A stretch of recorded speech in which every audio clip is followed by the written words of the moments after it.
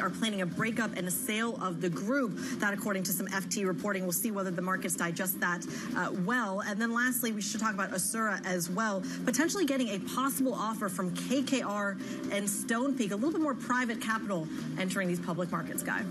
Okay, Credit, it's time for Monday morning's opening trade. Let's give you some numbers, give you an idea of where Europe is opening. Critically, where does it go from there, I think, will be a question that we'll watch over the minutes that follow. So let's start with the opening trade. We'll work our way forward from there. FTSE 100, as we've already indicated, will be opening higher, but it's a confusing picture, as you can see. It's not that much higher. In fact, we click into negative territory already on the FTSE 100. Lizzie was indicating that it's likely to underperform some of its European peers. We're already seeing evidence for that. Maybe this European Open this morning won't be quite as glossy and green as we had originally had anticipated. We are getting some green on the screen, but remember, we're reacting to what we saw in the States Friday, the Powell commentary, the good news that came through from that. Maybe had a little bit of cold water poured on it by Donald Trump and the Treasury Secretary and plenty of others over the weekend. Not so concerned about the stock market, it seems, or the economic short-term performance. The CAC is up. It's up by around 0.5%. We will await and see what exactly the DAX does this morning. It, once again, appears as if it will be the outperformer. Lizzie, what are we seeing in the sector story? Break it down for us from that direction. Well, as we wait for the DAX, Guy, we are looking at all but two sectors in positive territory this morning, as the futures had indicated. And you've got travel and leisure leading the gains. So that's up more than 1%, followed not far behind by consumer products and services. That's up 0.7%. But bottom of the basket, we've got telecoms, we've got utilities, food, beverages and tobacco. They're some of the underperformers today. But we also talked about some of those individual stocks that we should have been watching. And we've got Rio Tinto at 1.2%, despite the scrapping plans for that $5 billion share sale. WPP also in the green, up 1.3%. And you were talking, Critty, about the Kantar owners looking at a breakup of the sale of the group. Yeah, absolutely. And that Rio Tinto story, I mean, not surprising that we're seeing that upside move. It basically means that you're not seeing a dilutive move into those Rio Tinto shares when it comes to the $5 billion, so higher by about 1.2%, as Lizzie said. But when you look at the bigger movers, the bigger players, guys, sensational six, core six, whatever you want to call them, they're certainly sensational this morning. I'm looking at LVMH, which is, of course, moving the pack to the upside. You're also seeing a lot of energy movement as well, which I think is interesting, Guy, given that on a macro basis, you are looking at oil not moving that much in a positive direction. You look at Shell, Total, BP, and that's a completely different story. Yeah, you got a move in Ryanair, which I need to come back to and just figure out. It looks like that company's stock is trading up quite sharply. I just want to get the details of that and just understand a little bit what is happening there. We'll come back to that in just a moment. Broadly, though, this is a market that is looking back and now has to look forward. And it's going to be interesting to see how long the initial kind of positive move lasts for, given the fact that we are going into a US session which looks significantly lower and actually is only 4 hours away when it was normally 5 hours away. We'll have to price that in even more quickly this morning than we normally would have done. And yet, another day where these defence stocks are making significant gains. Hensel up 4.8%, Thales 3.3%. Same move for Rheinmetall. It just doesn't seem to stop for these defence names, off the back of this expectation, of course, that Europe's going to spend more for its own defence. Absolutely. We're talking about what else is not performing well, and that, of course, is the telecom sector. It's your only sector in the red this morning. Deutsche Telekom taking a big hit of that. And, of course, a lot of the biotech names I should mention. AstraZeneca, Sanofi also taking a little bit of a hit as well. Let's bring in an expert about how you deal with all of these market moves. William Hobbs joins us around the table, head of UK multi-asset at Barclays Private Bank and wealth management. You've picked a great day to join us. Thank you so much. You can probably make sense of everything that we are seeing in some of these markets. That would be amazing. I mean, go for it. Go for it. Your initial take here.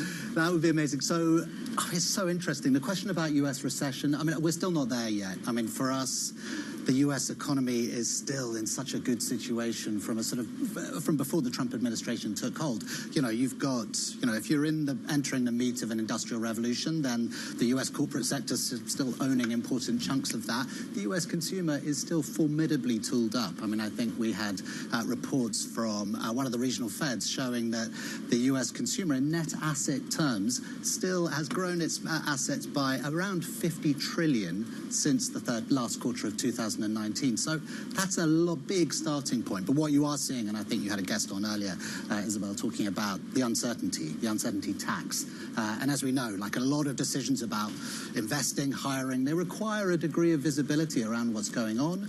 And you've got this U.S. administration that seems to be trying to blow the froth off the U.S. exceptionalism bit. So that's forcing investors to reevaluate. And the really interesting bit, because I've seen this a few times during my career, that, in the last 15 years at least, you've seen a few moments where U.S. exceptionalism has been questioned. But during that period, there's been very few contenders. And right now, you've got Europe sticking its hand up, maybe China if it can do a bit more on the consumption side of things. So it's a very interesting world for investors. Well, let's zero in on Europe for a moment, because I almost feel like they're using a little bit of the Biden playbook here. And stick with me as I make this case. It's simply that as the government spends more money, stock markets rally. And you've seen it in Spain, you've seen it in Italy, you're now seeing it in Germany, not just in the defense sector, you're seeing it in pretty broad-based gains as well. Is that the trick to making a regional stock market rally and outperform? You need the fiscal spend. Well, I mean, I think, in Europe in particular, you've had this kind of demand deficit alongside the kind of well-talked about supply-side stories that Draghi and others have highlighted. And Germany in particular has been long thought as sort of one of these sort of major players in that demand deficit. So the degree to which, you assume that everything that the shortly-to-be Chancellor Merz has promised will go through the Bundestag and ultimately the Bundesrat, that's one question. How much of that defence spending leaks out as imports, that's another question, and whether you can actually start prepping your industrial base to start owning a bit more of that story. But really, I think quite a lot of it is just about that kind of co-investment story. So the fact that Europe is getting a demand story going is giving international investors as well as domestic investors a bit more confidence. And Europe has quite a lot going for it that I think is being underestimated in many ways, just because it's been seen as a basket case for the last, increasingly for the last 10 years, I think. I'm going to let our other co-anchors maybe dig into some of that optimism around Europe as well. But I want to dig in first on the Germany story. Yeah. The clock is ticking on whether that promise, the investment promise, is actually credible. March 25th, I believe, is the deadline. What kind of market dislocation are we looking at if that 500 billion euros doesn't come through? Yeah, I mean, I think that would be quite a disappointment. I mean, there seems to be quite a lot assumed at the moment, and we'd be still a little bit cautious. I mean, even with the Bundestag, we don't know that the Greens are on side just yet. And the Bundesrat, I mean, they have thrown a few sort of little bits of candy with regards to the, the federal easing of the deficit restraints. So maybe that makes things a bit easier. But yes, it's not nailed on just yet, I would say. But there is a lot of pressure for any holdouts in the German parliament. There's a lot of pressure now going on, given what the EU has now assumed and how the markets have reacted, I guess. I mean, Christy, you remind me that actually that's the day before the UK spring statement from the Chancellor Rachel Reeves. Do you think, William, that actually she could do a bit more? She could take this opportunity here, use defence as political cover, and actually tweak the fiscal rules and get away with it when it comes to the bond vigilantes? Oh, Lizzie, that's a big question. I mean, personally, I was quite surprised in some ways, or at least there was an interesting comparison between the budget that Prime Minister Truss and Kwasi Kwarteng went through and the fiscal expansion that the most recently happened, and the market response to the two. And in a way, quite a lot of it was about communication, wasn't it? The sort of credibility of how you describe what you're going to do and the debt increase as a result. I'm not sure, and if you look at how the term premium in the UK has widened in that period, I'm not sure how much scope further the bond markets will have, and there's already a few concerns about the UK. Personally, I would be a little bit more optimistic about the UK. The cyclical picture does look a little bit stodgy. But I think, like everywhere else, you've got this industrial revolution happening, and the UK's advantages are probably understated. But I'm not sure they'd get away with, after doing persniffle, I'm not sure they'd get away with another change personally, but yes. OK, but does that optimism translate to equities? Because look at just this morning, you've got the DAX up 0.3%, the FTSE up, well, just flat to the upside. The FTSE 250 maybe up 0.4%. But my broader point is, does the bull case for European equities diminish the case for the FTSE? Not necessarily. I mean, so in the three main positions we've had on since the start of the year, so we've had a positive euro position, was euro dollar, now euro GBP. We've got a positive mid-cap UK and a positive China, MSCI China.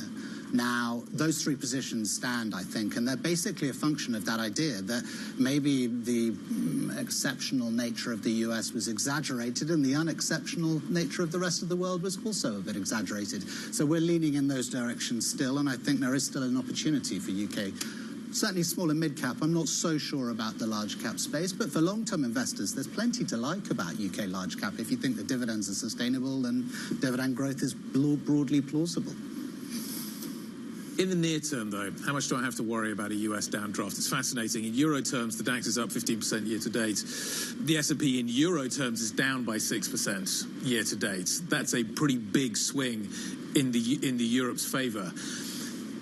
If the US downdraft continues, can that spread continue to widen, or does ultimately Europe get infected by that US pessimism that's beginning to permeate stocks? I appreciate they started from different points, but they have a gravitational effect on each other. They should do. You're entirely right, Guy. I mean, the US remains the whale in the bathtub, Yep.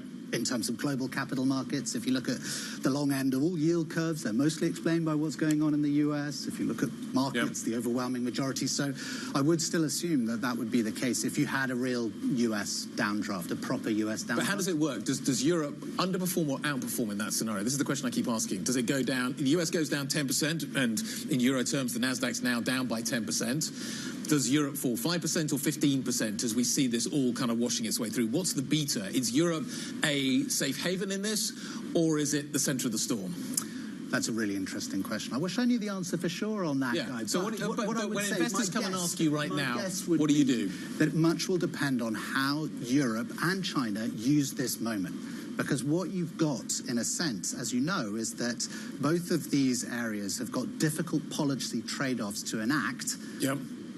And an external enemy is quite helpful in this, right? And I'm not calling the US an enemy, but certainly an adversary. Now, if Germany can continue to make progress, and Europe, and use this as a sort of Alexander Hamilton moment, then I would assume actually in the next 6 months that almost it doesn't matter what US will do, that you should continue to see Europe. You should allocate to Europe. Yeah, because that will be a really interesting long-term opportunity. If you're genuinely getting, a military union being used as a backdoor for proper fiscal union, that suddenly makes Europe way more investable, I think, for long-term investors, and you'll start getting a much more attractive position. The same is also true of China to a degree. If you start seeing the enactment of a consumer package, as we're being dangled with at the moment, proper HUCO reform, that starts to make these areas much more attractive. It sounds like US exceptionalism is over. But I was going to say it's a point that was made by the former Australian Prime Minister Malcolm Turnbull on the China show just this morning. He was saying the more that Trump looks chaotic, the more Xi can look consistent, the more he can appeal to Europe to do business with China. Yeah. I agree. And the interesting thing is, we're still having this problem with the US administration of just sort of, this seriously, literally dichotomy. How do we take all this? Is this really an attempt to kind of totally reorganize global trade and everything with it? If it is, then other areas of the world are going to look quite interesting given those valuations. And the interesting thing, I think, is that the global capital market pricing and valuation spectrum is encouraging you, in a sense, to be imaginative about how this next phase of the Industrial Revolution plays out. We're beyond the picks and shovels phase. Time to get inventive. Time to get inventive. Words to live by. William Hobbs, head of UK multi-assets over at Barclays Private Bank and Wealth Management. Thank you very much indeed. Let's take a quick look at what we're seeing at the centre of gravity here in Euro this morning. In terms of the core six, we look at a picture that is largely green. It's interesting that LVMH is unchanged. ASML is a little under the weather, but not by much, as is LVMH. But actually what is interesting is that we're not seeing a significant sense of direction in any direction this morning. Novo Nordisk is not doing very much. Nestle, the defensive end of the spectrum, not doing very much. ASML in the sort of tech direction, not doing very much. Europe, I think, is waiting and watching, trying to get a sense of where it should go next. But there are some individual stocks that are really on the move this morning. Let's get the details of those with Joe. So one of those stocks on the move, Guy, is Ryanair. Now, this seems to be related to them allowing non-EU nationals to buy the stock. That's been a weight on the demand for the shares, but that is moving the stock higher as that change is going to come into play. It did go into a little bit of a trading halt earlier, I believe, but it's ticking up now, up 3.6%. One of the best performers in Europe over in Dublin today is Ryanair. Then, staying in aerospace defence, getting a boost. We did see further headlines over the weekend around pressure to push up spending. Some comments from the NATO Secretary General potentially adding to the positivity for that sector today. Already re-rated a lot, of course, this year, but Rheinmetall heading higher up towards 1,138 euros on that one. Those stocks up around 45-50% this year already. Then in terms of Rolex watches, Watches of Switzerland selling lots of Rolexes and therefore doing a bit of a share buyback according to a statement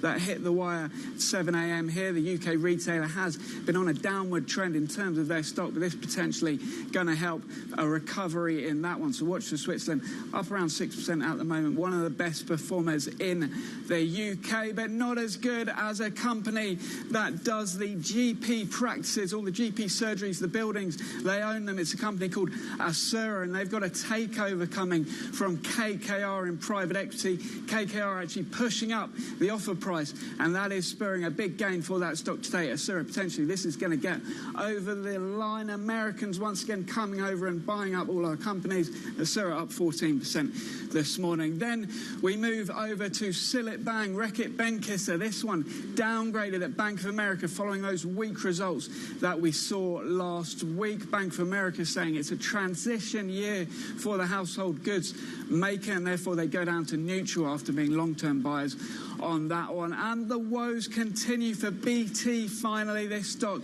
getting another sell rating. Barclays going underweight or underperform on BT. I think this is probably tied to weakness in the Openreach business. We'll have to get my hands on that note, but that stock is falling. It was down 3% at the open. It's come up a little bit, down 1.4%. A weekday for BT once again in London this morning.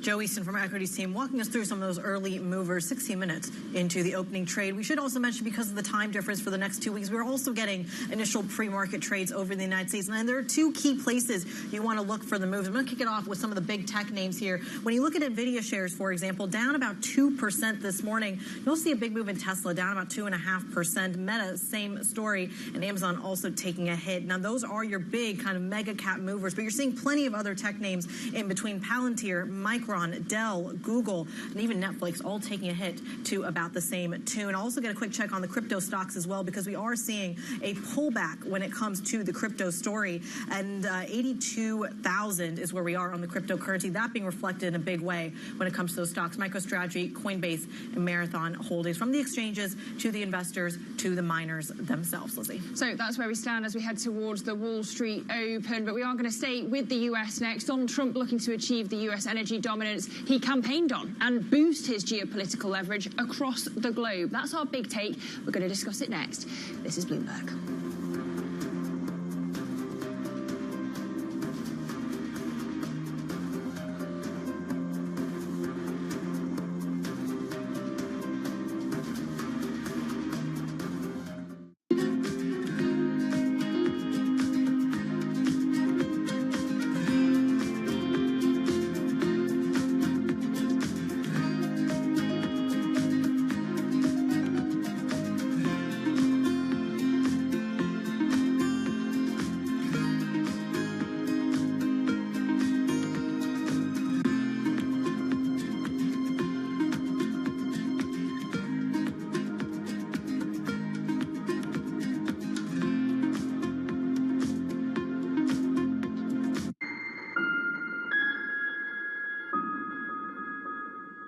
Listen carefully.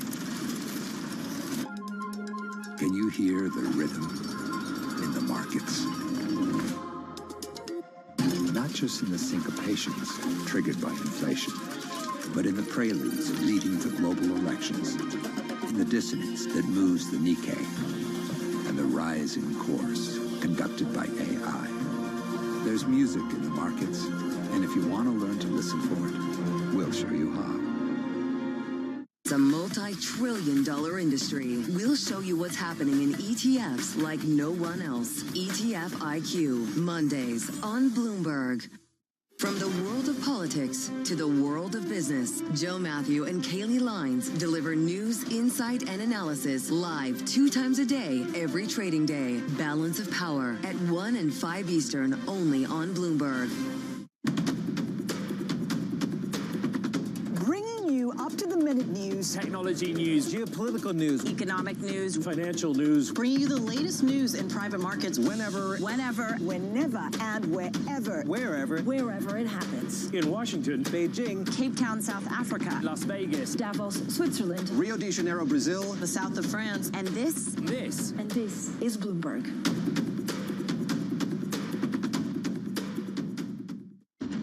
US tech is influencing global markets. Technology is driving business across Europe. Companies in Asia are betting on tech. Earnings season is here. It's quite remarkable what we've seen over the past few weeks. That's so exciting. Earnings season. Bloomberg is first to break the numbers. Alphabet earnings crossing the wire. We do have some headlines from Redfin. Taking a look at Snap. More earnings rolling out. With the smartest insights. Economic growth is the driver of earnings. Earnings are the drivers of stock markets. When you are priced at perfection or close to perfection, then I think there's a lot more scrutiny. Continuing coverage on Bloomberg. Your fixed income fix. Watch Bloomberg Real Yield every Friday at 12 p.m. Eastern, right here on Bloomberg. Context changes everything. Earnings season is here. We'll see how the earnings stories manage to cut through the macro picture. Bloomberg is first to break the numbers. Earnings story coming through from UBS. Crédit Agricole posting a 4th quarter profit. Novo Nordisk, LVMH, ASML. With the smartest insights. Do you think the price to book number could go higher if Santander was a little bit smaller? So we are only scratching the surface of our potential as a group. Continuing coverage on Bloomberg. Context changes everything.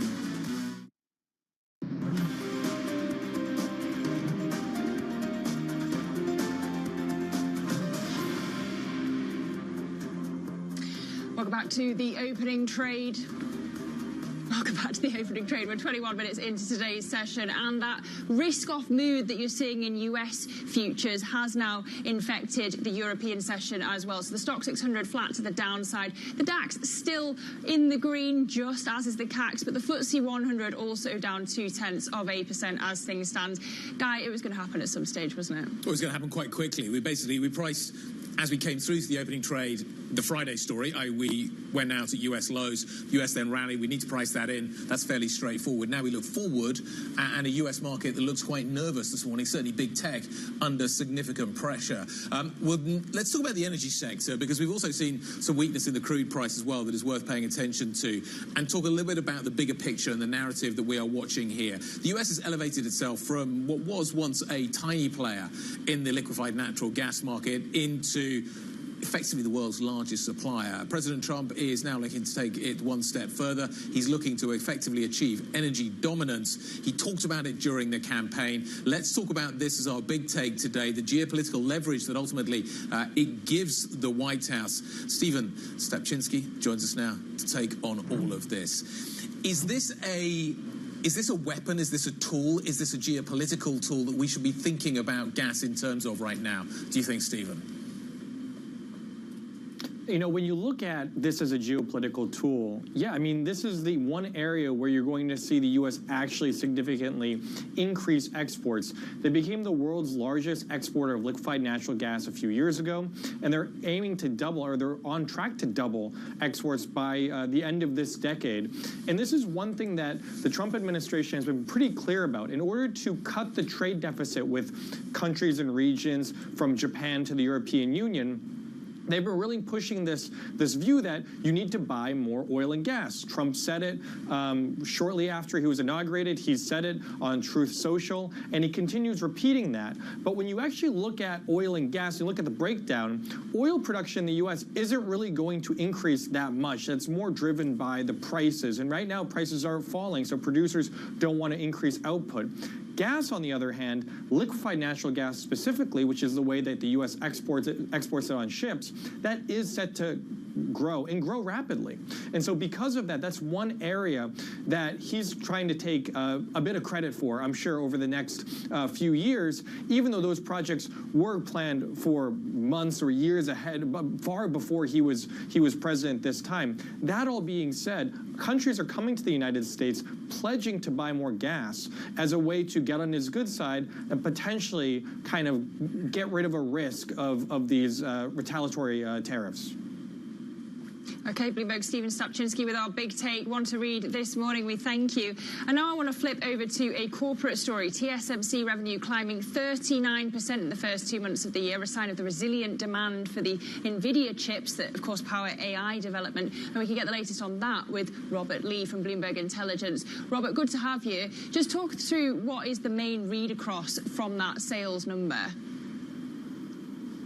Okay, well, thanks for having me on. I think it's fair to say the AI trade has undergone a bit of a wobble recently. If you look at NVIDIA's share price, etc., and the sort of weakness we've seen in the US tech sector. We've also heard some news recently, or the unconfirmed news, that maybe Microsoft was cutting back on some of its data center rental. And obviously things have been shaken up by DeepSeek, haven't they, since the beginning of January. So I guess these numbers show that on the hardware or semiconductor side, things remain on track for the moment. They should provide a bit of a boost to sentiment. Sort of ties in with the positive news we saw from Broadcom last week. And also we had more locally here in Asia some decent, strong numbers on the AI side from Hon Hai. Having said that, I would just caution about reading too much into monthly sales data. They're notoriously volatile, and we've only got 2 months under our belt so far this year. How quickly can this change? In theory, you look at what is happening here, you would say, actually, we should expect maybe the demand for AI chips is going to hold up. But how quickly can that alter? Is it simply a case that one day we're ordering a lot of chips, the next day we decide we don't want to order those chips, we withdraw those orders? How fast can this narrative shift? I think, again, if you take into account the lead times on these things, the inventories, etc., in play, then you're unlikely to see a shift in the short term. But it comes back to, again, DeepSeek and this Jevons paradox that was talked about that probably only sort of academic economists had heard of previously. So I think that argument surrounding the democratization of AI that DeepSeek's technological breakthrough should deliver, in other words, making the technology available to all and therefore ultimately stimulating the demand, that's the main argument that the market latched onto. But we've yet to see the evidence of that. I'm not questioning it, but I'm just saying that the evidence is not there. So we'll have to wait and see how the year plays out. But the reality is, at the moment, in terms of AI semiconductors, then NVIDIA is really an effective monopoly. So I wouldn't expect any short-term upset there. Great to see you, Robert. Thanks very much indeed for dropping by. Robert Lee of Bloomberg Intelligence on the NVIDIA story. Up next, we're going to take you to Germany. The latest on the government. This is Bloomberg.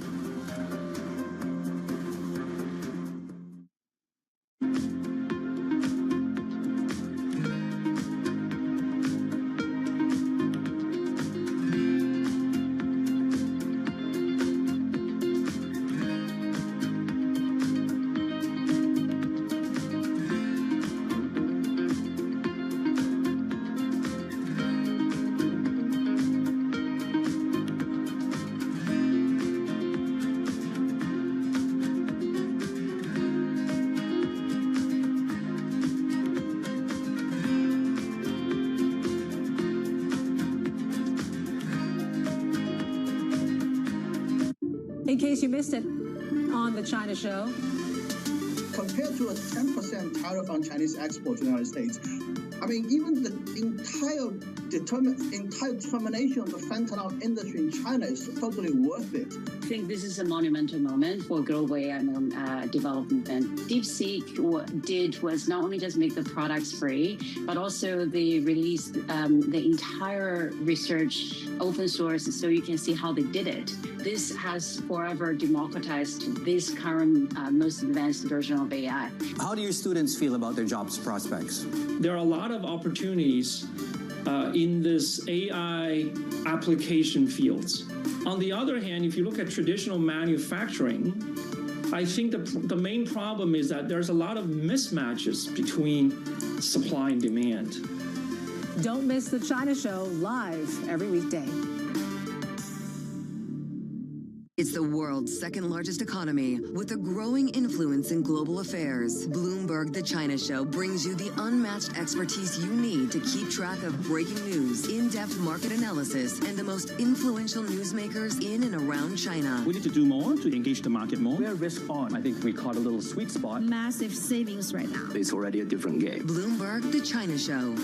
Weekdays around the world, right here on Bloomberg. Context changes everything.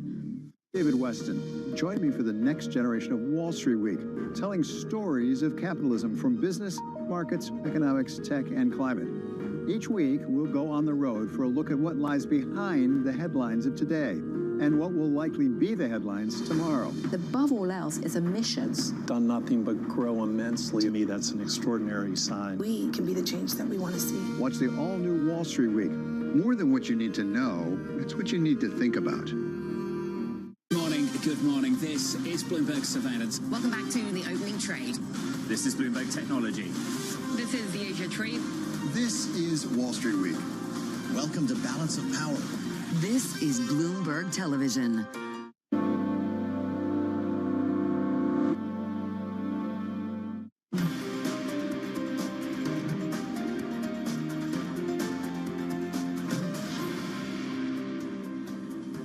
This is the opening trade. We're at 30 minutes into today's session, seeing some green on the screen, but perhaps not with the same enthusiasm that we saw in the futures picture. Let me walk you through the price action here. I'm looking at Eurostoxx 50 that is basically flat right now. Still outperformance in the DAX, seeing a little bit of outperformance in the French index as well, but certainly not the almost 1% moves that we saw earlier in the futures picture. Now, a lot of this may have to do with some of the turnaround we're seeing in the U.S. picture as well, because the FTSE 100 is now negative, down about 0.1%. In the futures picture, it was up by almost 0.4%. So that is a major shift as well. At the same time, we've seen futures move as well over in the States. So you are seeing, when it comes to the U.S. pre-market as well, some of the tech stocks take a little bit of a hit, and that's moving the entire index and yield down as well, Lizzie. Well, Critty, you talked about how the DAX is kind of in a world of its own at the moment. Let's dive into some of the politics that is behind that. Germany's Conservatives and the Social Democrats having agreed to deepen talks over forming a new government. Now, that's as pressure builds on the Chancellor-in-Waiting Friedrich Merz to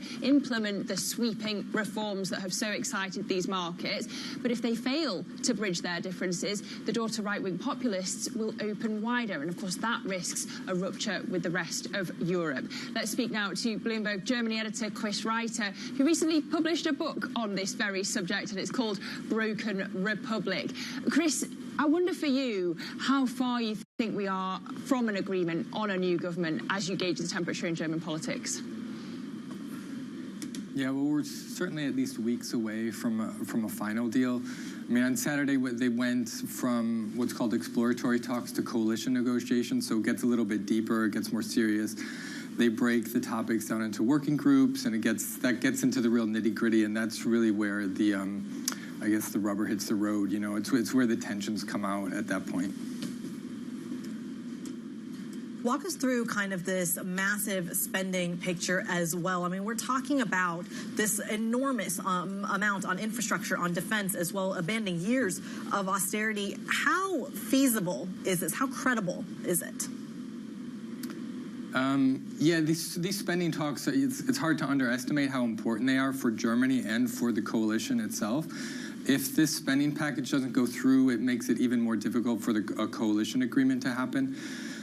Because Germany, as you said, it's been underspending for decades, and so it needs sort of this firepower to be unleashed.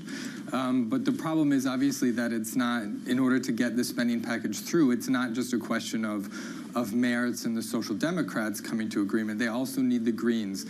And because it's a constitutional change, so it needs a two-thirds majority.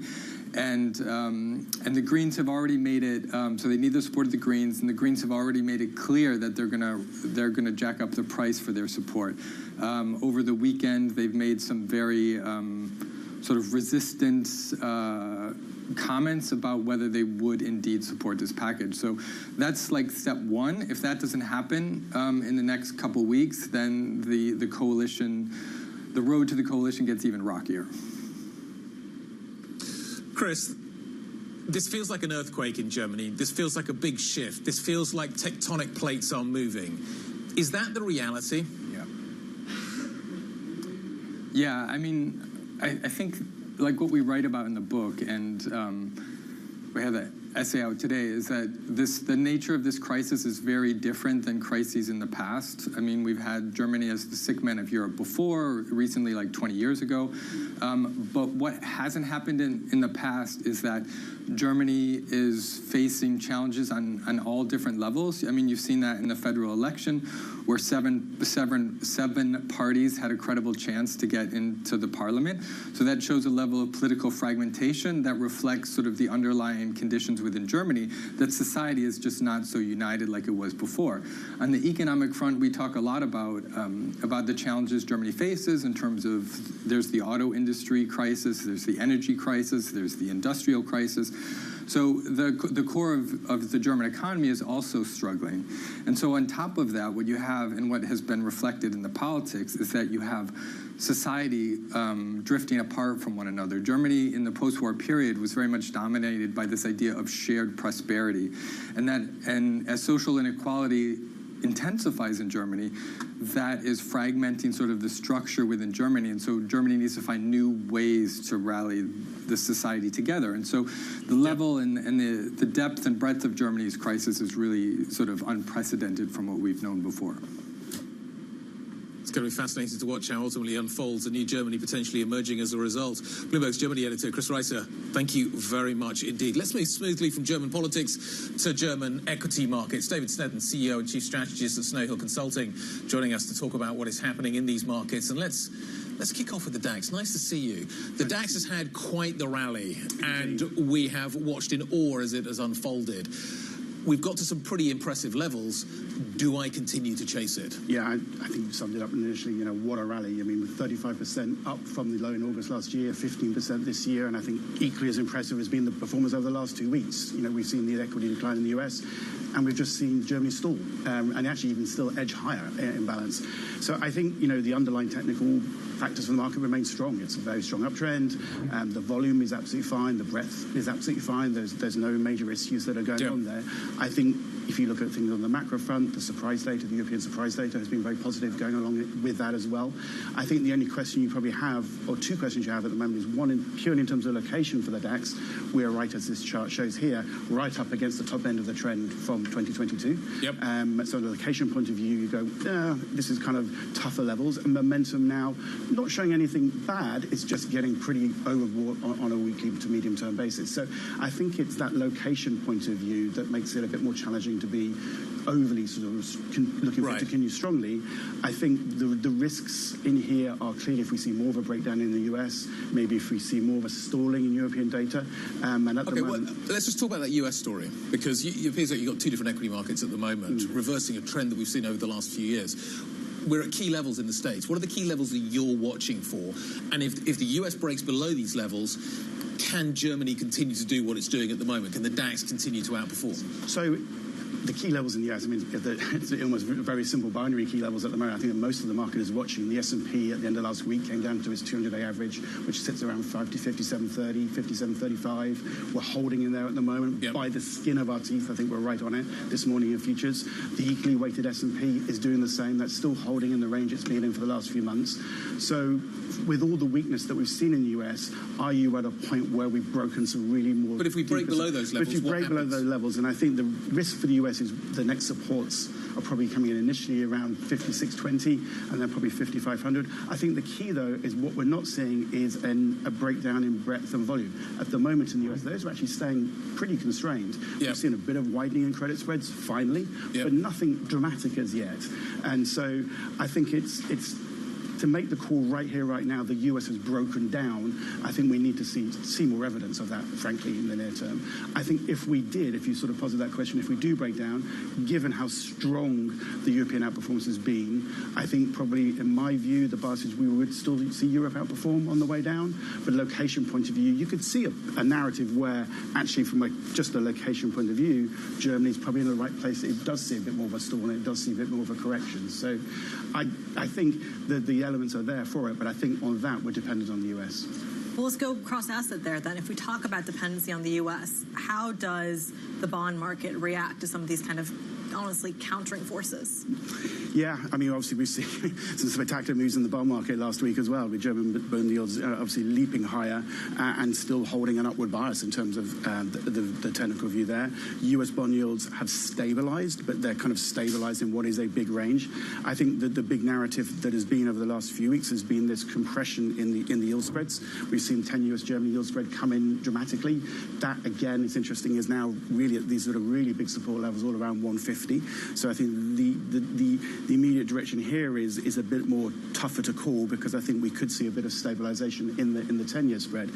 If you go with the front end, though, 2-year yield spreads, 2-year US Germany, we're actually already broken through some really decent, some pretty decent technical levels already, and I think that goes hand in hand with the euro story and the euro dollar higher story. So I think probably at the front end we see yield spreads continue to come down. I think that's helped supportive of still the euro move higher, going higher from here. The long end is a little bit more narrative, but I think US yields on their own are probably just contained in a big range now, still at the moment. Well, yeah, where does the euro end up? Because we've got another chart of that, and actually euro down today, but still at 108. Yeah, it's had a great run in the last week or two, so I don't think that's, to see some type of retracement to that, I think is, clearly something probably being a bit overdue. I still think overall, with the dollar story as well, with the dollar weakness we've seen, as well as the euro strength, I think the euro move for me is not done yet. I still think we've probably still got a bit more higher to go, so I could see euro dollar up at 110, which is the breakdown point that we saw pretty much from the second half of last year.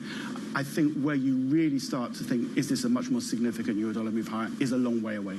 I think you've got to start going well above 111.5, actually 112.5, 113 before you start to go, right, okay, this is more of a bigger story.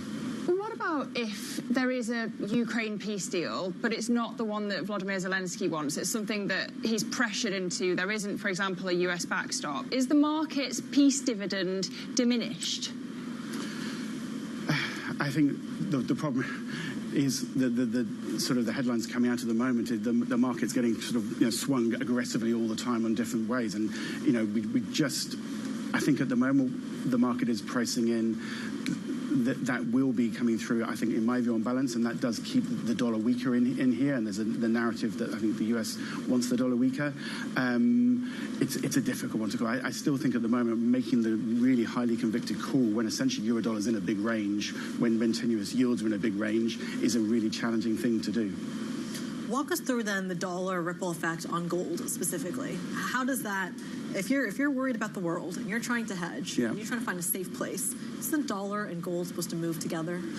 I think that's happened over the last week. I think what has been very interesting with gold, and gold clearly again has had just a staggering run in the last 2 years. And I think on gold, what has been interesting is all the dips that we saw last year were really very light and well supported, and actually very light and well supported even when you had headwinds from a stronger dollar and from higher yields. And I think at the moment we're seeing the same pattern again sort of this year. We had the stronger dollar, gold stopped. It stopped actually at some pretty significant technical levels, the top end of the trend that we've been in for 2018. Never mind, we've got this massive 3,000 psychological level in gold coming up. So I think there is the case in the near term that gold probably struggles around these levels just because of these narratives, and the momentum picture is tiring. But I think a weaker dollar, I think what's been interesting is gold is ignoring the stronger dollar and the higher yields last year, but it's going weaker dollar, great, I'm going with that still. So I think the long-term trend for gold is still very much up. It's just how much does a barrier 3,000 present to us over the near term. But everything else seems seems to be in the gold trend pretty fine. Strong central bank buying, strong flows, strong investor demand. So, yeah. Broadly, markets are struggling with clarity. There's a lot of uncertainty around at the moment. Are the charts that you're looking at clearer or more hard to discern than they were 6 months ago? It's everybody else, all the other indicators that we're trying to plug in at the moment are really hard to discern at the moment what they're telling us. Are the charts telling us a clear message, a more clear message than maybe they have been for a while? I think yes, and clearly for myself, as predominantly having been technical analyst for many years, and actually mixing in technicals and macro, this is the type of environment where having some type of technical overlay comes into its own, because you're trying to cut through the noise. And I think how we used it last week, the signal and the noise, and this is what we're helping to do when we're looking at a chart overlay in here. It can go, okay, there's all this narrative, there's a headline one way, there's a headline another way. What actually are we doing in price terms? Have we actually done something significant one way or the other in price terms? And that can be backed up by how does the volume look, how does an options picture look, and these type of things as well. But it really helps to cut through that clarity. Going back, beginning of this year, the European equity story, in technical terms, they broke out of what have been sideways ranges, as did the UK for the previous few months. So there was a very clear technical narrative for Europe, regardless of the headlines that were going on, that emerged at the beginning of the year. So I think it's hugely important, and obviously I have a bias, that's been my sort of role, but to have an overlay in there of a technical combined with that macro view to cut through that noise sometimes. Great to see you. Thank you very much for coming to see us. David Stetton, CEO and Chief Strategist, joining us from Snow Hill Consulting. Coming up, we're going to turn our attention to what is happening north of the border. Mark Carney wins the race to become Canada's next Prime Minister, taking over amid the country's escalating trade spat with the United States. We will focus on that next. This is Bloomberg.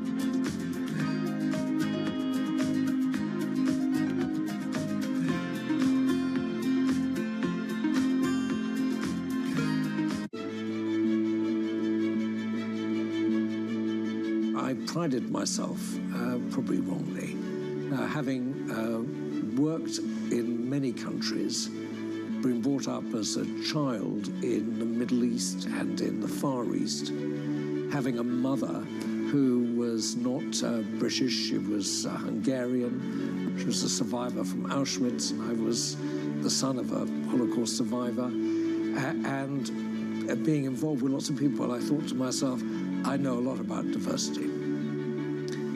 And I know about inclusion and not being included. But actually, when I came out, I realized that my level of understanding was not very high. And actually, I could see both the support and the rejection of being different, and what you had to do to live a life where you were different. And I'm immensely pleased that I was outed when I was 60, just under 60. Because had I not been outed, I probably would have said I could stay in the closet and still believe that I knew everything, which I didn't. And that was a very important moment for me.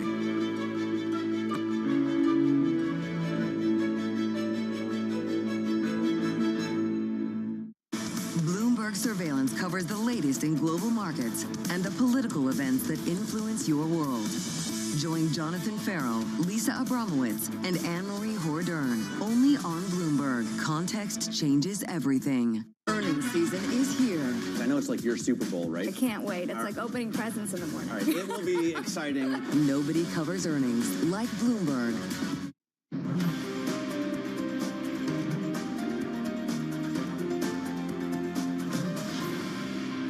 My government will put into action our plan to build a stronger economy, to create new trading relationships with reliable trading partners, and to secure our borders. The Canadian government has rightly retaliated and is rightly retaliating with our own tariffs that will have maximum impact in the United States and minimum impact here in Canada. My government will keep our tariffs on until the Americans show us respect. America is not Canada. And Canada never, ever will be part of America in any way, shape, or form. Mark Carney speaking there, the incoming Prime Minister of Canada and the former Bank of Canada and Bank of England governor as well, has now won the race to succeed Justin Trudeau. The transfer of power expected to take place within just days. Let's bring in our Canadian expert, if we can. Bloomberg's Mark Perrier joins us around the table. So what do the next few weeks, let's put months, look like for Mark Carney? Well, it's all about, once he's sworn in this week, it's all about the general election. Question is, will he call it this week, or will he wait for the next month or two? It's got to take place before October. The momentum is there, absolutely behind him. And Canadians are definitely up for the challenge and the fight. I think he's going to tap into that. What are the dangers of going later? Presumably there is the sort of concern that obviously he ends up with a government that actually can't deliver, can't do what he needs to do in terms of the fight against Trump. He's obviously trying to secure, obviously, a mandate that goes longer than that. If he goes early, is there a danger that we end up with some sort of a caretaker government that can't fight Trump as well? What are the risks of kind of both options here? I think the risks are the waiter you long, the more the narrative changes. Yep. As we see, the narrative on tariffs changes practically every day. So what will the situation be in a week from now, a month from now? It could be completely different. Also, it gives the Conservatives, the opposition, more time to get themselves prepared for an election. Yeah, and so many lessons to learn from the UK in that story as well. I also just want to ask, so if that's the kind of international picture facing Mark Carney, what about the domestic picture? We know that he has a lot of experience when it comes to the monetary side of things, Bank of Canada, Bank of England, but what about the fiscal? Doubts creeping in about his fiscal plans already? He definitely is coming into this not as a politician. He's coming in as someone who knows the markets inside out. He'll need to prove to himself as a politician as well, having how to sell these ideas to the greater public. That will be his ultimate challenge, is getting all Canadians on board with his message. Walk us through then this kind of idea of, if we do have everyone getting on this message, there is a very scary threat of the United States when it comes to the tariff picture. And we've kind of discussed that a little bit. There's also a question of Canada's relationship with China, for example. China putting up on agricultural tariffs today, not just on the United States, on Canadian exports as well. What kind of levers does Canada have? The levers are very much, in the hands of the diplomats and the negotiators at doing this. Canada and China have had rather strained relations over the last few years, so they need to really focus on improving those. These are complicated times where Canada is essentially having to deal with tariff threats, tariff negotiations, political tensions on various fronts. In terms of kind of how this now progresses, is Canadian politics effectively in the pockets of the United States, though? Because Trump can change the narrative really quickly, and I'm wondering kind of how difficult it is going to be for either of these parties, what happens to the Liberals, what happens to the Conservatives, to manage this situation with such an unpredictable Trump in the White House. Is Canadian politics predictable at this moment? How unpredictable could it get over the next few weeks and months? It's incredibly unpredictable, I have to say. I would think Canadians would like to think the narrative still belongs to them. But traditionally, Canada, whatever happens in the U.S., always has a major impact on Canada. It's such a huge economy. They are our neighbors. And last night, I mean, you know, Carney quoted hockey, which is the greatest thing in Canada, saying, you know, we're not going to lose in trade, and we're not, you know, just like we don't lose in hockey. Strong words for a Canadian. But you've got to skate to where the puck is going to be, and we don't know where the puck is going to be, and that's the challenge right now. We don't know. We really don't know. But I think they are going to come into this really, really prepared. Did you see him on the Daily Show, Mark Carney? It was pretty funny. He was talking about how they can be friends, but he's going to need some benefits as well.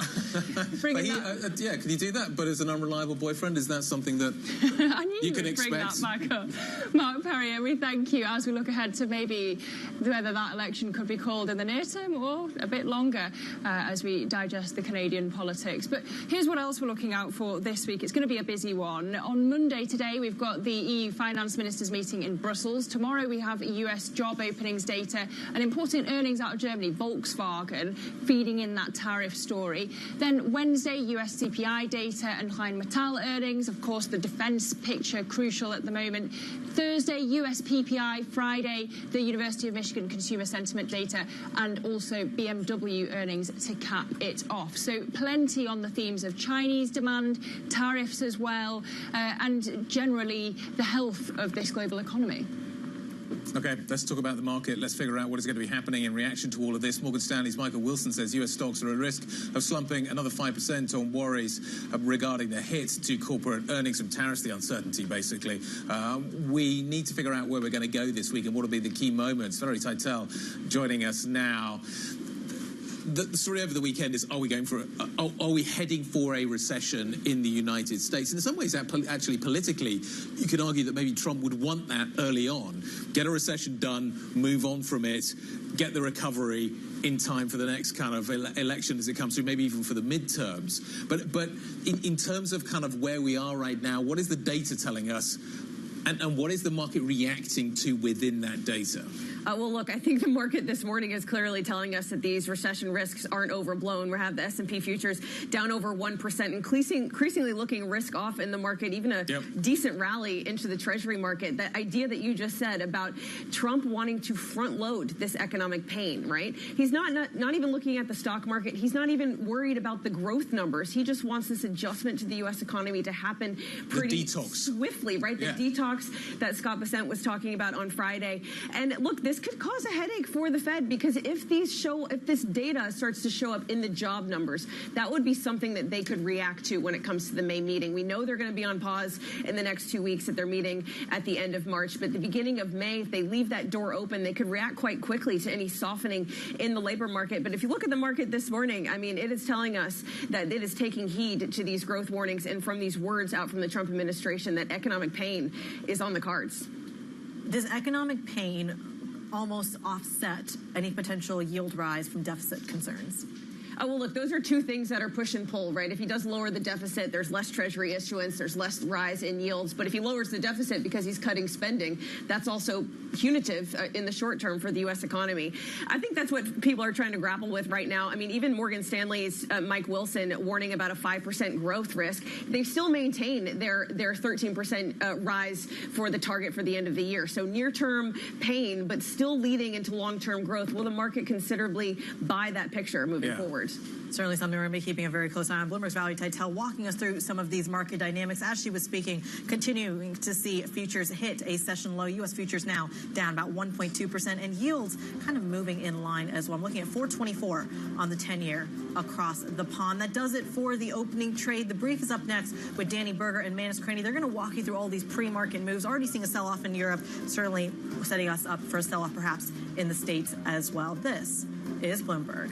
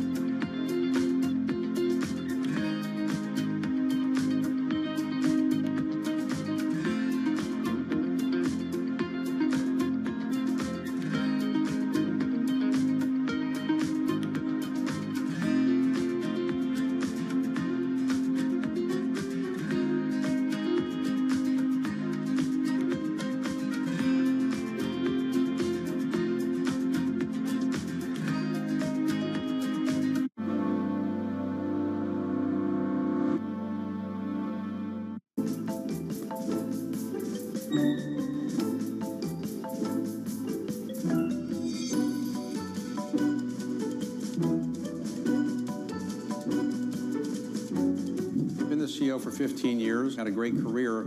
Suppose the President of the United States said, I need a new chairman of the Federal Reserve Board. Your response would be?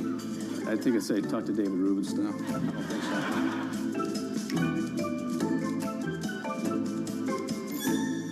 Bringing you the latest in tech and AI news whenever and wherever it happens. I'm Tom McKenzie in Paris, and this is Bloomberg. Bloomberg brings you breaking news 24 hours a day. Powered by more than 3,000 journalists and analysts in more than 100 bureaus across the globe. Bloomberg Television. Context changes everything. Listen carefully. Can you hear the rhythm in the markets?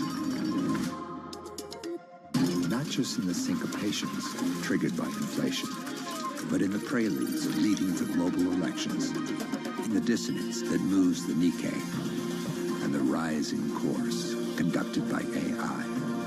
There's music in the market. From the world of politics to the world of business, Joe Matthew and Kaylee Lines deliver news, insight, and analysis live 2 times a day, every trading day. Balance of Power at 1 and 5 Eastern, only on Bloomberg. Bringing you up-to-the-minute financial news whenever and wherever it happens. I'm Michael McKee at the Federal Reserve, and this is Bloomberg.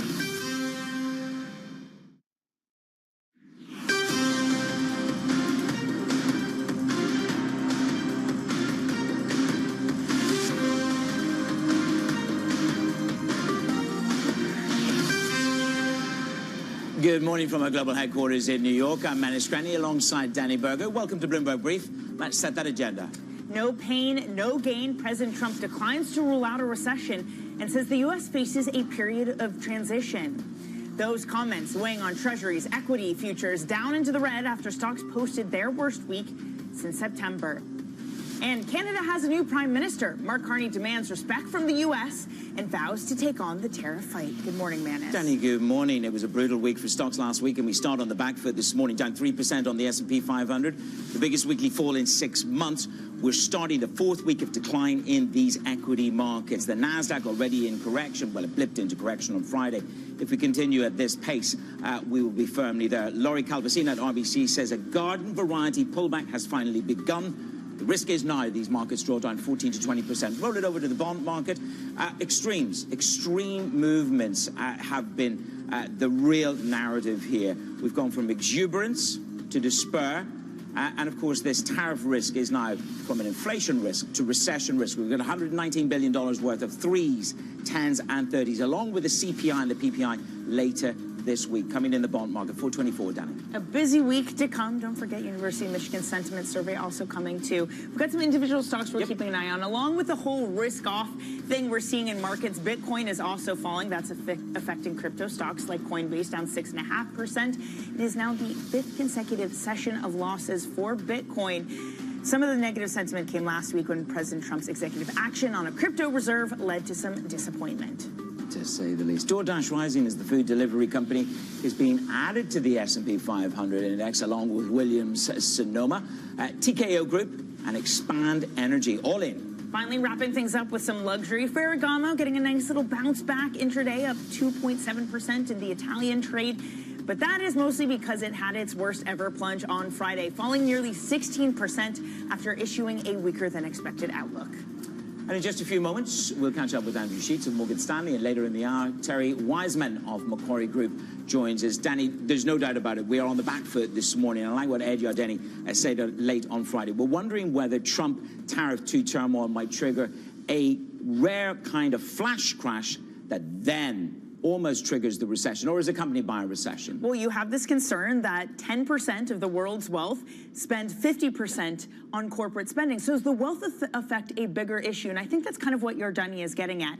You're seeing that kind of recessionary language start to creep in. JP Morgan has upped their recession odds to 40%. Morgan Stanley has downgraded what they say is GDP of this and next year. The growth concerns are starting to become real. Yeah, and the vibes are shifting as well. You just look at the commodity market, you look at the oil market, and that really begins to scream something much more aggressive. You've got JP Morgan talking about $50 oil. That is well into the downturn kind of numbers. But the Trump administration, it's starting to hint that the president's economic plans may cause some short-term pain. POTUS has not ruled out a slowdown in the US, saying, quote, this: there is a period of transition because what we're doing is very big. His Treasury Secretary, Scott Bessent, has sung a similar tune over the weekend, saying that there's going to be a detox period. And here's what Andrew Sheets of Morgan Stanley says.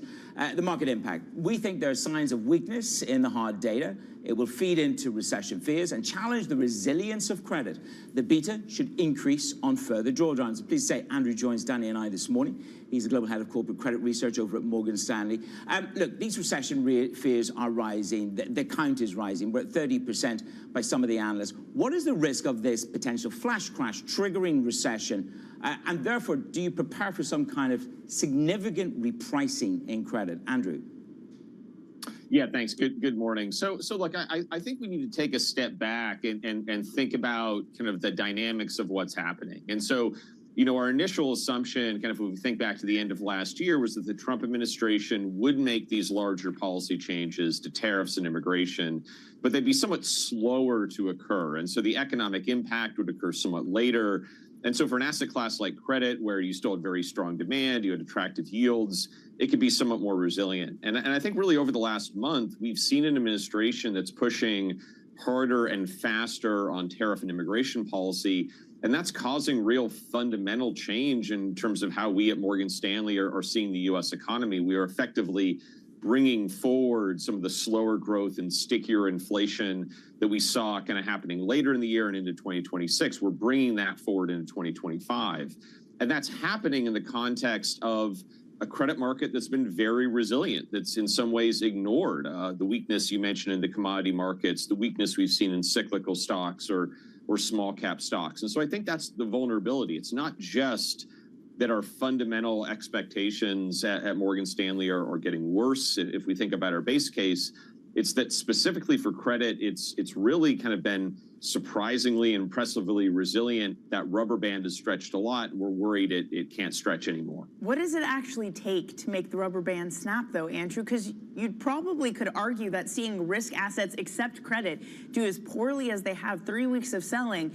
I think if you said to someone you'd get over $70 billion worth of IG issuance last week and it would be easily absorbed, I think people would be surprised by that in isolation. So what does it take to actually bring the rubber band back in, to have it snap?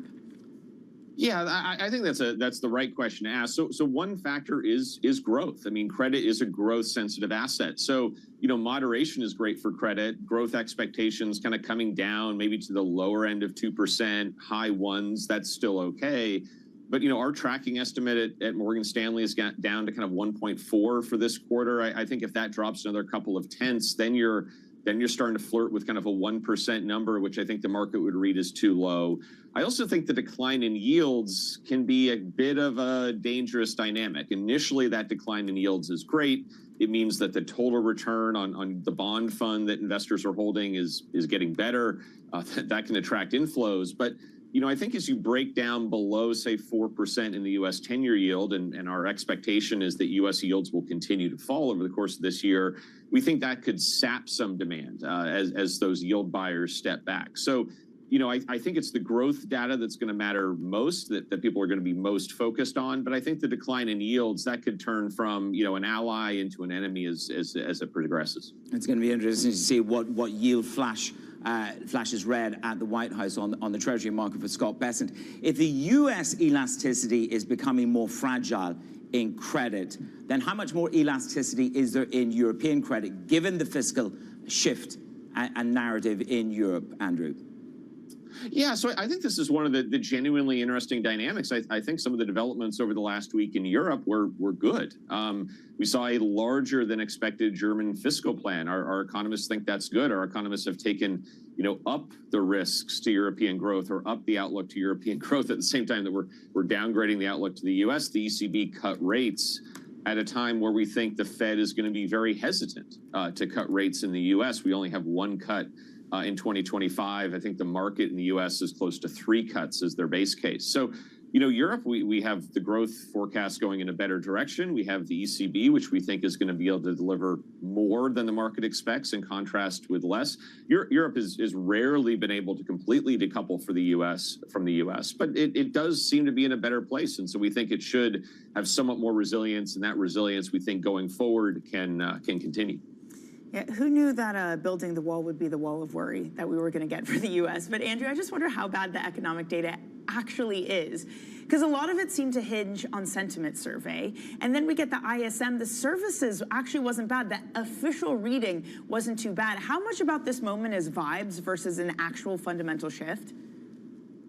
Yeah, so I think it's an important debate, right? Because a dynamic that investors always need to face, and certainly credit investors need to face, is that by the time that the hard data is really weakening, it's often historically too late. Markets move ahead of the hard economic data. And so I think that's why the market's so focused on these more leading economic indicators. Confidence has, not always, but on a number of instances, confidence is more of a leading indicator because people first get worried and then later they actually pull back their spending, and then later that kind of actually shows up in the data. So, we do think confidence measures need to be respected, and a survey like ISM PMI, the manufacturing survey, a survey that I like quite a bit.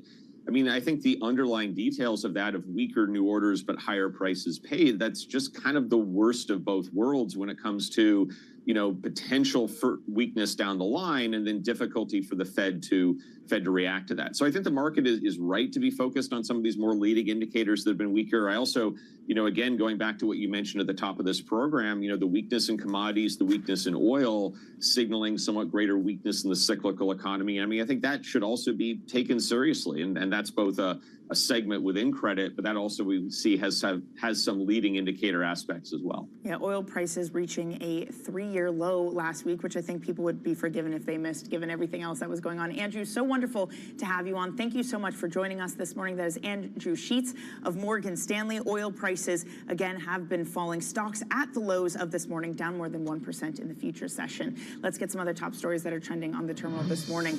China's consumer inflation has turned negative for the first time since 2021. Strategists are now worried that prices could be near contraction for the rest of the year. Economists estimate that it could rebound to near zero in March, and deflationary pressures are likely to persist unless government addresses excess capacity. TSMC's revenue increased 39% in the first 2 months, driven by resilient demand for AI chips. That compares with a 34% growth during the full year for 2024. Its growth is seen as a sign of healthy spending on AI computing. However, TSMC faces uncertainty through 2025, including potential U.S. tariffs on chip imports, which could impact the business. TikTok faces a deadline of April 5th to strike a deal for its U.S. operations or be banned from the country. President Trump spoke to reporters on whether a deal for the social video app is in the future. There could be. We're dealing with 4 different groups, and a lot of people want it, and it's up to me. So there could be. Coming up on the show, more on President Trump's pivot in economic messaging. That's next on Bloomberg.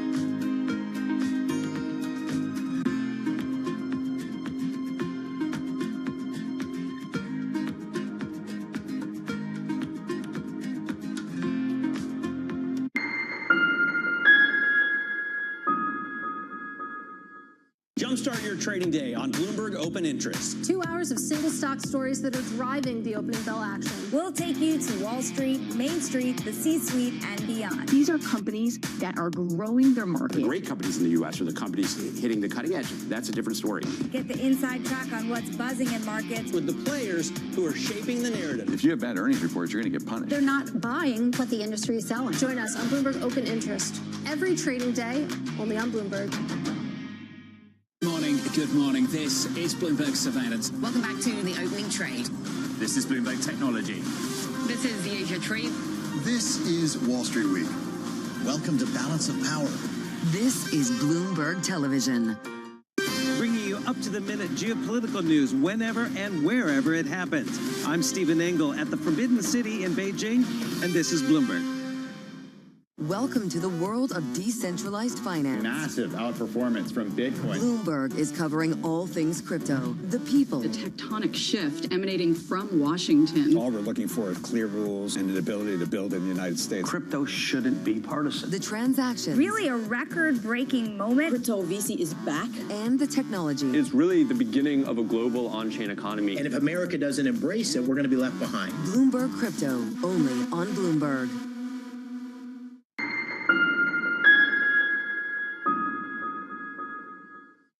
Season is here. It's quite remarkable what we've seen over the past few weeks. That's so exciting. Earnings season. Bloomberg is first to break the numbers. Alphabet earnings crossing the wire. We do have some headlines from Redfin. Taking a look at Snap. More earnings rolling out. With the smartest insights. Economic growth is the driver of earnings. Earnings are the drivers of stock markets. When you are priced at perfection or close to perfection, then I think there's a lot more scrutiny. Continuing coverage on Bloomberg.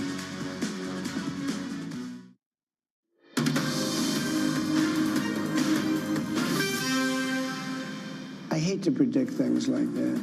There is a period of transition because what we're doing is very big. We're bringing wealth back to America. That's a big thing. And there are always periods of, it takes a little time. It takes a little time. That was President Trump on Fox News responding to a question as to whether he thought that there would be a recession coming. Notably, he did not say that there wouldn't be, but said there would be a transition. His plea for patience was also a similar tone struck by his Treasury Secretary, Scott Bessent. On Friday, he spoke with CNBC, saying the market and the economy had just become hooked, and we've become addicted to government spending. There's going to be a detox period. Joining us now is Bloomberg's Kevin Whitelaw. Kevin, this seems to be a very specific message coming from the White House, though we should mention that the Commerce Secretary did speak to Meet the Press, saying that there would not be a recession. But what is this new tone coming from Treasury Secretary Bessent and President Trump suggest about a put of sorts coming from the White House?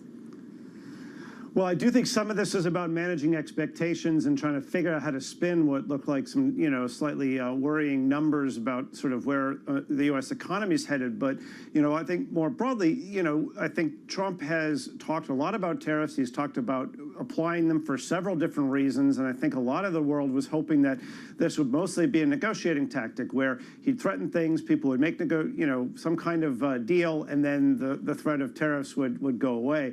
I think some of this is suggesting that the tariffs indeed are really seen as potentially more of a structural change for the way Trump wants the economy to work, and that is going to be more of a long-term effect with an adjustment period. And obviously, in the short term and perhaps the medium term, that's going to mean inflation. It's going to mean a hit to GDP. And it's not obviously really clear whether his strategy would succeed in the long run, but he's got to find a way to start getting people to accept that there may well be some short-term economic pain, which was not something that he campaigned on at all. Indeed, and as Treasury Secretary said, it's more about the call option that you want to focus on, perhaps not the put option. Kevin, we've also got the House with a stopgap bill coming through. Doesn't contain any permanent spending cuts. It's upping the defense spending. This is razor-thin numbers that we're dealing with here to get this through, and the president calling for unity to push it through the House. Yeah, it's going to be a very tough thing to get through in the House. Democrats really have no reason to help Republicans out on this one, and there are Republicans who have just been long opposed to the idea of any kind of continuing resolution, anything that sort of maintains current spending. There are some minor cuts. There are some tweaks. There are some things the Democrats don't like. The harder path is going to be in the Senate, where obviously they're going to need Democratic votes to get it through in a more significant way. And at the same time, it's not really clear that Democrats want to have a shutdown fight over this right now. So that's going to be the political choice they have to make about whether or not the cuts in this particular bill are really worth going to political war over. Okay, Kevin, thank you very much. Kevin Whitelaw, the very latest from Washington. This sell-off is accelerating. Danny and I are tracking this for you. Bond market yields are falling, but on the stock side, the market really is absorbing these comments from the weekend. A detox period, as Treasury Secretary said, and this period of transition, Danny, it really is about a dissipation of the belief in a Trump put at the moment in these markets. Exactly. Trump's not coming to the rescue, but we're going to catch up with Tara Wiseman, I'm pleased to say, later in the hour, who talks about this idea that the brinkmanship that Trump is playing with tariffs also maybe extends to this economy and recession. NASDAQ futures taking the worst of the beating, down 1.1%. Okay, coming up, Carney in, Trudeau out. We're going to discuss the challenges that lay ahead for Canada's incoming leader. All of that's to come on your brief.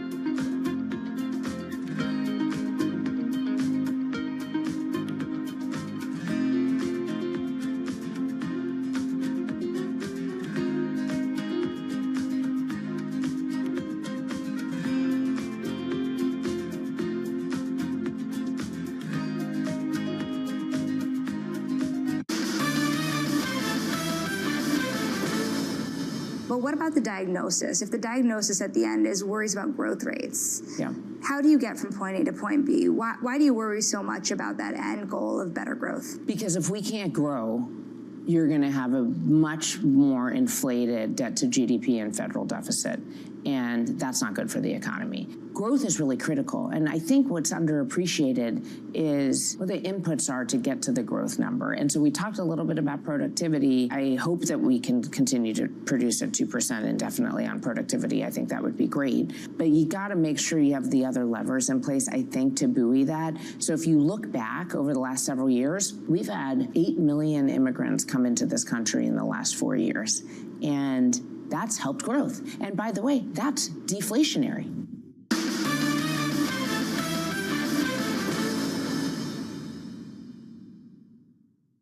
Bloomberg brings you breaking news 24 hours a day. Powered by more than 3,000 journalists and analysts in more than 100 bureaus across the globe. Bloomberg Television. Context changes everything. From our studios in New York and San Francisco, our expert hosts have the data and analysis from the companies you know and the startups to watch, plus the interviews you don't want to miss. Watch Caroline Hyde and Ed Ludlow on Bloomberg Technology, the only daily business show dedicated to tech, right in the middle of the trading action. Live every weekday, only on Bloomberg Television. Context changes everything.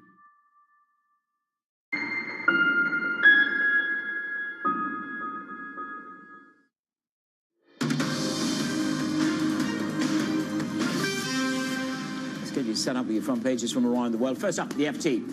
It kicks it off with Ukraine. They will try to persuade the U.S. to resume intelligence and military aid this week.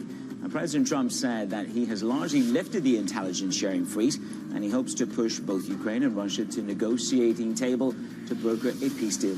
U.S. pressure on Kyiv has forced Zelensky's administration to shift its position after a meeting at the White House. Next up, we have this on the Bloomberg that Chinese tariffs on many American farm products have officially come into effect. They run from 10% to 15%, a long list of items that includes grains, proteins, cotton, fresh produce. Traders have been asked to limit overseas purchases of grain, while shipments of soybeans have been delayed. Yeah, Mark Carney's up for the fight on that. We'll talk more about that in a moment.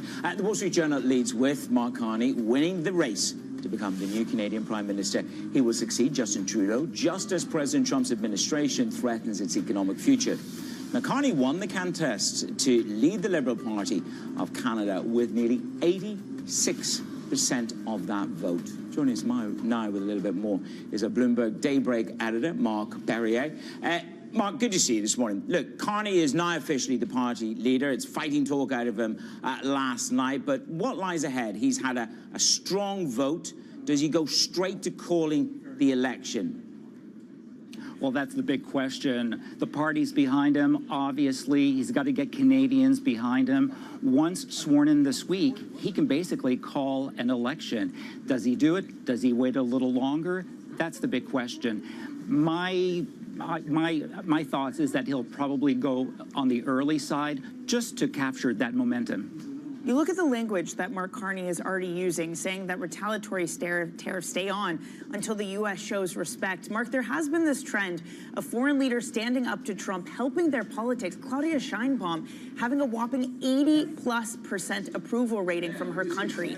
Is there a scenario here where Mark Carney acting tougher helps him win the general election? I think it does. Canadians are pretty angry right now with the situation, having to modify how they do business, what products they purchase. They are firmly behind whoever will lead in the general election.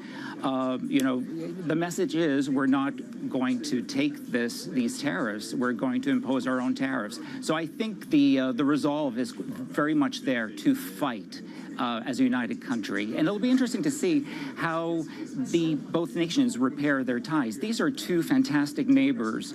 They'll need to work on improving these ties as well.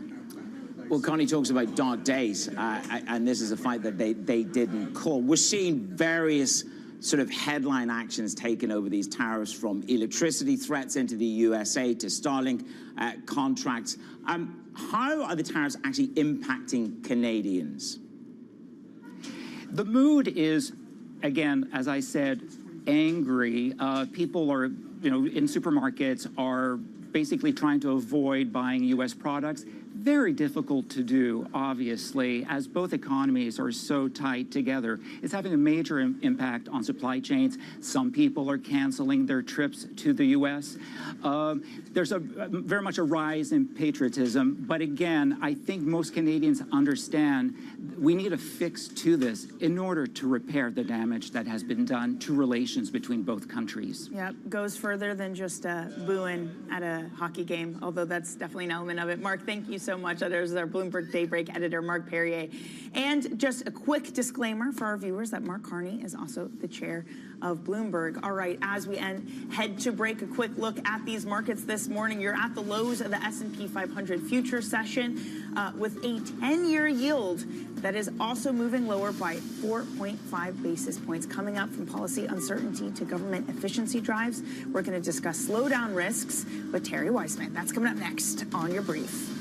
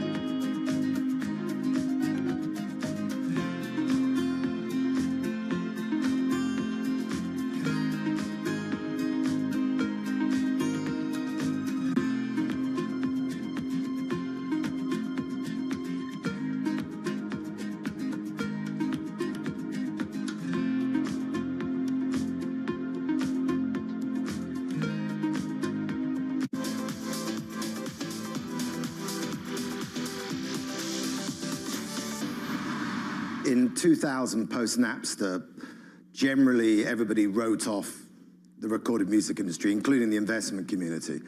And I didn't mind that chapter, because then I got left alone. And actually, I think out of that period, we started to create better art because the pressure wasn't on from the technology to be the most powerful chapter. And then iTunes came in, and iTunes, to Apple's credit, did have a boutique taste mentality about the store, which meant that I think they understood. I can tell you from that period that the artists that came through were of a very high quality because it was encouraged to be boutique. Now, ironically, this chapter has made us more money times 5 than the iTunes chapter and the post-Napster chapter. But an algorithm tells you what you want, not what you might like. And there's a difference between what you want, but with streaming, the downside is you have incredible penetration, and we have hundreds of millions of people around the world. And so that has been very lucrative for us as a business.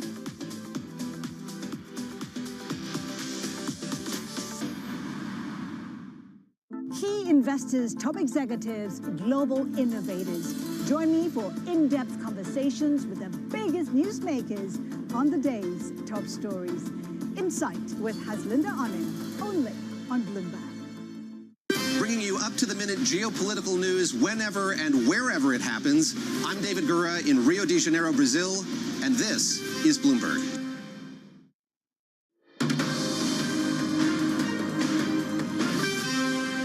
From our global headquarters in New York, welcome to Bloomberg Brief. Danny Berger alongside Manus Cranny. Let's set your agenda. No pain, no gain. President Trump declines to rule out a recession and says the U.S. faces a period of transition.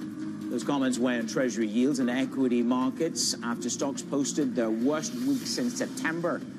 And Canada has a new Prime Minister. Mark Carney demands respect from the U.S. and vows to take on the tariff fight. Danny, good morning. Good morning. The Sunday scaries seeping in to Monday. We are off some of the lows, but still lower this morning by nearly 1% for your S&P 500 futures. Morgan Stanley's Mike Wilson says that U.S. stocks are at risk of slumping another 5%, that some of these worries are going to start to hit corporate earnings from both tariffs and lower fiscal spend. Meanwhile, the bond market gets a bid. Remarkable to see where yield levels are, considering that Germany just had the biggest sell-off since reunification in 1990. Your U.S. 10-year yield at 4.25. Your 2-year yield, that goes lower by another 5 basis points at 3.9, Manus. Yep, Danny, there certainly is some kind of a snap in the band. I think Andrew Sheets sort of referred to it, the elasticity of these markets, the credit markets specifically, where some kind of sort of a very tight moment. And the risk is that you just push it all a little bit too far and you accidentally break something. And that's essentially what Ed Yardeni is talking about this morning. The risk of a flash crash. Well, when you have these transition periods in markets, they're really marked by periods of volatility. And I think one of the questions we have to ask, are we still in that transition period where we're volatile and we're trying to find a new trend, or is this the new trend? Is lower risk assets and weaker dollar, is this a trend that's going to be sustainable? Well, cross assets, you talked about it multiple times, which is the negative feedback loop of the wealth effect. And that has a much more profound impact on the US consumer than perhaps we've experienced thus far. Nobody's calling it a doom loop, but it is about trigger points, and sometimes things accidentally get broken in markets, the unintended consequences of both actions and rhetoric. Is the White House willing to get us to that trigger point? Certainly the tone has changed from the White House, with President Trump echoing Treasury Secretary Scott Bessent over the weekend on what's ahead for the nation. He was asked, is a recession coming? Listen to his response. I hate to predict things like that. There is a period of transition because what we're doing is very big. We're bringing wealth back to America. That's a big thing. And there are always periods of, it takes a little time. It takes a little time. Macquarie's Terry Wiseman writing this, that there is a risk that too much policy uncertainty ensues to cause a recession. But that risk, too, is exploitable through brinksmanship. By feigning that he'd allow recession, Trump improves his advantage even more. We still think that ultimately it is mainly concessions rather than permanent tariffs that will ensue. Terry joins us now. I'm pleased to say he is the global FX and rate strategist at Macquarie Group. Terry, so great to see you this morning. And this is the question and the hope so many people have abandoned, that Trump coming in to save things because markets turn so much isn't going to happen because of the tone shift. Are you kind of pushing back on this idea that the put is completely evaporated? Not really. There's always going to be a level where things get so bad that even the U.S., despite the fact that it might have the more dominant position with regard to its negotiating counterparties, would relent here. Ultimately, I think that if you had a recession that was that bad, Trump would see the Republican majority at risk in the midterm elections, let alone what's going to happen to Republicans in 4 years from now. So there is always a level. The question is, where is that level? And the reason we bring up brinkmanship is because obviously this is a Cold War concept. It's been around for 60 years. John Foster Dulles in 1956, James Resnick at the New York Times, Thomas Schelling, his famous book, Strategy and Conflict, talked about this in the context of the Cold War, that one negotiator may want to feign or pretend that he's willing to take things over the brink to get a negotiating advantage. And I think this is, in some respects, explains why President Trump is willing to talk about a recession, because he knows that once he talks about a recession, his negotiating counterparts will think that it's okay by him, or at least a mild recession is okay, and they'd be more willing to relent on these issues. It almost feels like a pincer moment between Bessent, the Treasury Secretary, talking about a detox, a fiscal detox, and President Trump talking about this discomfort which is to come. If they were worrying at 480, where is the trigger point in the bond market? Because that is what Scott Bessent and the President have told us they are focused on. We're at 425 now, so where do they blink in bonds? Well, they certainly don't blink while bond yields are coming down. It helps them, I know, from an economic point of view. Absolutely. But at a certain point, it shows recession, doesn't it? It does, but I don't think that they're going to measure the extent of the recession by the extent of bond yields and how much they go back down by. They're going to measure the recession more by what you alluded to earlier, the wealth effect that might come out of a very weak stock market. No, absolutely not. To them, I think lower bond yields are a benefit. Think about it. It would be a mitigating factor for any recession that might otherwise ensue anyway. You get lower bond yields, you get lower mortgage rates, you certainly get consumers feeling they can borrow potentially at a lower rate. But more importantly, it ultimately gets the Federal Reserve potentially to cut in view of the inversion of the curve that might ensue. They certainly don't want to see an inversion. And then you get another benefit potentially, or at least another offset to the prospect of a recession. So no, I think they're okay with lower bond yields. To the point of the Fed, and this has been talked about, this idea that the uncertainty, I mean, the Fed themselves has been talking about it, Bostic has been talking about it, that his view could change rapidly, that the uncertainty in policy means that they kind of have to be on hold, that threat of inflation means that they can't move. But as they're on hold because of the policy uncertainty is also causing economic pain. So at what point, what is the bar for the Fed to start to cut, even if we don't have certainty in policy coming out of the White House? This is still a Federal Reserve that respects a dual mandate. So I think and they also, it happens to be a Federal Reserve that is increasingly watching the data. I mean, they've said that for the last few years. So it really all comes down to the unemployment rate. I don't think it comes down to growth. There's at least some people on the FOMC are still Phillips curve oriented. They're going to watch the output gap. They're going to interpret the output gap through the unemployment rate. And if the unemployment rate were to rise significantly as a result of this policy uncertainty, which certainly is a factor in business decisions and delays of undertakings, whether it's employment or investment, if that happens, I think the Fed would move. But we're nowhere near there now. I think they see 4.1% unemployment rates as sufficiently low and really uninteresting at this point to motivate them to cut. Going back to the narrative that we had from Andrew Sheets at Morgan Stanley, where he talked about a taut market and elasticity, there's an inelasticity or some kind of break point. Do you feel that we're at a very taut point in these markets? I do, but I still think that plays to the advantage of the negotiators on the U.S. side here. The fact that the market has come down and conceivably can come down more because of the wealth effect or whatever other reasons we would cite, I think they're seeing it as a bit of an advantage. Again, that's only one reason why they're allowing this to happen now. There is an international discussion taking place with regard to tariffs and regard to the orientation of the U.S.'s role. Of course, there is also the need to reduce the deficit. I think that is an imperative on the part of this administration. Scott Bessent had said very early on that he wants to get the deficit to 3%. And keep in mind, a recession that would be caused by a debt crisis in the U.S. would be much worse than the kind of recession we would get through a fiscal contraction, including everything that's happening at Doge or anything that's happening with regard to trade uncertainty.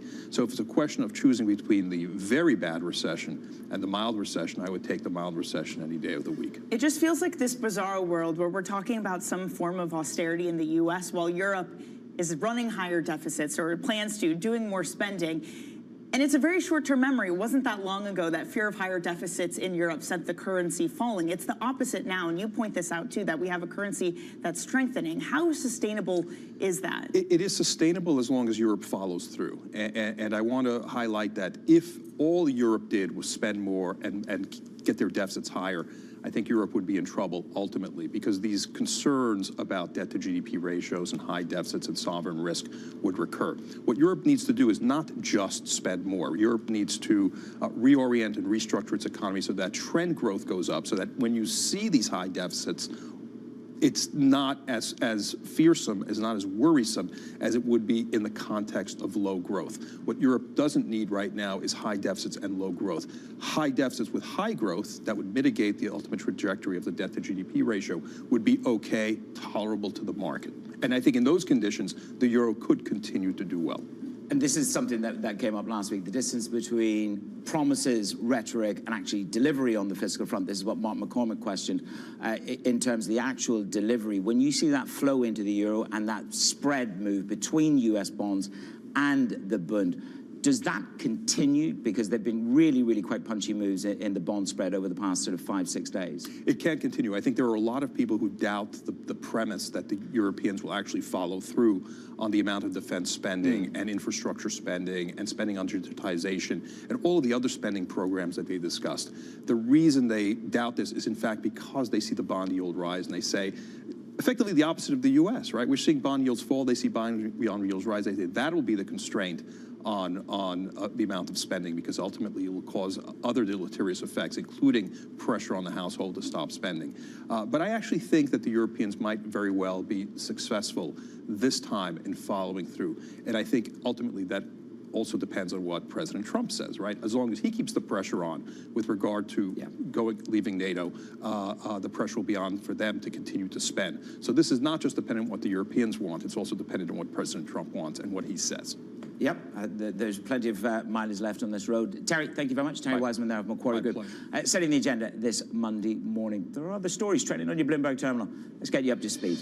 China's consumer inflation has turned negative for the first time since 2021. Global banks are now worried that prices could hover near a contraction territory for the rest of this year. Economists estimate it could rebound to near zero in March, and deflationary pressures are likely to persist until the government addresses excess capacity. Deliveroo will be closing its Hong Kong business after weak sales in the city weighed on their international division. The London-based delivery company has been facing stiff competition and price wars in China from Foodpanda and Kita. The delivery app will remain active in Hong Kong until April 7th. TikTok faces a deadline of April the 5th to strike a deal for its U.S. operations or be banned from the country. President Trump spoke to reporters on whether a deal for the social video app is in the future. There could be. We're dealing with 4 different groups, and a lot of people want it, and it's up to me. So there could be. Coming up, the president deflects concerns of a slowdown after his early economic plans start to weigh on markets. Futures down this morning. We're going to have more from Washington, D.C. on deck on your Bloomberg Brief.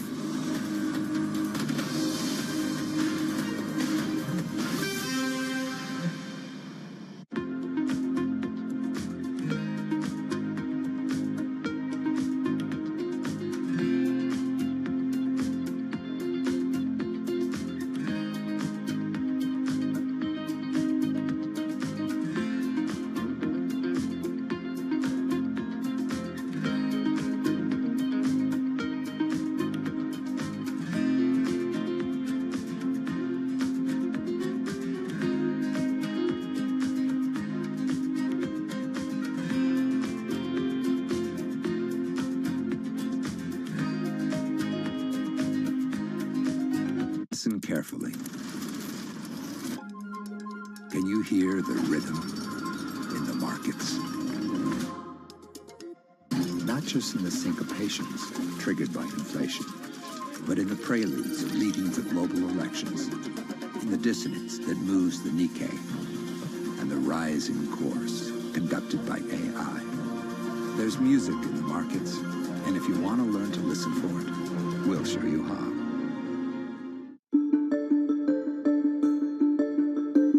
What about artificial intelligence? Is artificial intelligence going to enable you and others to say, we have enough information to know exactly what something is going to be worth in terms of insuring it or not? Artificial intelligence is finding its way into our business in a variety of different factors. I think the first piece is getting much better insight into data, which allows us to make better decisions on underwriting. It's also a great opportunity to service business better in terms of like call centers and different ways of what's using robotics and other AI will be very helpful. But it is an emerging practice within the industry and one that is evolving very quickly. So it's also going to present risks that other companies, how they use it and how they use large language models and making sure the decision making is very sound. So it's complicated, but it definitely is benefiting the business today.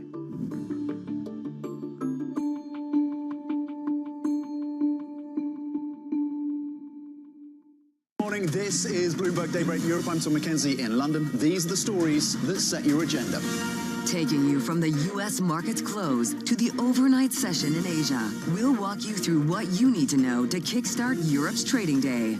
Live from our European headquarters, we bring you the day's top market-moving stories, unmatched expert analysis, and on-the-ground reporting from across the continent. Tune in to Daybreak Europe, only on Bloomberg Television. Context changes everything.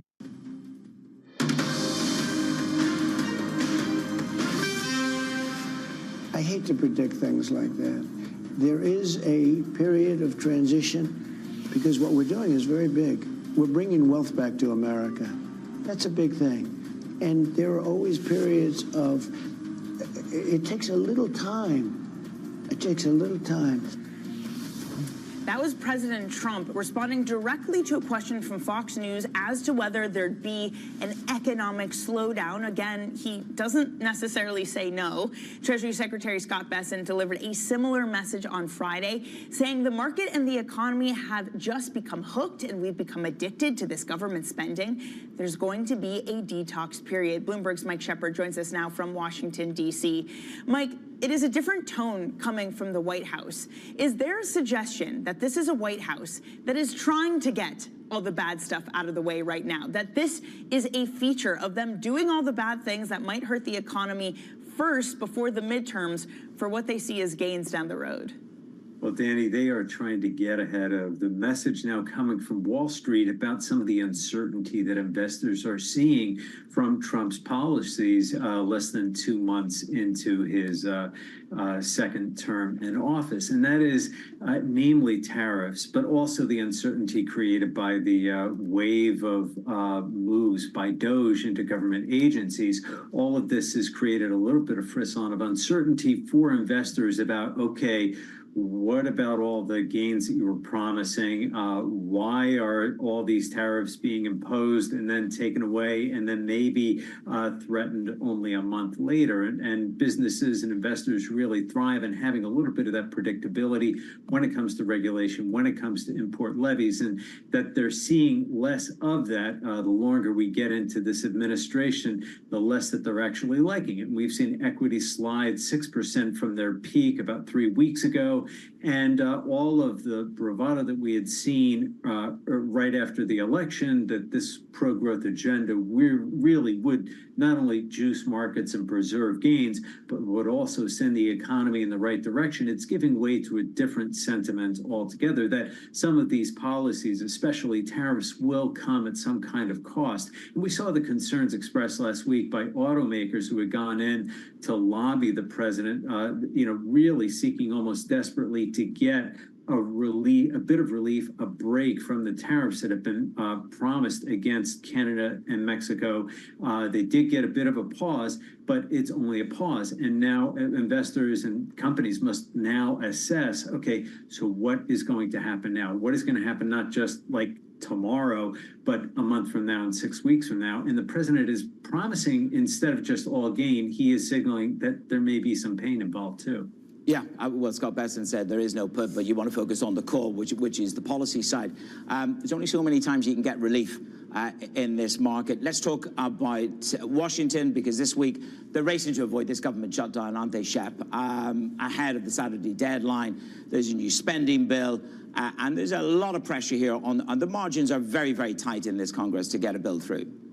Well, they really are, Manus, and this is just another bit of uncertainty that President Donald Trump and his administration really want to avoid. In addition to all the uncertainty kicked up by the tariffs, the last thing they want to see is a government shutdown that would maybe signal that the party is struggling to manage affairs here in Washington. Mike Johnson is really trying to get this bill through the House first without very many Democratic votes at all, but it'll be tough because conservatives have typically punted on or avoided voting for altogether these kinds of stopgap spending bills. Trump sees this as important. It's a stepping stone to his bigger legislative goals in Congress, which include, of course, those big tax cuts and also spending cuts, the kind of which that Elon Musk is trying to set the stage for as well with his Doge initiative. So this will be a big week for Johnson, and we'll have to see whether Democrats use this as some sort of a weapon against Trump and Musk. Meanwhile, early this week, we're going to have some of the tech leaders in this industry meeting with President Trump. Our understanding from sources is that it will be HP, Intel, IBM, and Qualcomm. Shep, one thing these companies have in common is that they're in the computer hardware industry, an industry which might be impacted by tariffs and trade policy. What are they likely to be talking to and asking the president of?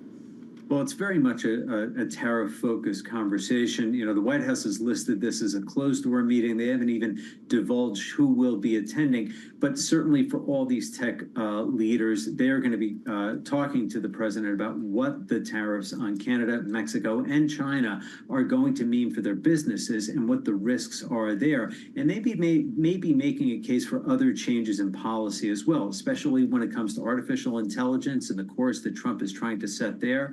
And likewise on some of the chips-related restrictions the Biden administration had imposed before leaving office. These also had ripple effects on the hardware providers. We're not sure whether NVIDIA will actually be sending a representative, but what happens with NVIDIA very much sets the direction in a lot of other ways for other companies. So they're going to be watching this very closely over the coming day. Indeed. Mike, thank you very much. Mike Shepard with the very latest on the political front. And speaking of tech, let's just focus in on that. TSMC's revenue climbed 39%. That was during the first 2 months of 2025, driven by resilient demand for, you got it, AI chips. Tom McKenzie is tracking this story. Tom, the details on this, strong numbers for February, revenue up 43%. Yep. We should take a good news letter from this. Top line, I think this is good news. Top line, it confirms that spend around AI and AI chips continues. TSMC, of course, the owner of those foundries that actually punches the chips out themselves over that first 2 months, then almost 40% in terms of the revenue increase. That compares to a 34% increase overall for 2024. Analysts see growth in terms of revenues this year for maybe 40, maybe 41%. There is no let-up, it seems, in terms of that AI spend. And it follows, by the way, the commentary from Broadcom, but also Hon Hai, otherwise known as Foxconn, suggesting that they are also seeing that similar demand. The demand around these AI accelerators seems to continue as the hyperscalers commit to hundreds of billions of dollars of extra spend on that CapEx through this year. It's also looking at some of the commentary from the CEO saying that the TSMC is asking for fairness in U.S. policy, adding that it's not investing in the U.S. for subsidies, but rather because of customer demand. What is the line that TSMC is walking with American policy? It's a very difficult balance, isn't it, Danny? They are investing. They invested $100 billion. They announced an additional $100 billion investment just last week. C.C. Wei, the CEO, alongside President Trump. That builds on an already existing $65 billion. So in total, $165 billion worth of investment, massive investments in the U.S. to build out foundries. That continues. The risks for TSMC still are the tariff impact. And Trump has talked about the fact he's claimed that Taiwan has stolen semiconductor technology from the U.S. So clearly, that seems to be a concern going forward for the Trump administration. They could impose tariffs on semiconductors coming into the U.S. market. The other risk, and he touched on this, or you quoted him on this, is the subsidies coming through from the CHIPS Act. President Trump's been very clear, and you heard that in that speech last week. He wants that CHIPS Act to end. TSMC has benefited from that to the tune of $6.6 billion US. If that's removed, that could impact margins by between 2 to 3%, according to Bloomberg Intelligence. Yeah, that horrible act as he refers to it. Tom, thank you very much. Tom McKenzie with the very latest. Coming up, CPI, the deadline for metal tariffs. It's going to be a busy week. Again, on Bloomberg.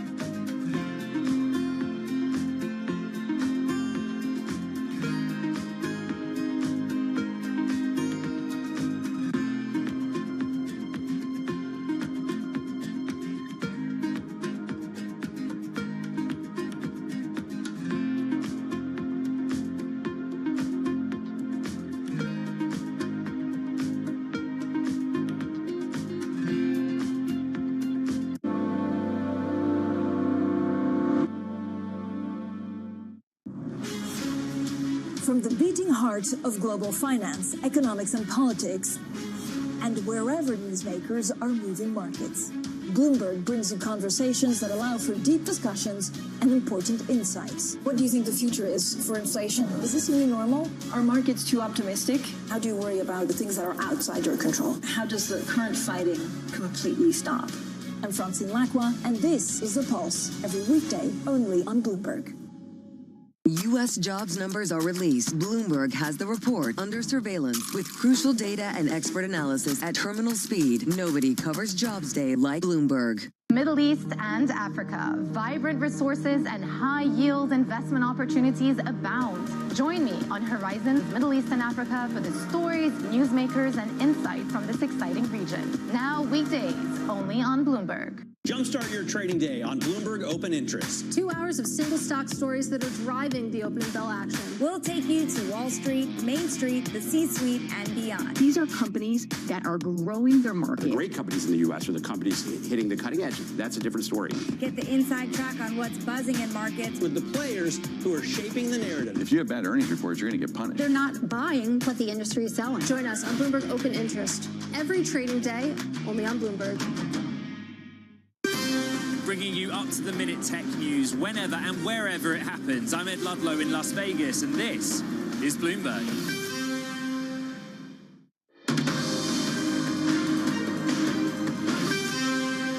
Let's get you set up for this trading week. President Trump is set to meet with tech CEOs today to discuss trade policy and U.S. manufacturing. On Wednesday, we're going to get the latest CPI data, along with the U.S. deadline to impose 25% steel and aluminum tariffs on the EU. Manis. Danny, a few stocks to watch. Tesla leading the Mag 7 lower again, along with NVIDIA. This market sell-off has intensified. I think we've just looked at it. It's just off the lows. Airbnb, you've got a little bit of a bid there. Jeffries raising to a buy, the price target 185, and DoorDash also gaining as the food delivery service added to the S&P 500 along with Williams Sonoma. They are entering the index. Danny. And we are looking at stocks as a whole, Manis, still moving lower off the low as Bruce Kasman over at JP Morgan writing that we see a material higher risk of a global recession this year due to U.S. policies. They put those odds of a global recession, Manis, at 40%. And that is high. Just Ed Yardeni went from 20 to 30% in the space of a week. It's about positioning as well. I mean, we definitely are off the lows of the morning. Deutsche Bank say the market is now slightly underweight in a relative sense, but they still see dusting off the lower call at 5,300, 8% lower than here. Dust off your downside. Yep. And meanwhile, the message from the White House is you got to accept the pain for now for a longer term gain. All right, that is it for Bloomberg Brief. Surveillance will take the reins from here.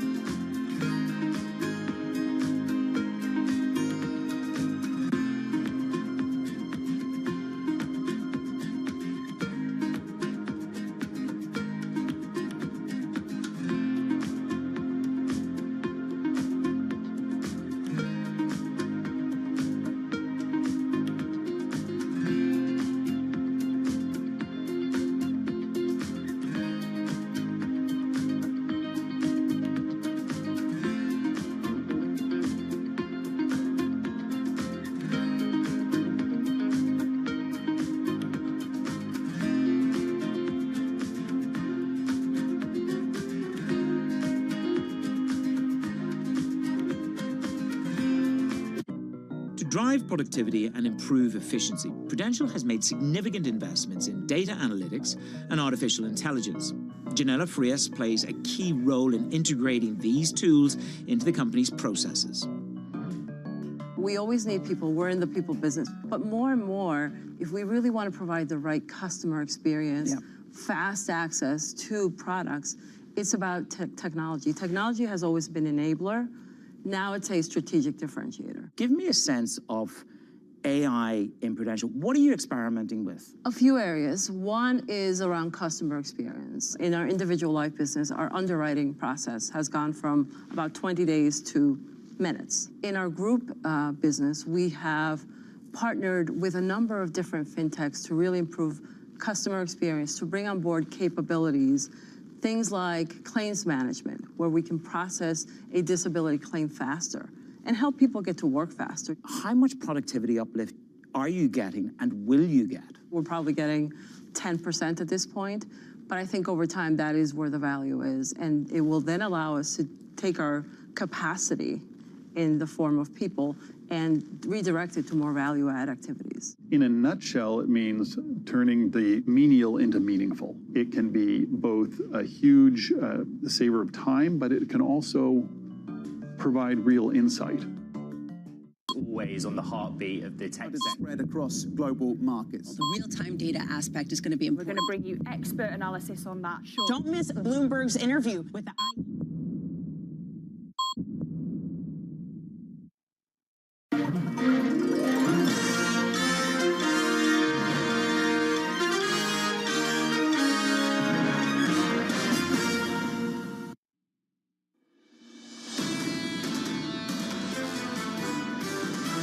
We came into this year with such high valuations, such stretched expectations that there still is very little room to absorb any kind of bad news. It's clear that we do have a lot of headwinds mounting. I can go across the board. Every single consensus trade has been upended. Risk assets are very vulnerable. This risk of something deeper than a 10% drawdown, that is rising. This is Bloomberg Surveillance with Jonathan Farrow, Lisa Abramowitz, and Anne-Marie Hordern.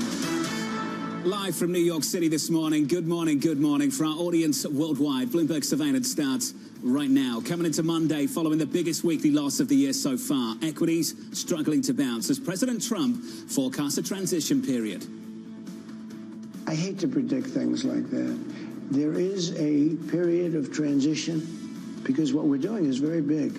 We're bringing wealth back to America. That's a big thing.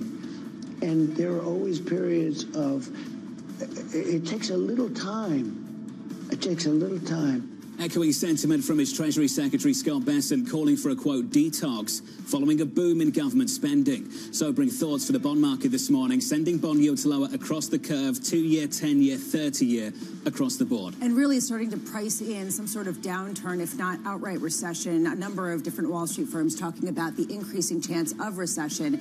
There is some kind of tell in what Donald Trump said over the weekend to Fox News' Maria Bartiromo, which is he seems to be leaning into the idea of market selling off, almost saying, you know what, you have to be prepared for more of this, which raises the question, and Kellyanne Shaw raised this, what is he preparing markets for to come on April 2nd? We're going to have a detox. We're going to have a transition. And only last week we also heard from the president, I'm not even looking at stocks. He says he's not looking at stocks. He's taking a very long-term view when it comes to the entire composition of what they're trying to get done.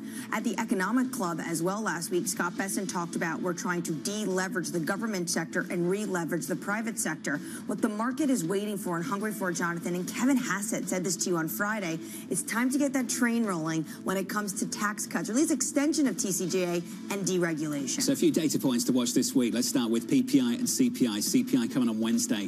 The same day, Lisa, that we get inflation data, we've also got another deadline for trade tariffs, and this time it's 25% on steel and aluminum. And it raises the question at a time where over the weekend he started talking about the potential for tariffs to go even higher on Mexico and Canada. We still are getting the 25% tariffs across the board on non-USMCA compliant goods. And that, I think, is important. The steel and aluminum still there. It raises the question, what type of reset is he going for? Is he talking about manufacturing coming back to the U.S., or is he talking about just simply shocking some of the world leaders into acquiescence plans for a negotiating tool. And how much pain are they willing to tolerate? I think that's the #1 question right now for market participants. Stuart Kaiser over at Citi. Markets remain in a spin cycle. Morgan Stanley's Mike Wilson warning of another 5% downside, maybe more, on the S&P 500, saying no pain, no gain. The scenario where the fiscal drag, DOGE and immigration enforcement hit the market first, then deregulation and less crowding out of the private market benefit the market, together with the deficit spending maybe a little bit later. Well, politically, this is the way you'd have to do it, in the sense that they want to get all the quote-unquote bad things done that will hurt the markets early on, ahead of the 2026 midterm elections. Well, I will say, though, is that a number of companies, if you just look at the list of what they're saying ahead of CPI this week and what they're saying about tariffs, they're talking about the fact that they're going to have to pass some of this on. And even Alcoa in January was saying, depending on where metal tariffs come into place, we're going to have to look at potentially how we are going to trade differently when it comes to global realignment. Equities right now pulling back by about 1 full percentage point on the S&P 500. Coming up this hour, Steve Chevron of Federated, following the worst week for stocks in September. Kim Wallace of 22V Research, as Trump says the U.S. economy faces a transition. And Kamek Shah-Trivedi of Goldman Sachs, with the dollar near the lows of the year. We begin this hour with stocks falling as concerns grow over the health of the U.S. economy. Steve Chevron of Federated is still bullish, writing, while we acknowledge that the risk of a short-term economic soft patch has risen, we remain constructive on the economy and markets in 2025. Steve joins us now for more. Steve, good morning. Good morning. They're telling us what they want. A detox period, a transition. How do you buy this market with that in mind?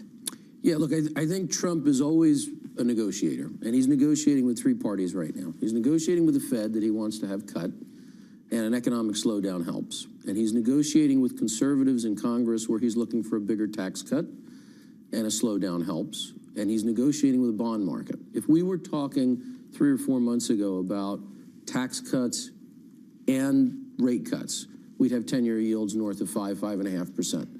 And so I think that's the detox period that we're talking about. And what's the opposite here of what we saw back in 2017? In 2017, he was coming into a softer economy. He hit it with tax cuts first and then used that strength to try to do tariffs and some other things. Here, he had an economy that was very hot. Any whiff of stimulus was going to be an inflation and a rate problem.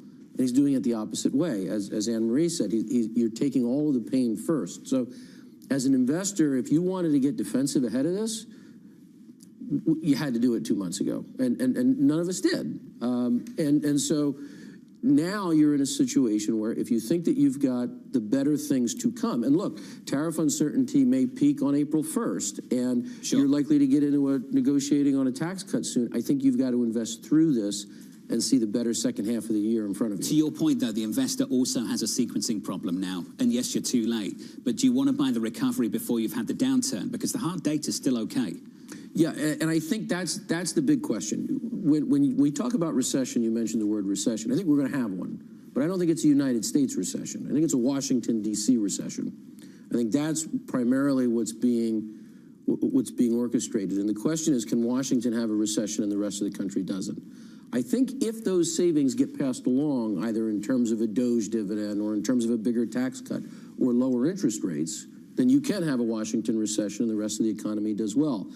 I think the key now is how long does the uncertainty play? When we talk to companies, they're cautious, but they're not pulling guidance at this point. Hold on a second. I would believe what you were saying, the idea of a Washington pullback. Yes. Okay. It would make sense because essentially they want to strip away some of the public spending and put it back to the private sector. Where do tariffs go in from this, given the fact that you hear companies really retrenching some of their plans, and that's one of the reasons we've seen such a absolute bloodbath in the bank stocks? So that's the longer term piece, I think. And there's a lot of risk around what they're trying to do there. But I think what we're trying to get to is growing our way out of a debt problem. And the only way you can grow your way out of a debt problem is grow GDP faster than you grow your debt. So if they can get the deficit down to 3, the question is how do you get nominal GDP growth at 5? And part of this administration's belief is one of the ways you do that is you bring economic activity back in the United States and you try to boost productivity. You shrink a less productive government sector, you feed a more productive private sector, and you try to convince companies through tariffs to come back. If that works, that's wonderful. Obviously, there's a lot of risk in trying that. And what I think is the key overarching theme here, which has Wall Street a little bit nervous, is we've had a reactionary fiscal and monetary policy for 25 years right now. This is predetermined, premeditated structural change with longer-term time horizons. The market hasn't really contended with that since Volcker. Okay. The other thing I'm struggling with, and it seems like you are bullish and you are getting in there and buying and saying that there are going to be many more opportunities going forward just because of this is a sequencing issue. Since this is a slow-moving freight train, barge, whatever you want to call it, how do you do this in 6 months and then get all the good in 6 months? How do you expedite the time frame? So you don't from an actual policy and economic perspective. The question is does the market root out what you're doing and then get bullish around it? Right, these are changes that are going to take a while to play out, right? Even if you're right on tariffs, and even if that does bring companies back, that takes years, right? The question is does the market look out and say, okay, well, there's fiscal sanity, or there's a push for growth, or we've gotten that chunk of the uncertainty behind us. We know the rules of the game, whether or not we like them or not, and now we're focusing on tax cuts and deregulation in the second half of the year. So I think the market can see that. I don't think that plays all the way through the economy. And by the way, as constructive as we are, I agree with some of the folks that you quoted earlier. I think we will still see pressure for a couple of months here, and equity markets are likely to go lower before they go higher. What kind of sell-off could we see, especially if you think peak uncertainty around tariffs is actually going to be in early April?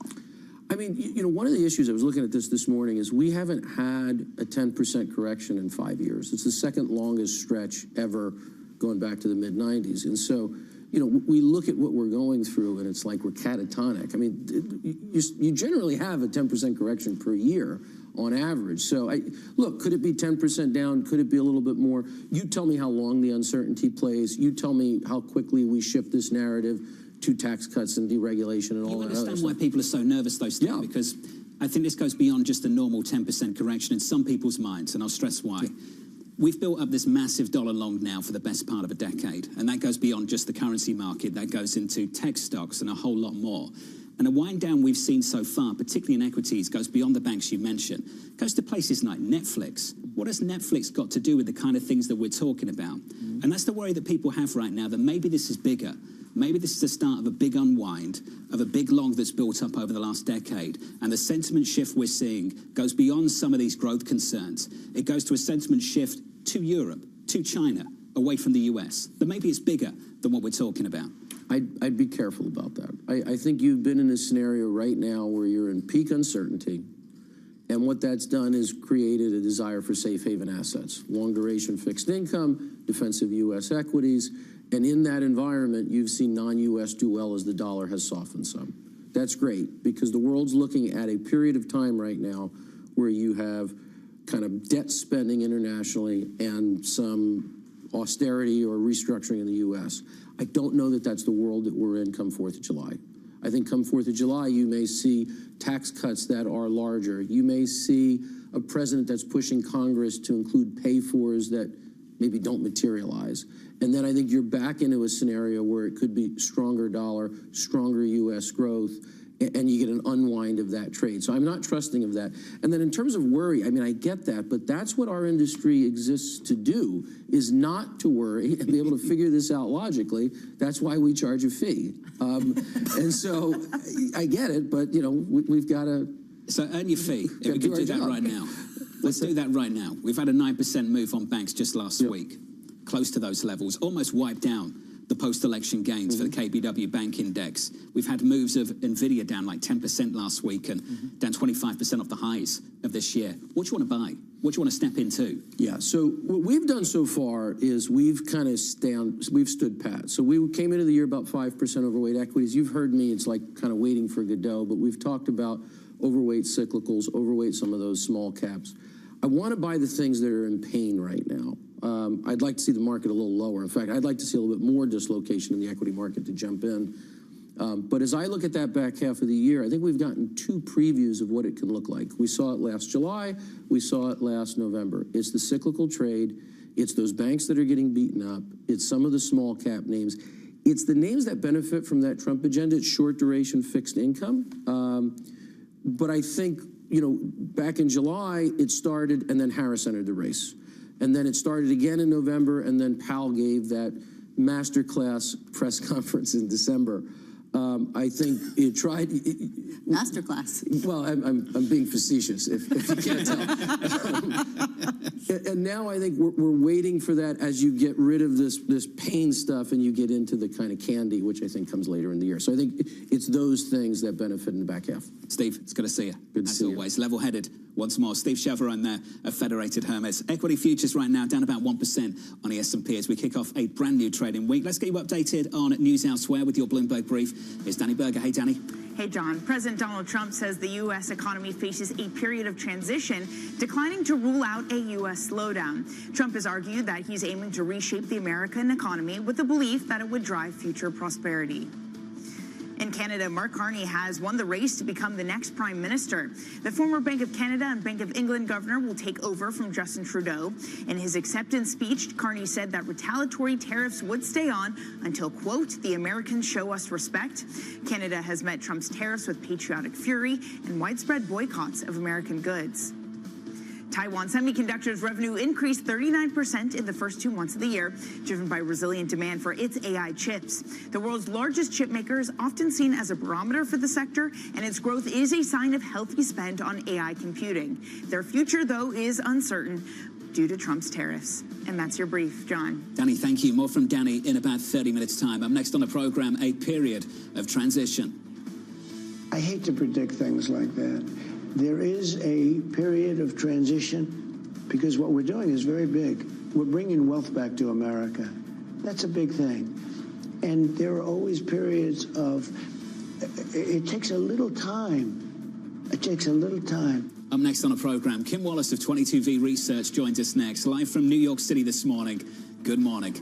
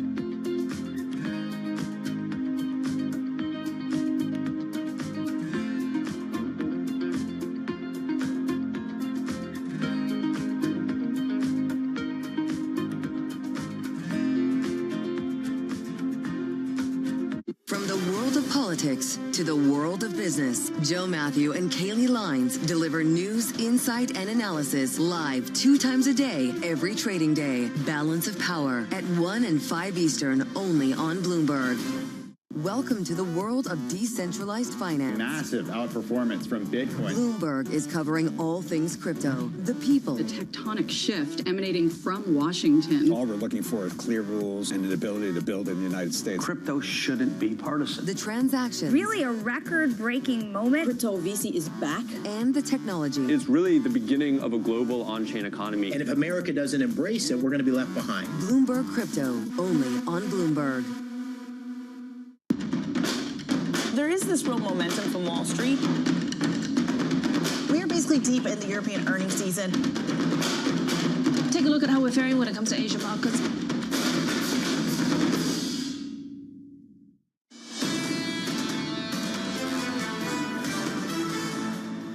Three-week losing streak on the S&P 500. A week 4 could be lower as well. Early days were down by about 1 full percentage point on the S&P 500. In the bond market, yields down 5 or 6 basis points. The 10-year 4.2455. Under surveillance this morning, a period of transition.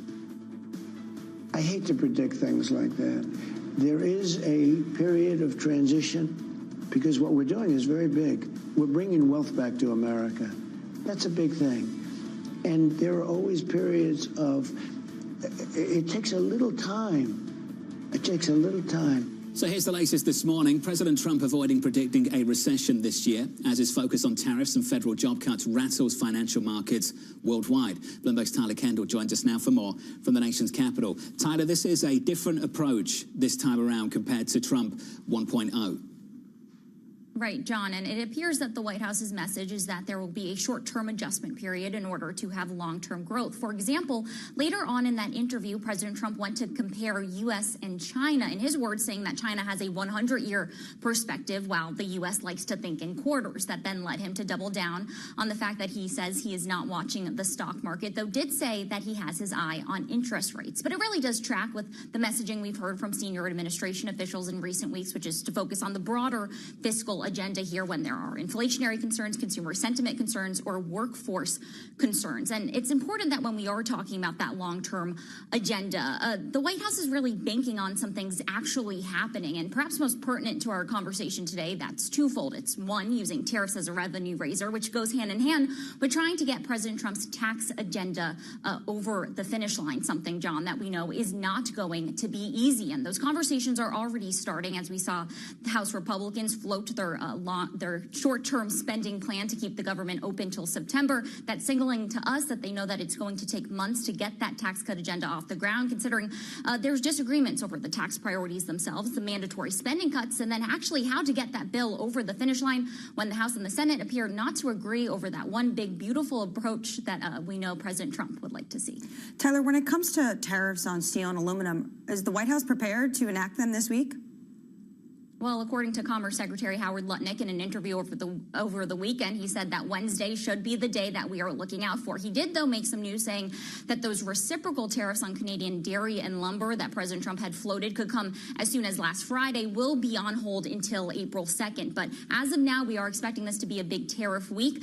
Looking ahead to those reciprocal tariff plans that this administration says will be part of this larger macroeconomic fiscal agenda that they are trying to get through. Hey, Tyler, appreciate the update. More from Tyler a little bit later this morning. Tyler Kendall out of Washington, D.C. Joining us now to extend the conversation, Kim Wallace of 20TV Research. Kim, welcome back to the program, sir.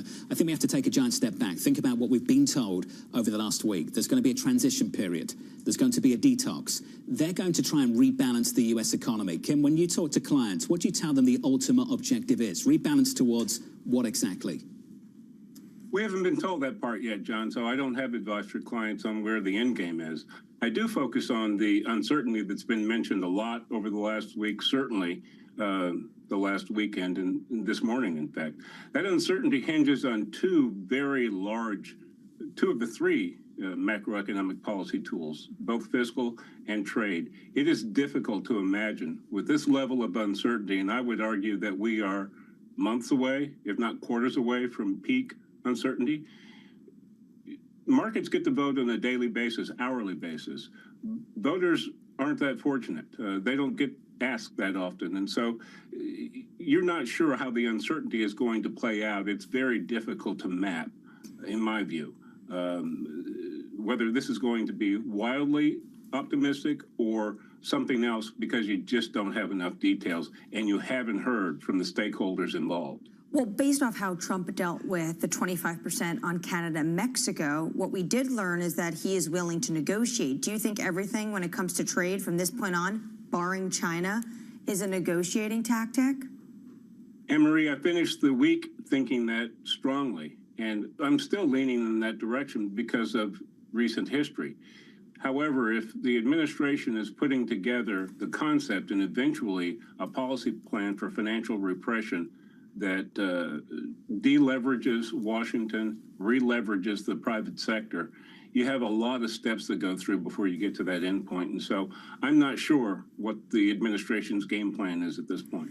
Tyler just ended her report there talking about how Howard Lutnick, the Commerce Secretary, said that steel and aluminum tariffs will go in place this week, but they weren't ready to put the tariffs on dairy and lumber. So when you think about steel and aluminum, do you think that the president is just going to pull them back the same way he's pulling back dairy and lumber as well? Well, you know, I hate to keep going back to last week, but it might have been instructive. As we got information on fiscal policy, Secretary Lutnick was also at the forefront of negotiating in public on tariffs, moving dates back by a month or more. And so I'm not sure we've hit rock bottom on the public negotiating part from the administration. And I'm certain that we haven't landed squarely on what the policy objectives are. We just had Steve Chiverone on from Federated Hermes, and he was saying sort of akin to eating your vegetables in the first half of the year and then getting candy in the second half when it comes to a policy prescription. Do we have a sense of what that candy is? I don't, and I'm not sure anyone does. And on the vegetables, the first question you ask, I grew up with a family of 4 kids. How many vegetables are in the pot? Are there enough to go around? That's the redistributive function of Washington. That's the political feedback function of democracy. We're at the early stages of gauging what this clearly secular turn in policy objective means for Americans, businesses, and markets. Kim, is there anyone who speaks to you who actually says there is a lot of logic to this, that the fiscal trajectory for the United States is completely unsustainable, that had the economy remained strong with ongoing inflationary pressure, the U.S. would get hit with an interest rate bill that would be off the charts and that would stymie any potential longer-term growth and would engineer, frankly, a very deep recession? In other words, people who say it actually might be good if the U.S. economy shifts downward for a bit. I've not heard that. You know, I've read sections, or this theory appears in section of Stephen Moran's essay at the end of last year, that you slow consumption in the U.S., and that slowing consumption causes contraction. But if you are gaining revenues from tariffs, then that might make up the difference in the lost revenue. What I hear more often than not from risk takers is optimal tariff theory hasn't impressed anyone yet. And when you see the speed with which China, Canada, Mexico, other trading partners either avowed retaliation or set up retaliation, and we'll have some of that from China today, if you're counting on optimal tariff theory to make up for fiscal cuts, and that revenue is going to flow because no one's going to retaliate, if everyone retaliates, your equation's in question, at least. Kim, appreciate the update. It's good to catch up with you, sir. Kim Wallace there of 22V Research on the latest efforts from the Trump administration. This just dropped from HSBC. Prior to the US elections, we assumed that a Trump victory would reinforce US exceptionalism. Today, we're upgrading Europe to overweight from underweight and downgrading the US to neutral. What we underestimated was how the US's wavering support for NATO and Ukraine would trigger a watershed moment for the Eurozone. So for HSBC, it's not just about what's happening stateside, it's about what's developing over in Europe that's taking money away from that story. We have seen the sentiment shift in massive form, and it goes to the question that you asked Steve Chiverone. How much do we see a structural shift with a lot of the money shifting away from the United States to the rest of the world, not necessarily because of just what's going on in the U.S., but also because of what's going on elsewhere? There's tons going on here and lots to catch up on as well. Lots to look forward to too. We'll be catching up with Veronica Clark of Citi in just a moment to talk about the labour market data from last week and the labour market data still to come this week. Jobs data is just around the corner later this week, and we get a read on inflation, CPI and PPI. CPI on Wednesday, PPI later in the week, and another trade deadline, this time 25% tariffs on steel and aluminum. From New York City this Monday morning, you're watching Bloomberg TV.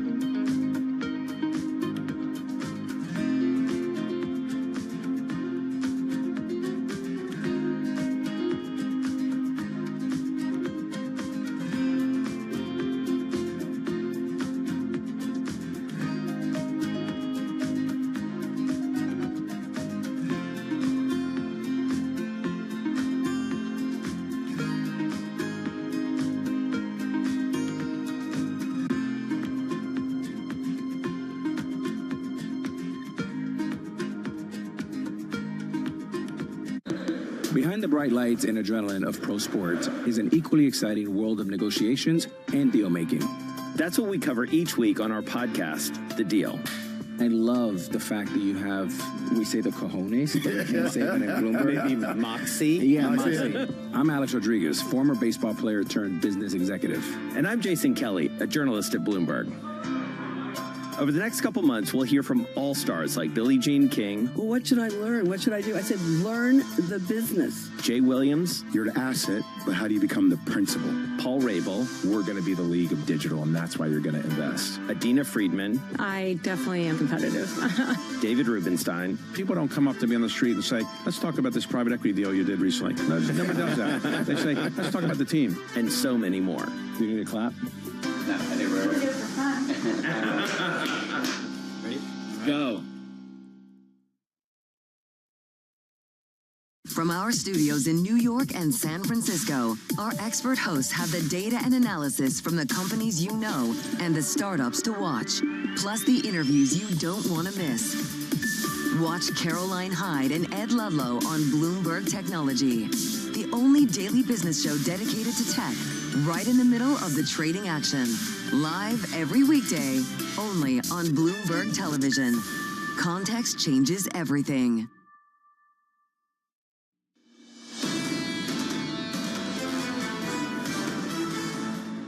The worst week of the year on the equity market last week. On the S&P 500 this morning, further losses. We take more weight off the benchmarks here stateside. We're down 1% on the S&P. On the Nasdaq 100, we're down by 1.2. Stuart Kaiser of Citi. Markets remain in a spin cycle. Morgan Stanley's Mike Wilson, no pain, no gain. As we mentioned on the program about 5 minutes ago, HSBC downgrading U.S. stocks to neutral. And talking about where they actually like to put their money, which is Europe.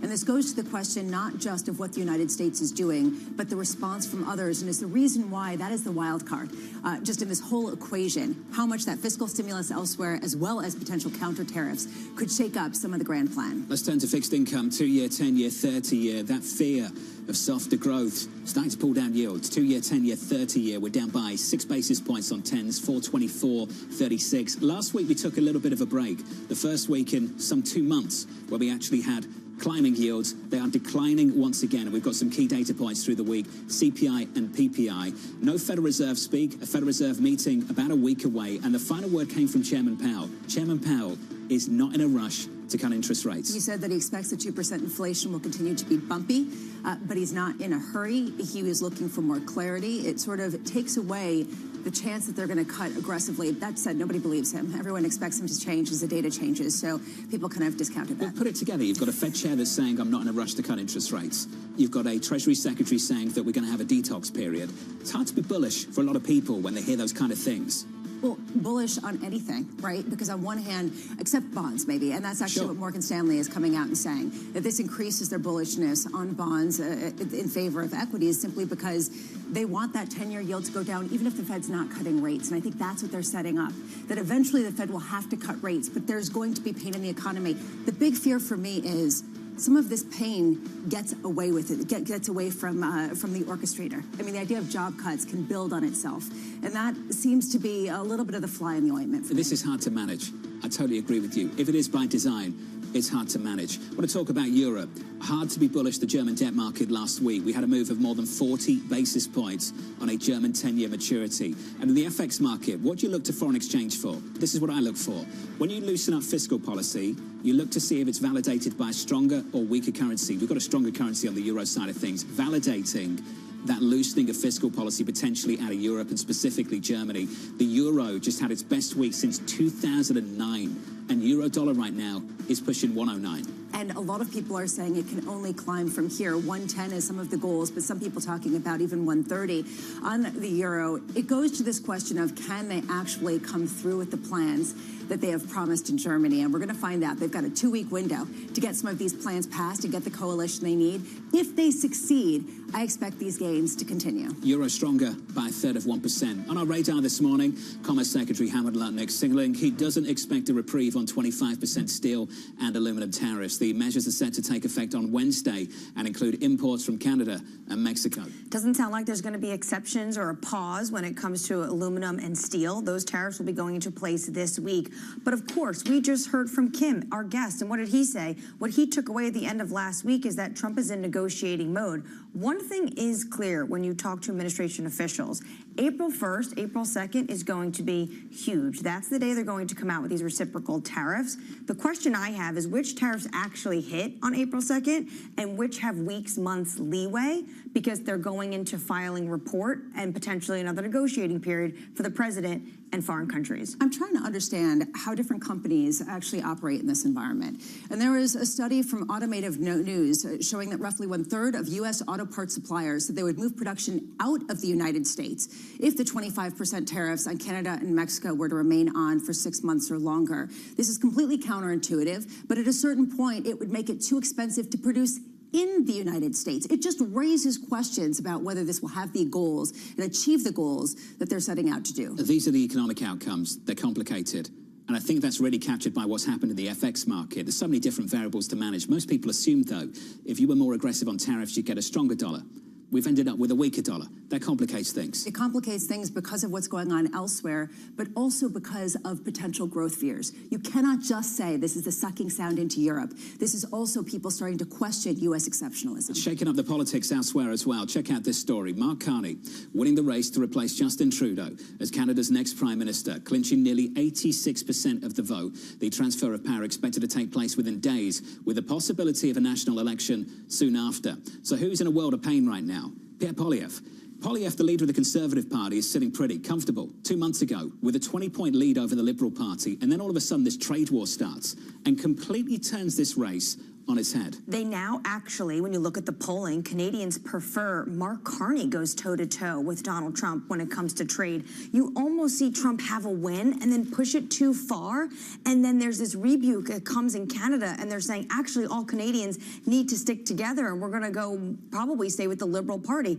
Pretty incredible. Mark Carney yesterday coming out. Hot rhetoric, Jonathan. So Americans should make no mistake. In trade, as in hockey, Canada will win. You could have had this conservative alliance, which would have enabled the Trump administration to achieve some of their goals, particularly on energy and perhaps even on fentanyl, someone that wanted to work with them very closely on a number of key issues. And now all of a sudden you're faced with Trump trying to work with Carney, potentially. And an incredibly angry population of Canadians that want to really stick it to the Americans. It just shows how things can change while you enact some of the policies that you set out to do. We've still got to have an election. We'll see what happens in Canada later on this year, but ultimately this is not where we expected to be only 2 months ago, north of this country. Let's turn to what's happening over in the Senate. House Republicans are unveiling a spending bill to help the government open through September 30th. President Donald Trump calling on lawmakers to pass the bill ahead of a shutdown deadline on Friday. This is the House, of course. Then we need to move to the Senate. What's going on with this effort? So it looks like it's likely going to pass. Donald Trump is definitely going to be calling everyone if there's fear. He said last night at the end of this week, it could happen a funding lapse, but it probably won't. I agree with him. It could happen because you never know with Congress if it becomes silly season, but it probably won't. As soon as Tuesday, tomorrow, we can have a vote in the House, then it moves to the Senate. They have till Friday. Likely this is going to go through. You know why? It's politically unstable and not good for anyone to be blamed for a shutdown, Democrats or Republicans. And I assume once we get past this, we move to tax cuts. Just how long and what is the timeline for that now? We move to debt ceiling and then tax cuts. Tax cuts is going to be an end of the year, end of 2025, because there is a deadline for that. TCJA, some provisions of it expire. They have no choice if they want to extend that policy. Or, as Scott Besson has talked about it, you will see a tax hike, which they definitely don't want to do. Are those tax cuts the candy? I mean, that's sort of what I want to ask. If eating your vegetables, and by the way, I like vegetables, so I don't know why that's always considered a negative thing, is the first half of the year is, you know, some of the Doge cuts and some of the tariff wars.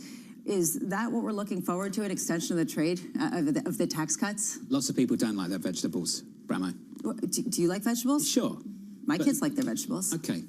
So we come up with something new for you? Yeah. All right, like what?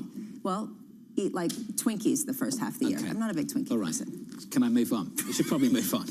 Recession fears rising on the heels of increased tariffs and federal job cuts. Veronica Clark of Citi writes, the payrolls report was not far off expectations, but details of the report suggest a softening trend in labour demand. Veronica joins us now for more. Veronica, good morning. It's good to see you. Good morning. Thanks for having me. Let's talk about those details. Where do you see the weakness? What concerns you at the moment? Yeah, on the surface, this looked like a jobs report that looks like the last 6 or 7 months. We had the unemployment rate staying in that range it's been in, 150,000 jobs. That's fine. But it was really the increase in the unemployment rate, so it's still in the range. But that occurred alongside a decline in participation, so people may be leaving the labor force. Unemployment rate would have been even higher, something like 4.4% if that hadn't happened. And then even in the details of payrolls, hours worked that are coming down, it doesn't feel like there's a lot of demand for workers right now. Which raises this question of how resilient this labor market is in the face potentially of a policy shock that a lot of people are talking about. What's your sense? I know you guys have been saying that the economy was weakening. How offsides are people in their expectations of the robustness of the U.S. labor market? Yeah, we have been seeing this weakening for a while. Primarily, this has looked like a very low churn labor market. That's low hiring, low quits, low layoffs. But that low hiring dynamic, I do think it's restrictive rates that got us here. And that means the labor market's not very well positioned to absorb a shock, even if it's coming from the government.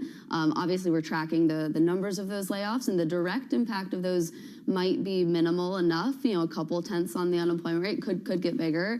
But I would really worry about the spillover to private sector contractors and just hiring that is so low and might be going even lower in face of uncertainty. Why would you be hiring people right now? And that could be the bigger impact on the labor market. It seems like there is a grand plan, and there's sort of this sense that you take your pain up front and then some of the positive, and you rejigger the U.S. economy. And it's moving on a 1 or 2 year cycle. President Trump saying he judges himself in quarters. Can you talk about the time frame of a labor market that is much slower moving? Yeah. I mean, we've come a long way in terms of the labor market loosening already, of course. We had the increase in the unemployment rate last year. Had looked like maybe there was some stability. But I think, we're at that point where in past cycles, you see this much sharper increase in the unemployment rate. That's the layoff stage of this weakening labor market. So it's been slow moving for now. It's been maybe taking a bit longer to get to that last stage than usual. But this could be what pushes us there for sure. What kind of impact is DOGE having on the labor market? Yeah, I mean, we do track, the outright numbers of layoffs that we've seen so far. We'll start to see that, I think, in the March employment report. It wasn't as, showing up in this February data quite yet. But we're, something around 40 to 60K right now. The bigger numbers would come over the summer. We have these plans for mass layoffs that are supposed to happen over the summer. Maybe we're looking at something like 300,000, maybe more. Do you think the private sector could absorb these jobs? I don't think so. Yeah, I think this is a private sector also that has been weakening for a while. Hiring rates very low. Of course, the private sector is going to feel some of this also. Government contractors, just general uncertainty. Those are going to be people who are not spending in the economy as much. There will be ripple effects. Isn't that the ultimate goal of the administration, though? The ultimate goal is to rebalance the economy, and your response to that is, I don't think so. You don't think this is possible? In a nice, orderly rebalancing, I think no, because I think we had a weaker view of the economy, going into this year already, and I think we've seen that in the data. So yeah, this is a really precarious labor market that maybe can't handle some of these changes. Is it a rebalancing the Fed needs to support? I think the Fed will be there to support the labor market. Obviously, we do have concerns of inflation, and tariffs are related to that. But if this is a true weakening economy, maybe you can't pass on those price increases as much. You can't demand a higher wage, and so you're not actually as worried about the persistent inflation from this. What does the Fed have to see then in order to actually start cutting rates? Does that sort of avoid a recession, or does that mean that we have to see the whites of a recession's eyes before they start engaging? I think they will probably be getting more concerned on the labor market on the growth side of things. And so if you do see some inflation data alone that look a bit more favorable, maybe Wednesday's numbers add to that confidence that inflation is slowing, then they can be cutting as soon as May. That's our base case. Wednesday for CPI, the following week, Fed Chair Jay Powell, a news conference and Fed decision on March 19th. 2 things to look for. Veronica, it's good to see you. As always, thank you. Veronica Clark there of Citi. Let's get you an update on stories elsewhere this morning with your Bloomberg brief. Here's Danny Berger. Hey, Danny. Hey, John. President Donald Trump says that he's negotiating with 4 different possible buyers for TikTok's U.S. business, and that a deal for the app could come soon. Trump didn't specify who the contenders were. TikTok does face an April deadline to strike a deal for its U.S. operations or be banned from the U.S. under bipartisan law passed last year. Elon Musk is calling on the U.S. to quit NATO. Musk responded to a post on X that called for the U.S. to exit the bloc, saying, "We really should, and it doesn't make sense for America to pay for the defense of Europe." NBC earlier reported that Trump has discussed calibrating U.S. engagement with NATO, favoring countries that pay a higher percentage of their GDP on defense. Elsewhere for Musk, Tesla shares are falling more than 3% in the pre-market. The EV maker shipments in China have been declining for 5 straight months. They fell 49% in February compared to a year ago. Tesla has been losing market share to companies like China's BYD. That's your Bloomberg Brief. John. Hey, Danny, thank you. More from Danny later on this morning. Up next is the U.S. losing its edge. Currency, wage, relative U.S. equity performance to the rest of the world, all the consensus trades at the beginning of the year have been upended. This notion of the U.S. edge, and I worry that this edge is being eroded right now. Up next on the program, we'll catch up with Kamaksha Trivedi of Goldman Sachs from New York City. This is Bloomberg.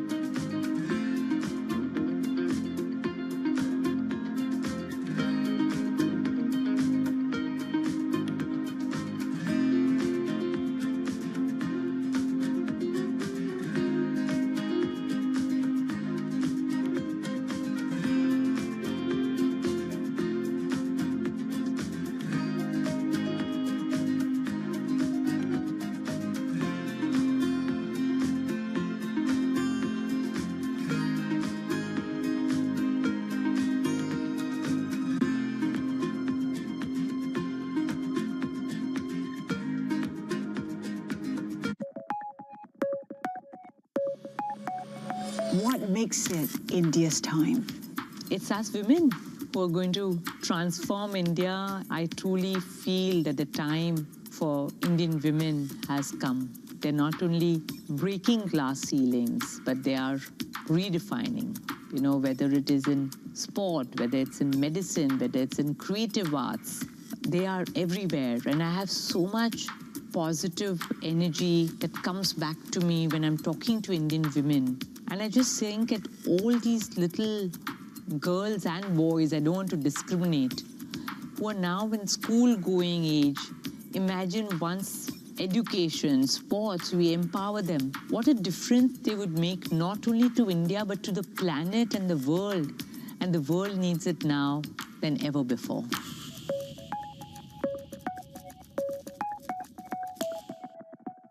Listen carefully. Can you hear the rhythm in the markets? Not just in the syncopations triggered by inflation, but in the preludes leading to global elections, in the dissonance that moves the Nikkei, and the rising course conducted by AI. There's music in the markets, and if you want to learn to listen for it, we'll show you how. U.S. tech is influencing global markets. Technology is driving business across Europe. Companies in Asia are betting on tech. Get your fixed income fix. Watch Bloomberg Real Yield around the world right here on Bloomberg. Context changes everything.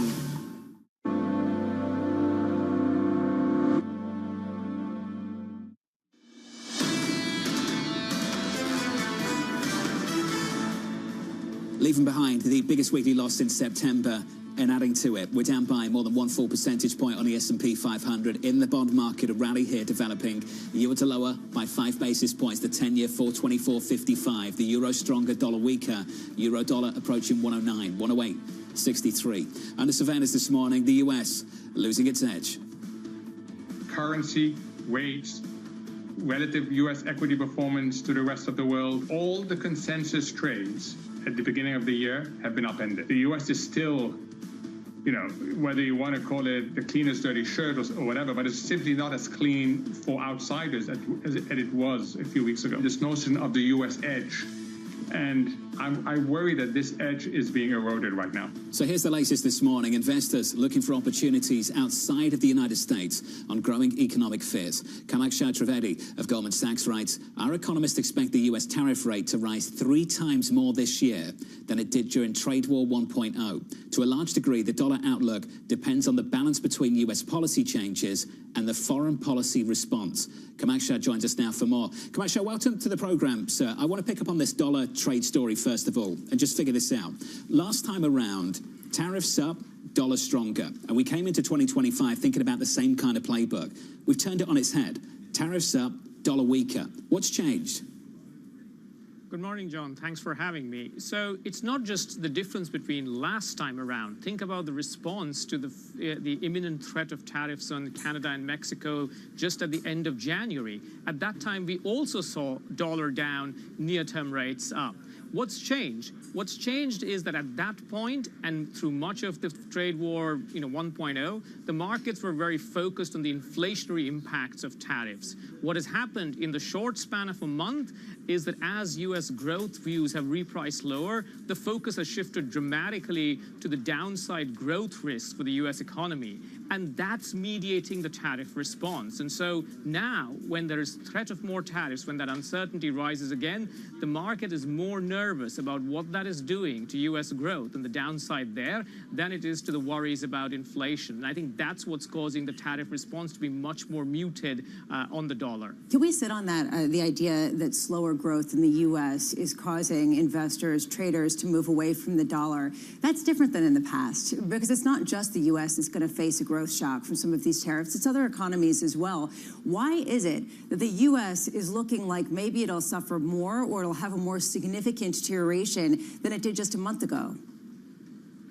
So I think some of it, is just the way the data has panned out. I mean, relative to a lot of expectations, including ours at the start of the year, the increase in tariff uncertainty and the broader environment of policy uncertainty appears to be weighing more on the U.S. economy than the trade uncertainty appears to be weighing on whether it's Chinese data or European data. If anything, those look to have bottomed a little bit. So just in the way the data evolution has played out, I think markets are seeing that concern reflected more on the U.S. side than in the rest of the world. But of course, I think what your question also refers to is there has been some stuff going on in the rest of the world as well. You've had a big shift, German fiscal policy turning on its head, China at the 2 sessions also talking about, a bigger fiscal deficit. That takes you to a big step towards achieving better global balance, and that's what I think is also weighing on the dollar. I get the story, especially given the fact that you have the biggest potential fiscal spending package going back decades in Europe. But there is a question of whether the narrative has gone too far, especially we're talking before April 2nd when the real bazooka or the real tariff plan will ostensibly get released. Is there a risk, in your view, that people have gone too far with this narrative, that the U.S. dollar is basically peaked and that the euro is a new place to be? I worry a little bit about that risk as well. We've made a very big shift in markets over a very short period of time. You were showing the euro dollar that's gone up from close to parity towards nearly 110 in the matter of a couple of weeks. So there are risks, and this big shift in fiscal spending, the shift in policy that we're talking about in Europe, there will be potholes, there will be hiccups. Nothing ever happens easily in the euro area or in Germany, especially when it comes to spending money. So I do worry that tactically you could see some reversals. But I also think it's important to zoom out a bit and focus on the big picture. If you were thinking of a macro constellation that would lead to an erosion of the overvaluation of the dollar, it would look something like this. It would look like a modest slowing in the U.S., U.S. growth repricing coming down, more fiscal spending in Europe and China, and a more balanced profile of asset market returns like you've been getting in the relative equity performance as well. So in terms of the bigger picture, I don't think we have gone too far. Of course, you could have some tactical back and forth. When it comes to President Donald Trump, at one point during the election campaign, he wanted a weaker dollar because of trade, manufacturing in the United States, and wanting to sell products outside. Do you think this is part of what they're trying to do when it comes to global realignment?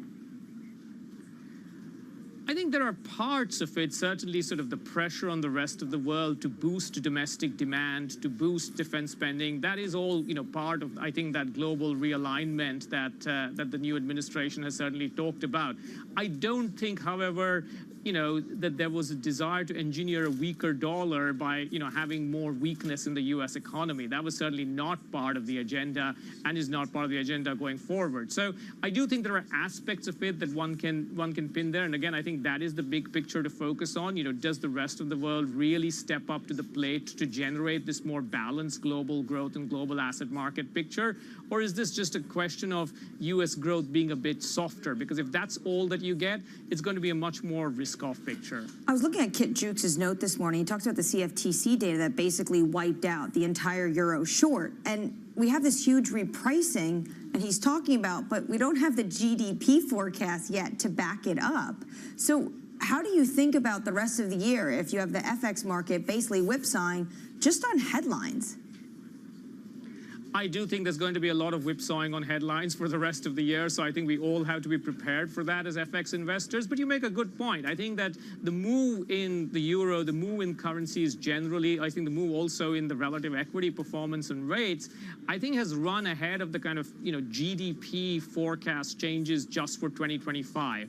But as always, I think the market is looking ahead. It's not just looking to what this means for 2025 growth, but what this could potentially mean for 26, for 27. Just that broader increase in demand, in the demand impulse coming out of the euro area, that's been very absent for the past few years. If that plays out, that's a pretty big shift. I would not underplay it. Let's just finish on Europe, and I want to talk about Italy. The good news for Italy and the Italian debt market is spreads were pretty steady last week. The bad news is that because spreads were steady, it meant yields also rose in Italy by 42 basis points. Now, I wonder when that starts to become a problem, or whether you just see that as a factor of better nominal growth, a rebalancing in Europe, and a better story for the Italians. Is it good news or bad news? The key, as always, is growth. I think in an environment where the cyclical growth views in Europe are being upgraded, if Europe, in Italy, Europe and Italy can both have that higher nominal growth profile, I think sovereign spreads will be okay. I think Italy will be fine. I think that if you get just the fiscal spending and yields going up, but you don't see that follow through in growth, you don't see the follow through in nominal quantities, I think that's when the sovereign side of things starts to get a little bit tricky. That's not what we expect, just given the nature of the news flow that we are getting so far. And we're certainly not there yet. It's good to get your thoughts, as always, sir. Thoughtful stuff from Kamak Trivedi there of Goldman Sachs on Europe. Not a problem for Italy yet. Will it become a problem further down the road? I love this. Let's talk about Italy. How beautiful is it? Can we go there? Italy's still beautiful. Yes, okay. I'm not sure how beautiful the bond market will be in several months' time. It raises this question of, is there a self-limiting factor to the spending plans that are getting priced in as fact before they even happen at a time where the economy there still needs a lot of growth? So it does raise this sequencing issue for Europe at a time where the market's getting a bit ahead of some of these plans. Defense spending is one thing. Infrastructure spending is quite another. And we need to see what's actually going to take place in Europe. Of course, the market's anticipating that and getting ahead of it. Euro-dollar very close to 109. In the second hour of Bloomberg Surveillance, we'll catch up with Aaron Cannon of Clear Harbor Asset Management, Henrietta Trays of Veda Partners, former NEC Deputy Director Kellyanne Shaw, and Michael Zezas of Morgan Stanley. From New York, this is Bloomberg. Morning, this is Bloomberg Daybreak Europe. I'm Tom McKenzie in London. These are the stories that set your agenda. Taking you from the U.S. market's close to the overnight session in Asia, we'll walk you through what you need to know to kickstart Europe's trading day. Live from our European headquarters, we bring you the day's top market-moving stories, unmatched expert analysis, and on-the-ground reporting from across the continent. Tune in to Daybreak Europe, only on Bloomberg Television. Context changes everything. What legacy I would love to leave is to make sure that in my village I have infrastructure.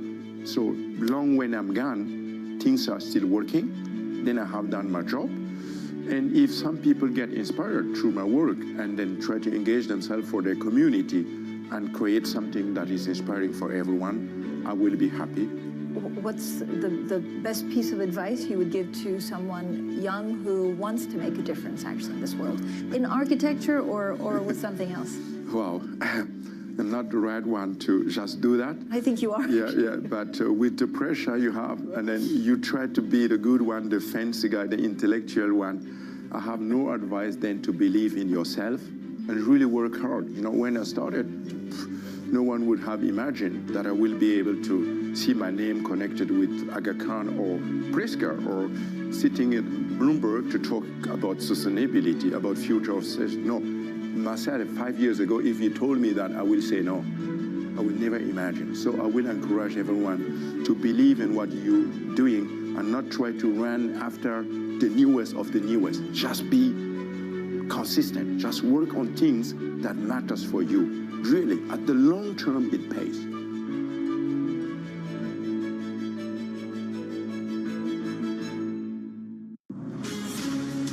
From the beating heart of global finance, economics, and politics, and wherever newsmakers are moving markets, Bloomberg brings you conversations that allow for deep discussions and important insights. What do you think the future is for inflation? Is this a new normal? Are markets too optimistic? How do you worry about the things that are outside your control? How does the current fighting completely stop?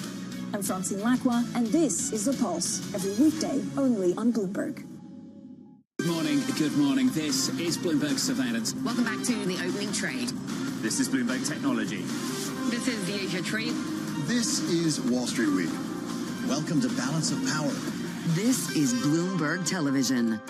Jumpstart your trading day on Bloomberg Open Interest. 2 hours of single stock stories that are driving the opening bell action. We'll take you to Wall Street, Main Street, the C-suite, and beyond. These are companies that are growing their market. The great companies in the U.S. are the companies hitting the cutting edge. That's a different story. Get the inside track on what's buzzing in markets. With the players who are shaping the narrative. If you have bad earnings reports, you're going to get punished. They're not buying what the industry is selling. Join us on Bloomberg Open Interest. Every trading day, only on Bloomberg.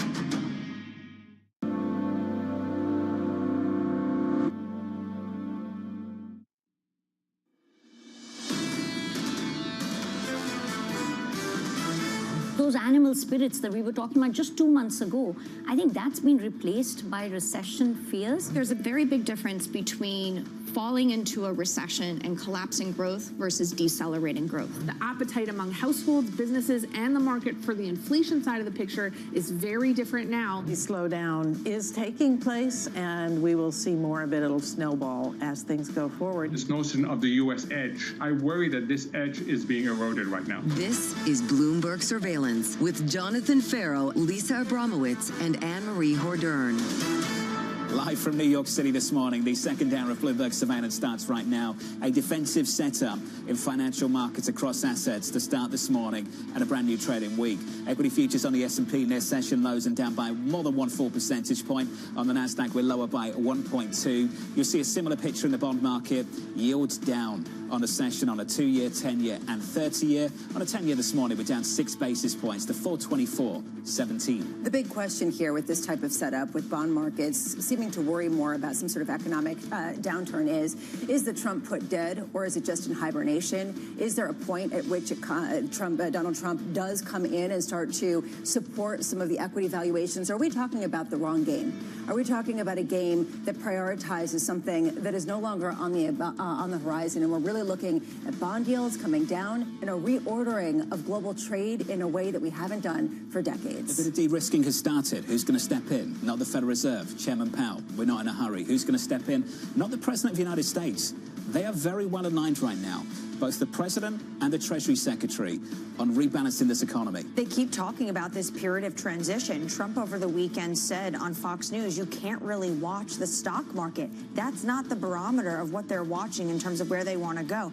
And then he went on to say, if you look at China, they have a much longer term outlook on what they're trying to do. We work by quarters. They're not focused on the stock market. Between Secretary Bessent and Donald Trump, they cannot make it any clearer. They're not focused on the next 3 months. They're not looking at the stock market. This is a shift from where we were back in 2016, 17, 18, as we worked through the first term of the Trump administration. So we've got to rely on the economic data. CPI on Wednesday, PPI on Thursday. Can the inflation data open the door for the Federal Reserve to step in and reduce interest rates? Well, some people might see that as potentially the case. The problem with all of this data right now is if you're taking a look at February, are you really getting a clear picture on the trajectory ahead? And do you understand the ramifications of current policies? on the underlying Biden economy. data. It's Biden data, unless it's good, and then it's Trump But data. it's definitely Trump data. There just is this ultimate question: how do you calibrate an economy on backward-looking data that's moving very quickly at a time where a growing number of analysts on Wall Street are just throwing out their assumptions and saying, we just don't know? I go back to what Mohamed El-Erian had said to us at one point when we were in that inflation cycle. Listen to what corporate executives are saying. Here's the list. Best Buy, the giant wild card, obviously is how the consumers are going to react to price increases. Why are you having price increases? Potentially because of tariffs. Kroger, possibly shifting to geographies that will be less affected by the tariffs to keep prices low. Very interesting in terms of what these executives saying. Lori Calvasina was talking about the fact that tariffs continuously come up. I think they've been very clear about what they want to do here.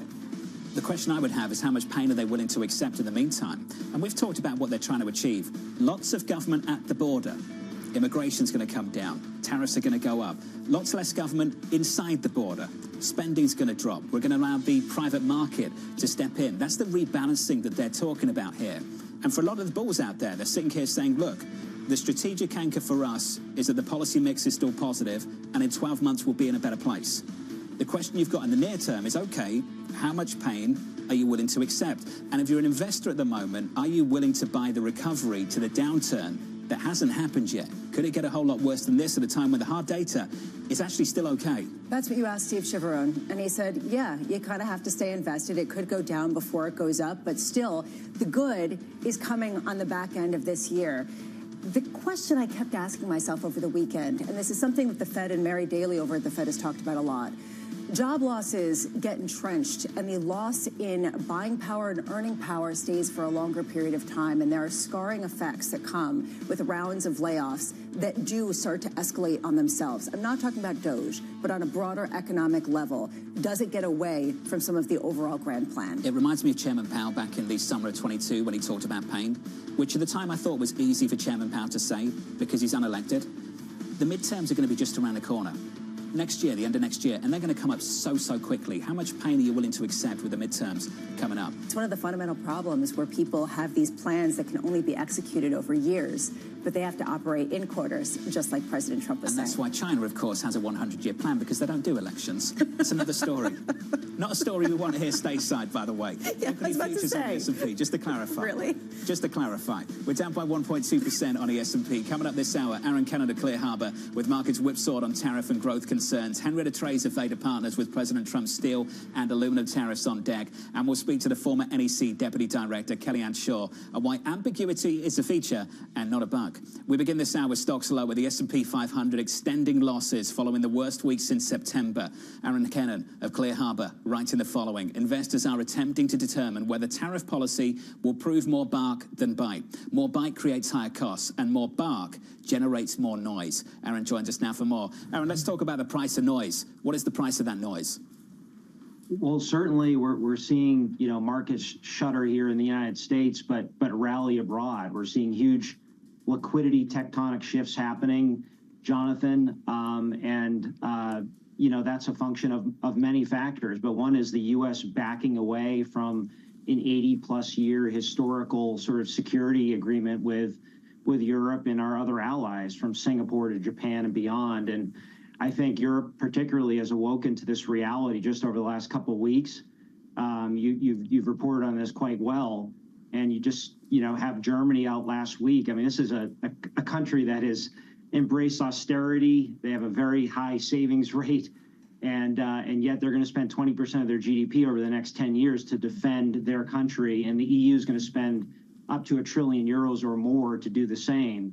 Whereas here in the United States, we have the tariff debate, we have DOGE, and we have that fiscal stimulus that began during COVID really waning now, not to mention that the president has cut off the remaining funding from a good portion of the CHIPS Act and the IRA, the Inflation Reduction Act. And that's only, going to reduce liquidity in the United States. And then, of course, you have valuations in the United States, which are expensive relative to the rest of the world. So lots to contend with right now.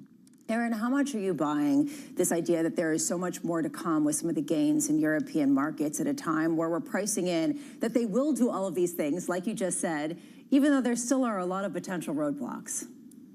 Yeah, Lisa, I think the next 2 weeks in Germany are important because you have the parliamentary seats changing in late March.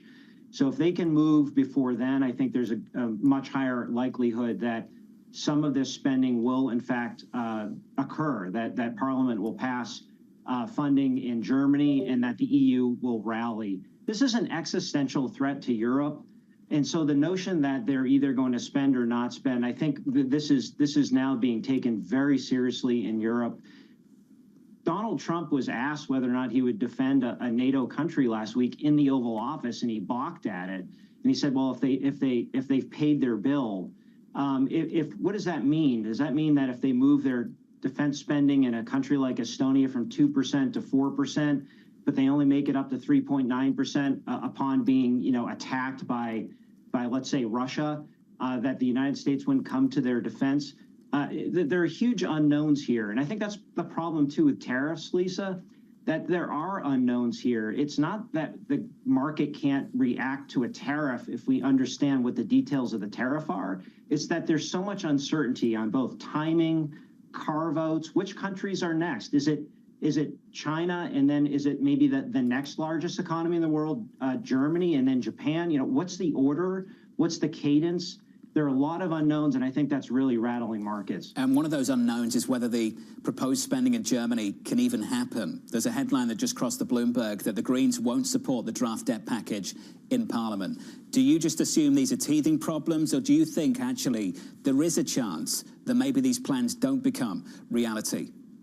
Sure, there's certainly a chance. I just think that this is the first moment in my lifetime where this type of spending is occurring for a reason that's existential to the sovereignty of these nations, and so there's a greater likelihood than not that finally we will see it. But for sure, I mean, we've seen this story before, Jonathan, in Europe.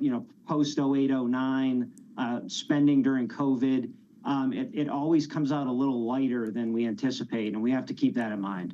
Aaron, last week we were talking about how a lot of Wall Street firms don't want to be the first to change their views on the year, but suddenly we're getting a lot of revisions to the view ahead in terms of downgrading U.S. growth, upgrading expectations for European assets. Can you give us a sense of what you've actually been doing in the past week or two? How much you've been shifting allocations on the heels of some of the fundamentally transformative news that we've been hearing? Yeah, well, I was on in early February, and we mentioned the importance of really thinking long and hard about capital flows into Europe. And so on the margin, we've ensured that, to the extent that clients who need to have non-U.S. exposure or should have non-U.S. exposure, that we're looking at our targets and making sure that we're at the right levels there. We're also thinking about non-correlated investments here. In the alternative space, whether that's statistical arbitrage or just traditional merger arbitrage. There are many sort of non-correlated alternatives, not just private equity, not just sort of like private credit, which is highly correlated to the overall market that we're looking at. And then just thinking about the fixed income market, where do you want to have duration when the U.S. economy is slowing down?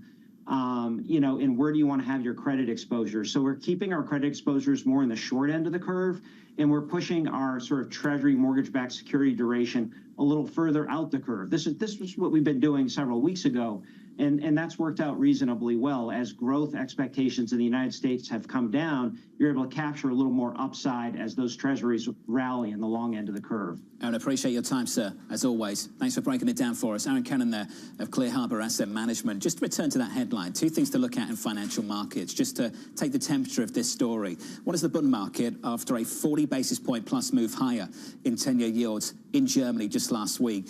And the other is the FX market after euro charged high through last week, the biggest week of euro strength going back to 2009. So first of all, to the German debt market, where yields are a little bit lower, down 4 basis points on a session, and the euro coming off session highs, but still stronger on the day. As this headline crosses out of Germany, that the Greens won't support the draft debt package in Parliament. If they don't get some more support behind this proposal, it's not going to pass. It needs a 2/3 majority for a constitutional amendment to eliminate the zero debt break. Just to give you a sense of what the time frame is, discussions and negotiations in Parliament will take place on March 13th. The planned vote is on March 18th. So how much is this a negotiating tactic, and how much is this basically the Green Party saying that this isn't going to happen? So based on the market reaction, and I'll let the market do the speaking because I won't offer my opinion, I'd say the former and not the latter. Exactly, that's my But ultimately, Lisa, we'll see. Which is the reason why I think it is fair to say Europe has often struggled to get something of this magnitude passed.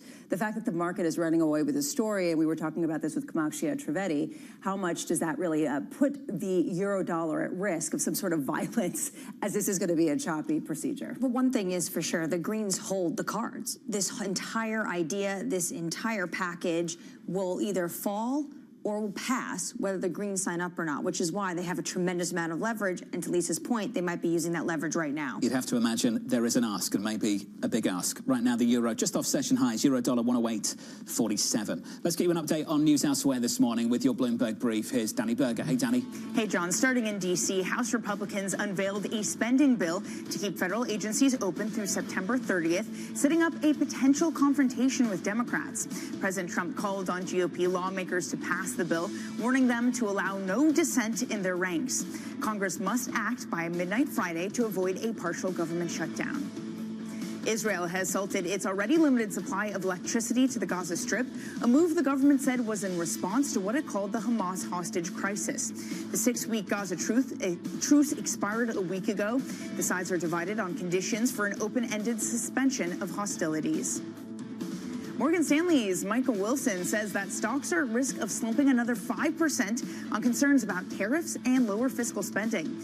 The strategist says that he expects the S&P 500 to fit a low of about 5,500 in the first half of the year before recovering to 6,500 by year-end 2025. His target implies a rally of 13% from current levels. And that's your brief, John. Danny, thank you. More from Danny a little bit later this hour. Up next on the program is a recession on the table. I hate to predict things like that. There is a period of transition because what we're doing is very big. We're bringing wealth back to America. That's a big thing.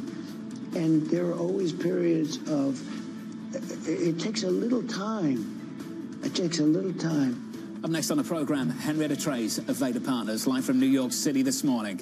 Good morning.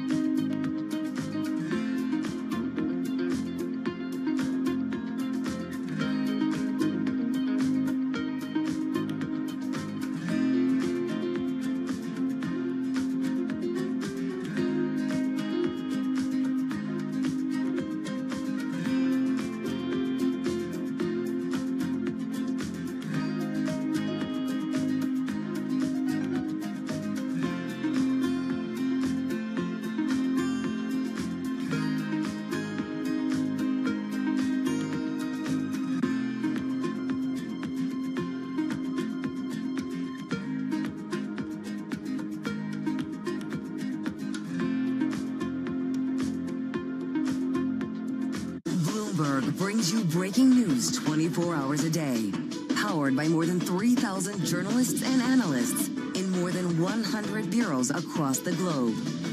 Bloomberg Television. Context changes everything. Welcome to the world of decentralized finance. Massive outperformance from Bitcoin. Bloomberg is covering all things crypto, the people, the tectonic shift emanating from Washington. All we're looking for is clear rules and the ability to build in the United States. Crypto shouldn't be partisan. the transactions, Really a record-breaking moment. Crypto VC is back. and the technology. It's really the beginning of a global on-chain economy. And if America doesn't embrace it, we're going to be left behind. Bloomberg Crypto, only on Bloomberg.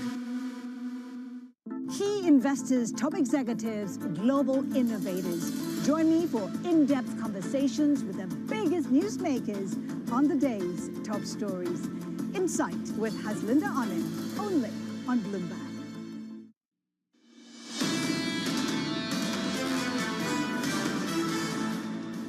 Stocks are softer here. We're down 1% on the S&P 500. In the bond market, yields are lower by 5 or 6 basis points. The 10-year 4.2455. Under surveillance this morning is a recession on the table. I hate to predict things like that.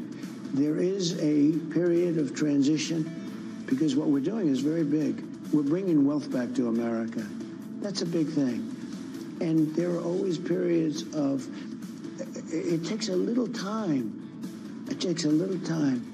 So here's the latest this morning. President Donald Trump refusing to rule out a recession with more tariffs set to take effect on Wednesday. Bloomberg's Tyler Kendall joins us now from D.C. for more. Tyler, a debate that we're having around the table throughout this morning is that they seem to be very, very keen, determined, in fact, to rebalance the economy. The question we've got, and maybe you can help us answer it, how much pain are they willing to take?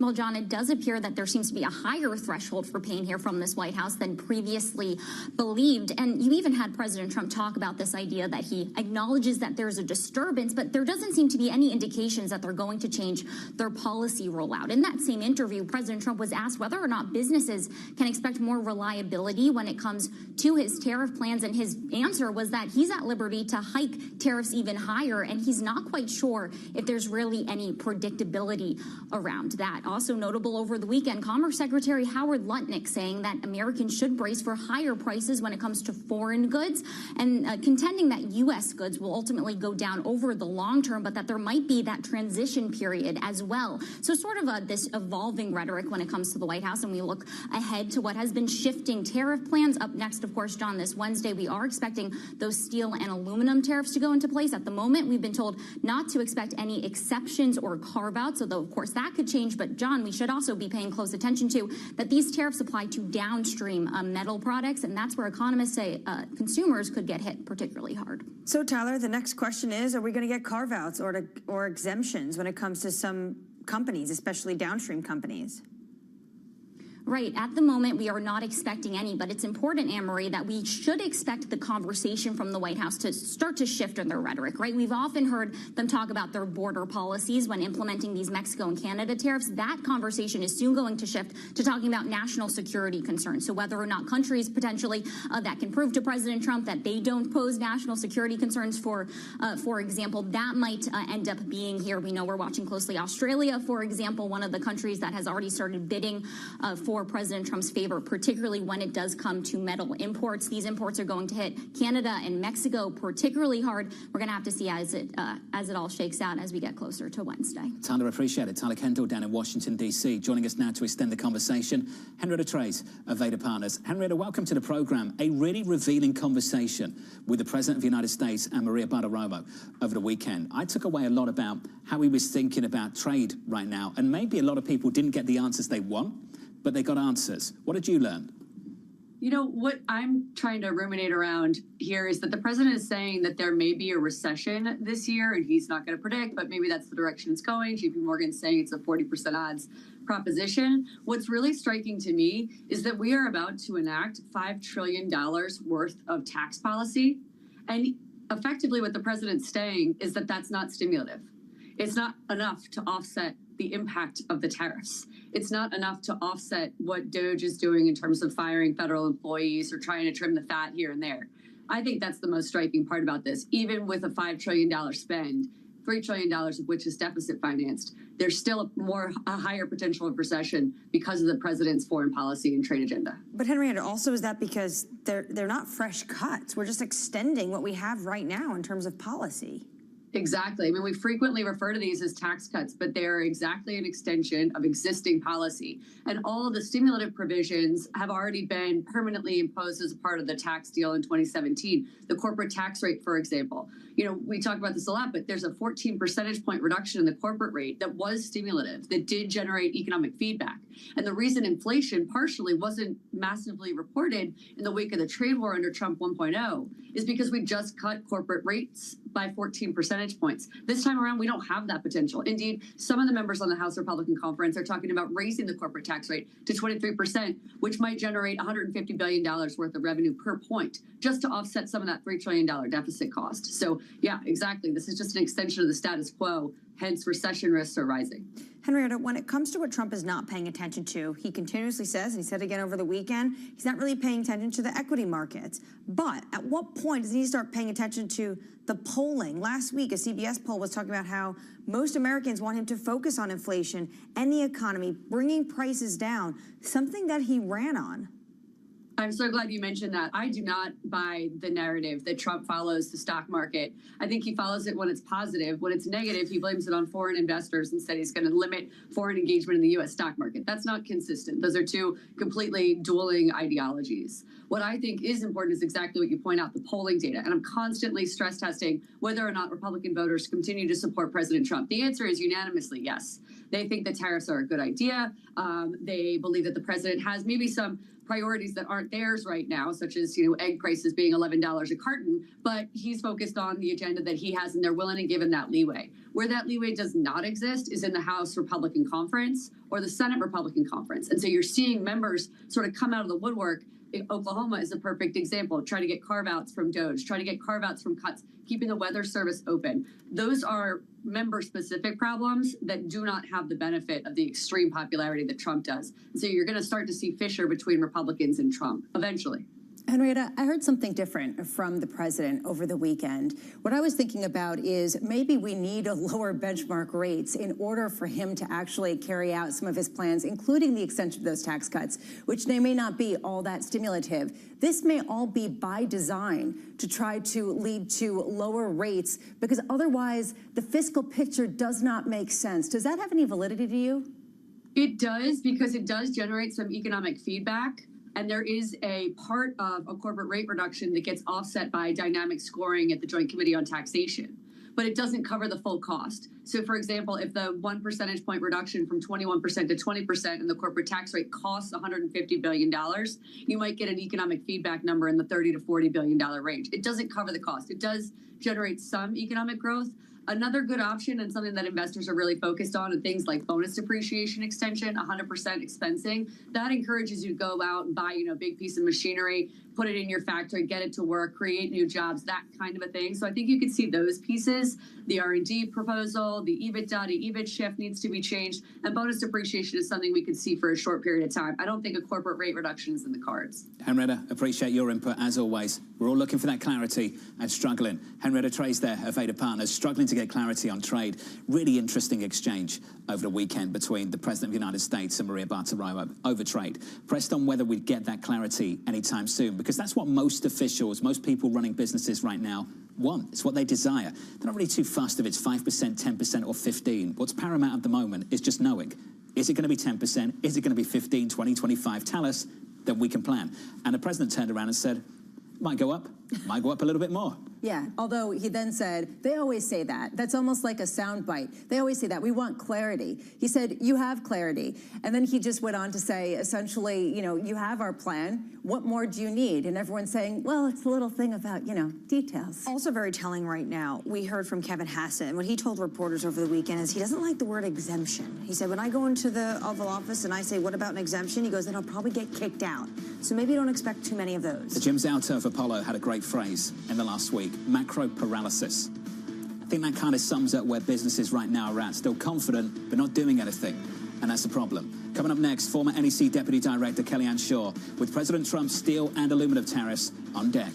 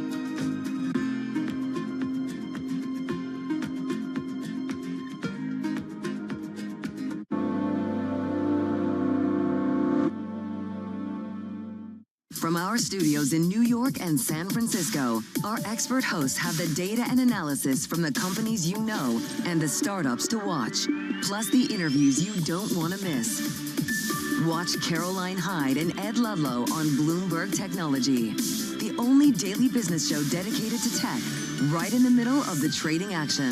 Live every weekday, only on Bloomberg Television. Context changes everything. Middle East and Africa. Vibrant resources and high-yield investment opportunities abound. Join me on Horizons Middle East and Africa for the stories, newsmakers, and insight from this exciting region. Now weekdays, only on Bloomberg. Bloomberg loves earnings. I know it's like your Super Bowl, right? I can't wait. It's like opening presents in the morning. All right, it will be exciting. Nobody covers earnings like Bloomberg. Listen carefully. Can you hear the rhythm in the markets? Not just in the syncopations triggered by inflation, but in the preludes leading to global elections, in the dissonance that moves the Nikkei, and the rising course conducted by AI. There's music in the markets, and if you want to learn to listen for it, we'll show you how.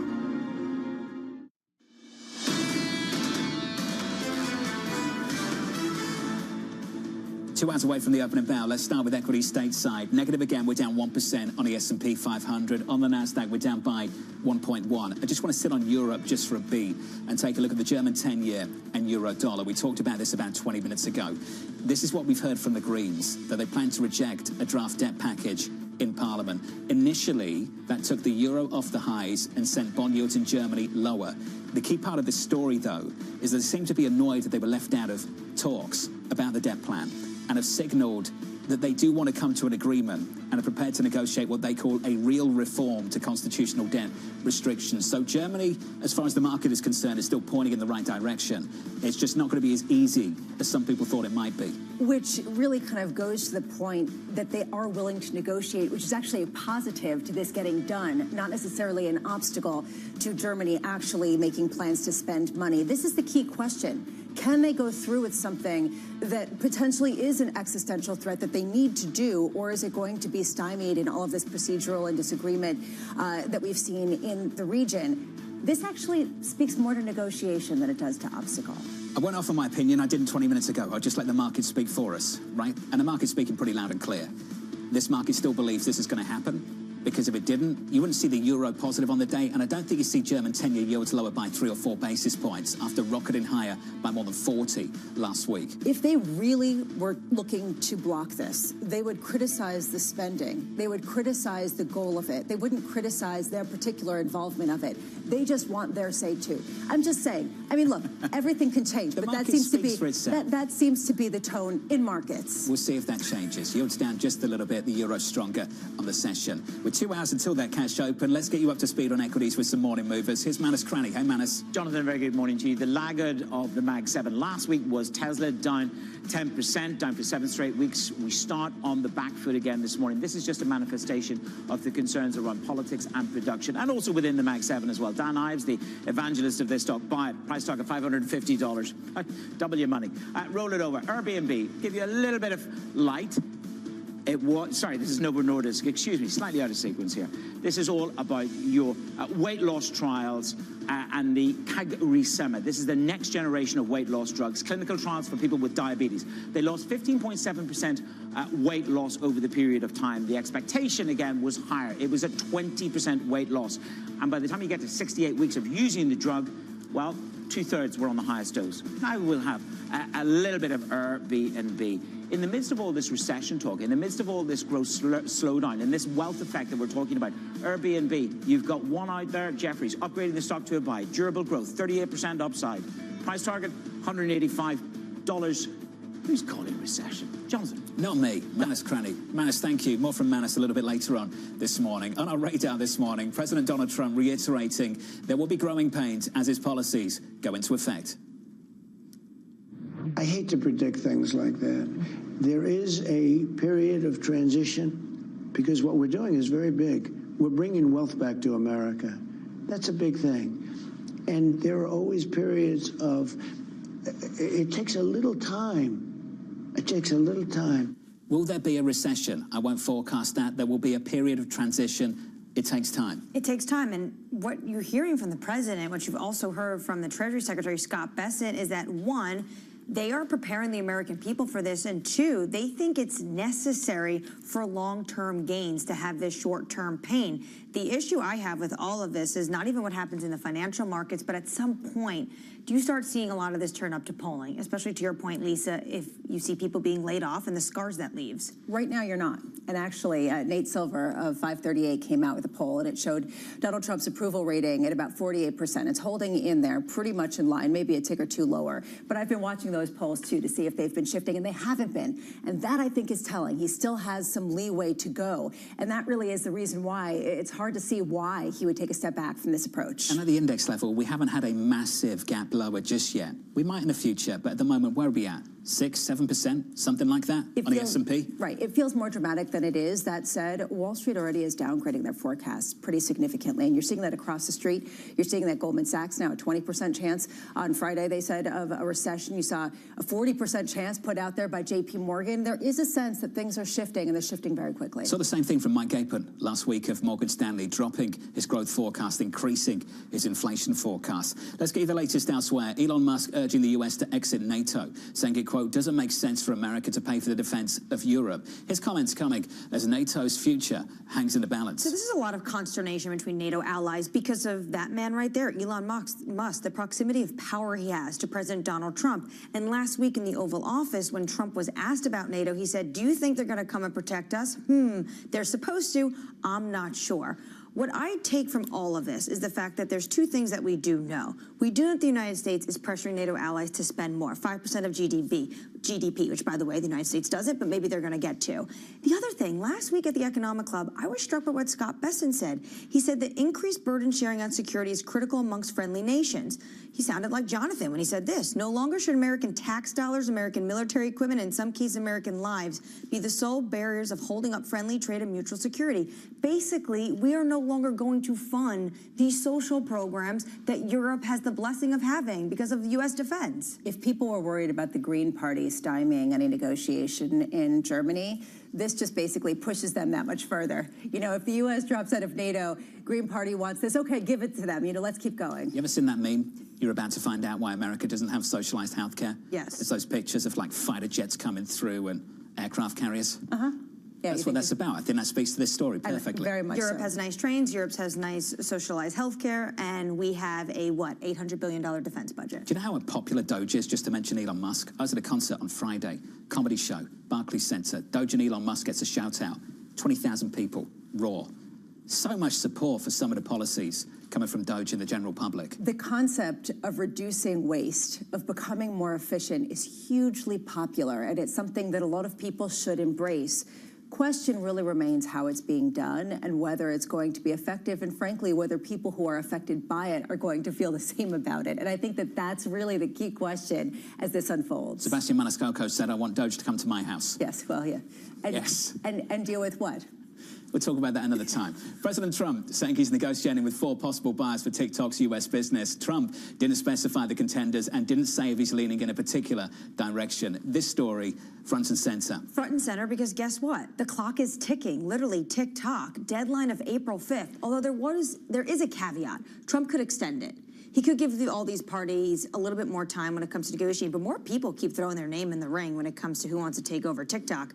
Then you have to remember, of course, Beijing has to sign off on it. That's a big problem. True. It's a big hurdle. Let's turn back to the tariff agenda. 25% tariffs on steel and aluminum imports still on deck for Wednesday. The former NEC Deputy Director, Kellyanne Shaw, writing, the ambiguity of Trump's tariff plans are a feature and not a bug, as he sets to negotiate both USMCA and relationships with a number of key trading partners. Kellyanne Shaw joins us now for more. Kellyanne, welcome to the program. Those negotiations set to kick off a whole lot more in the next month, at the start of April, when we get the reciprocal tariffs. What are you expecting to see in the next month or so?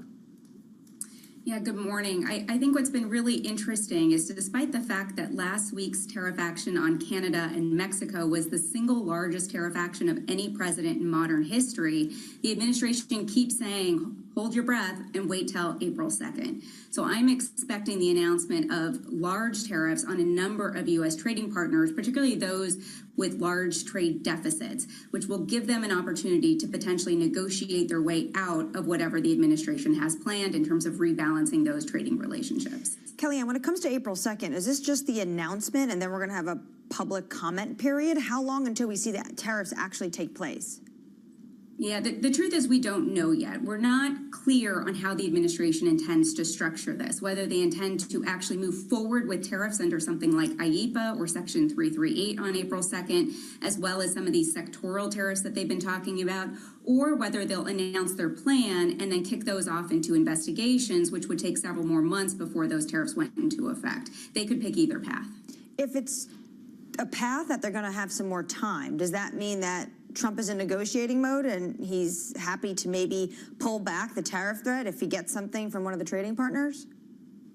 Well, I think the president has been clear that he is open to negotiations on these reciprocal tariffs. His idea is that we'll charge you what you charge us, and if other countries come to the table and lower their own tariff barriers, then those tariff rates would go down on the U.S. side as well. And I think that is the beauty of this concept of reciprocity. It really is the epitome of fairness from the perspective of the president. So I certainly think there's scope for negotiation. What about Wednesday when it comes to aluminum and steel? Do you expect those tariffs to go through, as Howard Lutnick said over the weekend? Yeah, I do. I think that this is a redo of what the administration did back in 2018. And the view that you're hearing coming out from the White House is that there were so many exceptions, so many exclusions, that it became a loophole you could drive a truck through. And so they're starting with the maximalist tariff approach when it comes to steel and aluminum. I do think that there is scope for countries like Australia or maybe Canada and Mexico to get some sort of country exception, country exclusion. But for now, I think he's moving forward with the full measure. A number of studies, Kellyanne, have been pointing to the fact that actually production might move more quickly out of the United States if the 25% tariffs do continue, particularly on Canada and Mexico. I'm talking about auto parts makers in particular. How much do you think that the president accounts for this type of behavior at a time where a lot of companies are trying to insulate themselves from headline risk? Yeah, I think that the president's reaction to pare back some of the Canada and Mexico tariffs and say that for companies that are complying with USMCA rules of origin, that you would be exempted from the measure, shows that the president is paying attention to this and that it's not just about production in America, but in North America. But this is an administration that is really focused on production. And so not only are they using tariffs to achieve that, but they have forecasted that when it comes to tax cuts, deregulation, and a number of other policies, they're going to do what they can to incentivize producing in the U.S. and producing in North America. Kellyanne, what do you make of this theory that this is all by design, that a little bit of pain is kind of the goal here to get interest rates lower, to offset some of the tax cuts and just the increasing deficit and increasing interest expense that the U.S. is paying? Do you believe that that could actually be by design? I'm not sure if that's the objective of the administration. I think when they talk about the fact that there's going to be pain and when the president talks about this transition period, what they're talking about is the fact that they have their eye on the ball 10 steps ahead. And that at the end of the administration, they want to be in a place where U.S. trading relationships are in a more balanced position, where there are lower tax rates and there is a greater incentive to produce in the United States and what they refer to as this golden age of manufacturing, golden age of production, but that is not going to be easy to get to. It's not a straight line. You're going to have to break some plates in the meantime. And so if some of these other economic consequences are happening, that is part of the entire measure, but I'm not sure that all of these are necessarily intended consequences. Kellyanne, there's one place we know where the tariffs are going to stick, and of course that's China, 20%. And as of today, China's reciprocal tariffs on the United States, those retaliatory measures have gone into place for a number of agricultural products. Given you were there for phase one, do you think potentially there's a bigger deal to be had at the end of this when it comes to China? Because I remember in 2018, there was billions of dollars of losses from the agricultural sector in the United States, and then Trump had to actually have a bailout for these farmers. Yeah, agriculture really is at the tip of the spear when it comes to trade and tariff policy because they're the first to get retaliated against. They are one of the most politically sensitive products in the United States, and every member of Congress has some form of agriculture in their district. which is why it's so attractive for our trading partners to hit them first. We'll have to see where this goes. I mean, the president has tweeted and posted on True Social about taking care of the farmers, having them sell domestically. I think he is keenly aware that they are getting hit first. But when it comes to China and some sort of trade deal, the jury's out. We'll have to see what happens and whether China wants to come to the table with the United States and vice versa.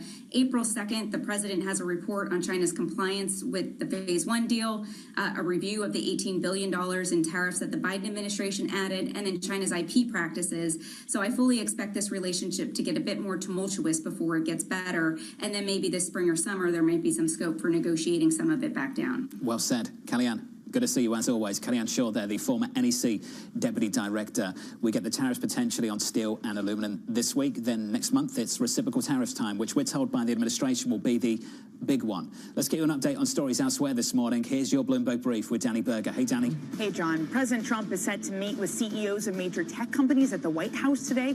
That includes HP, Intel, IBM, and Qualcomm.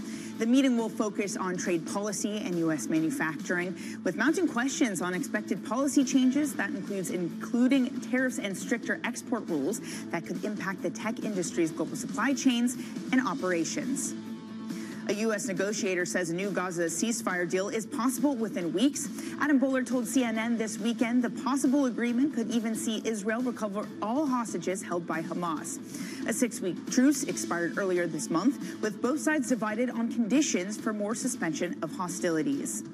And a check on Novo Nordisk shares, those down 6.4%. That's the most since December, after the drug maker's next generation shot, CagriSema, showed a 15.7% weight loss in a clinical trial of people with diabetes. Patients were allowed to choose their dose of the medicine, and after 68 weeks, less than 2/3 were on the highest dose. Shares have fallen 37% in the past 12 months on investor concerns that Novo won't be able to compete with competitors long term. And that's your brief. John. Hey, Danny, thank you. More from Danny in about 30 minutes' time. Up next on the program, separating signal from noise. While there have been recent developments in some of these areas, especially trade policy, uncertainty around the changes and their likely effects remains high.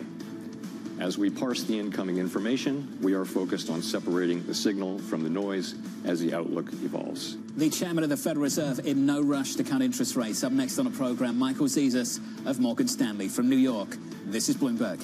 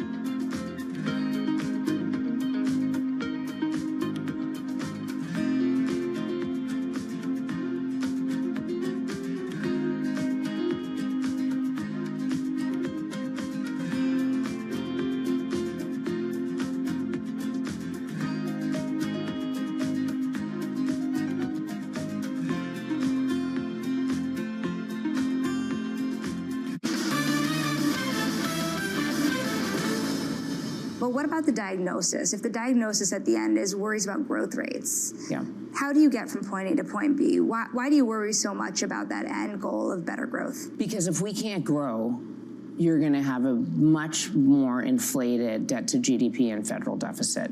And that's not good for the economy. Growth is really critical. And I think what's underappreciated is what the inputs are to get to the growth number. And so we talked a little bit about productivity. I hope that we can continue to produce at 2% indefinitely on productivity. I think that would be great. But you got to make sure you have the other levers in place, I think, to buoy that. So if you look back over the last several years, we've had 8 million immigrants come into this country in the last 4 years.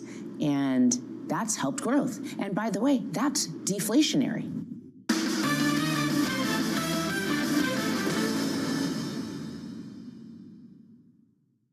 morning. This is Bloomberg Daybreak Europe. I'm Tom McKenzie in London. These are the stories that set your agenda.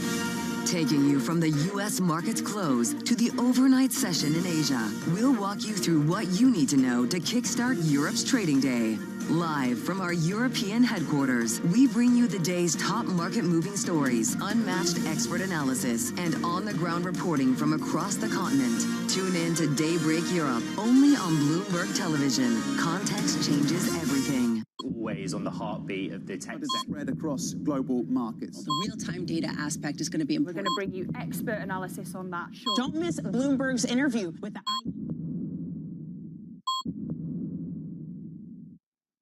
It's a multi-trillion-dollar industry. We'll show you what's happening in ETFs like no one else. ETF IQ, only on Bloomberg.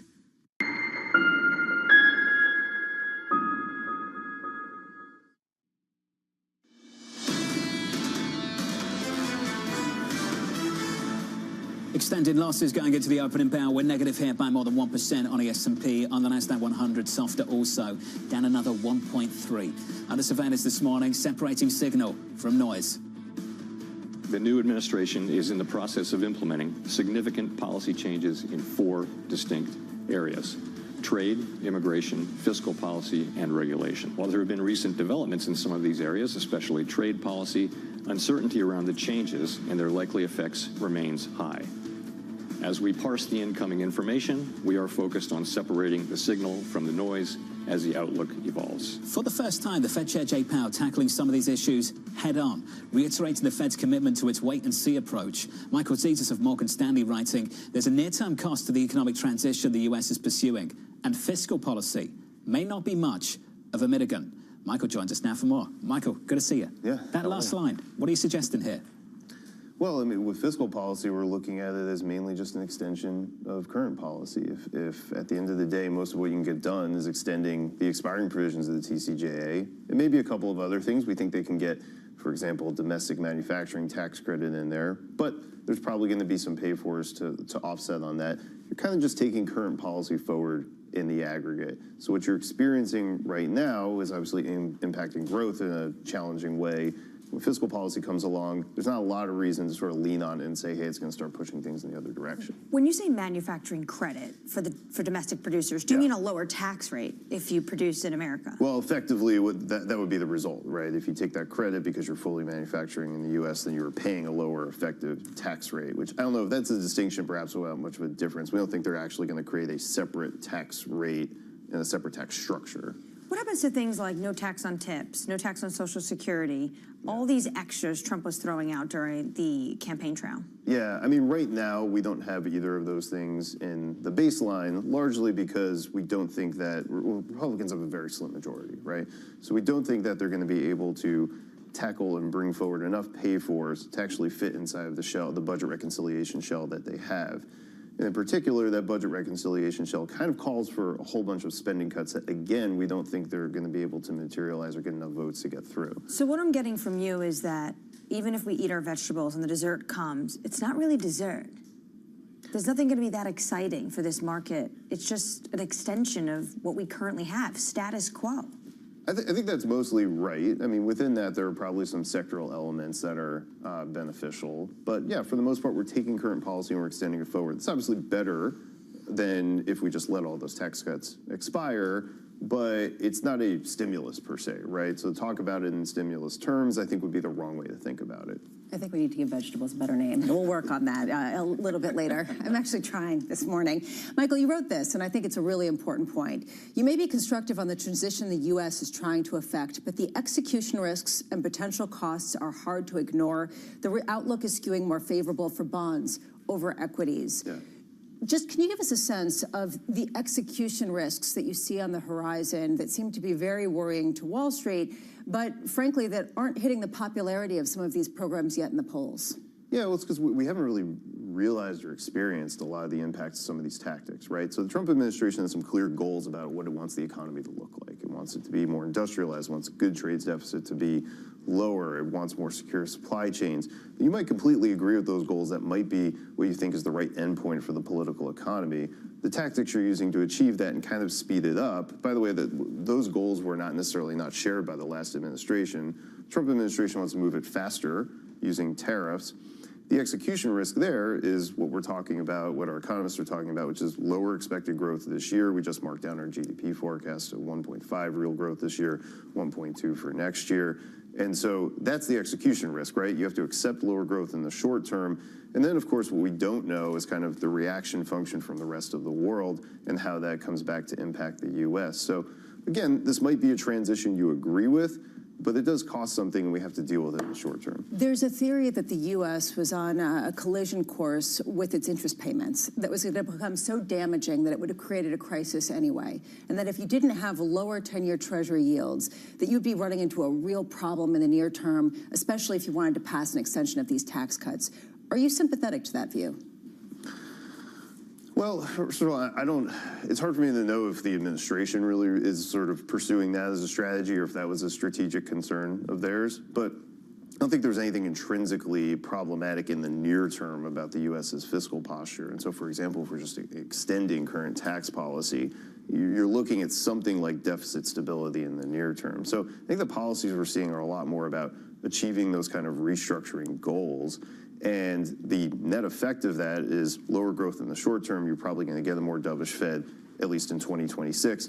That's ultimately what pulls yields lower, and that's why we're more constructive on bonds at the moment than we are in equities. Michael, what does that mean for the shape of the curve?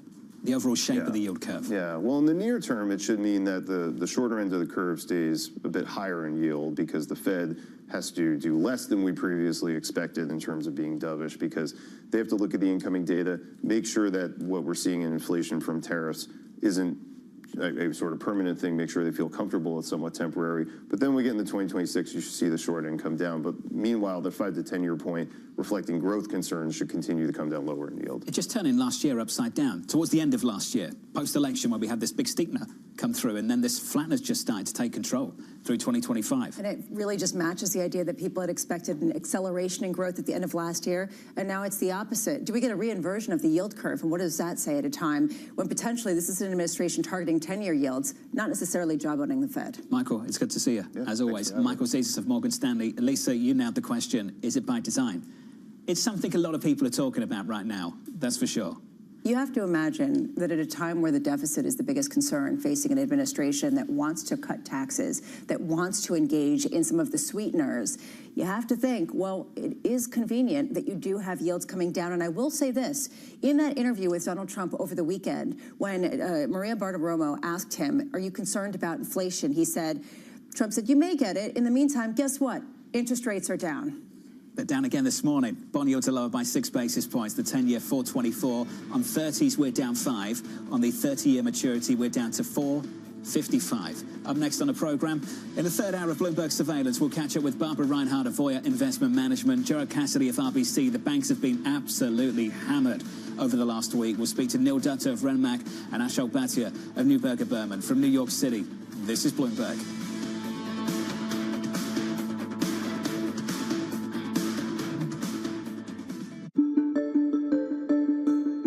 You are also an owner, I should have pointed out, of 3 major sports teams. That's right. Right? And you're the first woman, as I understand it, the first woman to own 3 major, have stake in 3 major sports teams. Is that right? Yes, and we'll say African American.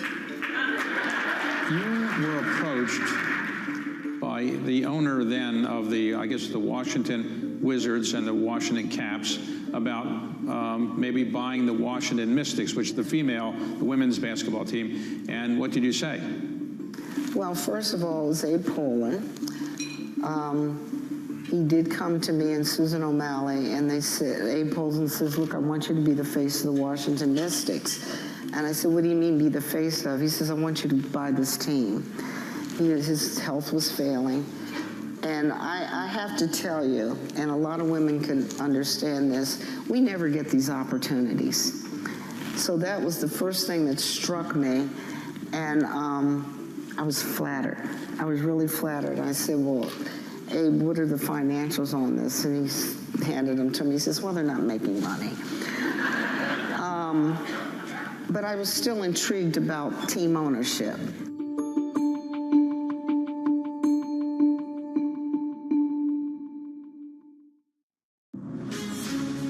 From the beating heart of global finance, economics, and politics, and wherever newsmakers are moving markets, Bloomberg brings you conversations that allow for deep discussions and important insights. What do you think the future is for inflation? Is this a new normal? Are markets too optimistic? How do you worry about the things that are outside your control? How does the current fighting completely stop? I'm Francine Lacroix, and this is The Pulse, every weekday only on Bloomberg. What about artificial intelligence? Is artificial intelligence going to enable you and others to say, we have enough information to know exactly what something is going to be worth in terms of insuring it or not? Artificial intelligence is finding its way into our business in a variety of different factors. I think the first piece is getting much better insight into data, which allows us to make better decisions on underwriting. It's also a great opportunity to service business better in terms of like call centers and different ways of what's using robotics and other AI will be very helpful. But it is an emerging practice within the industry and one that is evolving very quickly. So it's also going to present risks that other companies, how they use it and how they use large language models and making sure the decision making is very sound. So it's complicated, but it definitely is benefiting the business today.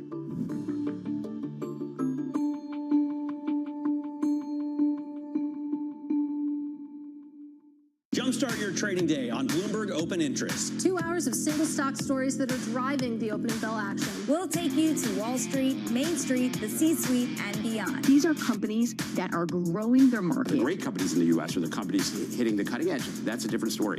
Get the inside track on what's buzzing in markets. With the players who are shaping the narrative. If you have bad earnings reports, you're going to get punished. They're not buying what the industry is selling. Join us on Bloomberg Open Interest. Every trading day, only on Bloomberg.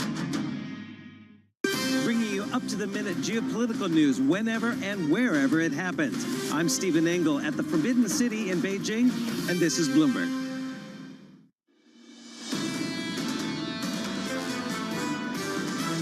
We came into this year with such high valuations, such stretched expectations that there still is very little room to absorb any kind of bad news. It's clear that we do have a lot of headwinds mounting. I can go across the board. Every single consensus trade has been upended. Risk assets are very vulnerable. This risk of something deeper than a 10% drawdown, that is rising. This is Bloomberg Surveillance with Jonathan Farrow, Lisa Abramowitz, and Anne-Marie Hordern. 90 minutes away from the opening bell. Your third hour of Bloomberg Surveillance starts right now with equity futures negative by 1.2% and your week ahead shaping up as follows. Later on this week, CPI on Wednesday, PPI later in the week, so you get another read on inflation in America and another deadline for tariffs, this time 25% on steel and aluminum. And what we heard from Kellyanne Shaw earlier, formerly of the Trump administration, was that she does think those are going to go on, and it raises the question of what the ramifications will be. When you look at the week ahead, I loved what Stuart Kaiser said. He said, Michigan is oddly important at a time we're trying to gauge very quickly moving information, and sentiment is suddenly of renewed importance. So this is the soft data, and I think we're all sitting here waiting to see whether any of that uncertainty, the lack of clarity on trade, spills into the hard data. And so far, things are just about okay. On a headline basis, payrolls were just about okay. Just about okay, but then you look at what CEOs are saying, and they're talking about the fact that this is going to be challenging. How do they digest this, and how much are they going to be passing on to consumers? And remember, when it comes to Wednesday, the 25% on aluminum and steel, which Howard Lutnick over the weekend said is going to go through, Steve Chivarone said that's not even peak uncertainty when it comes to tariffs. We still have an entire month to wait. April 2nd is when we'll get the outline for those reciprocal tariffs. The president was pressed and asked for clarity on trade, and he said tariffs might go up. They might go down. So basically, he isn't going to give any clarity, and that's by design because that's a negotiating feature. In the meantime, though, what do businesses do?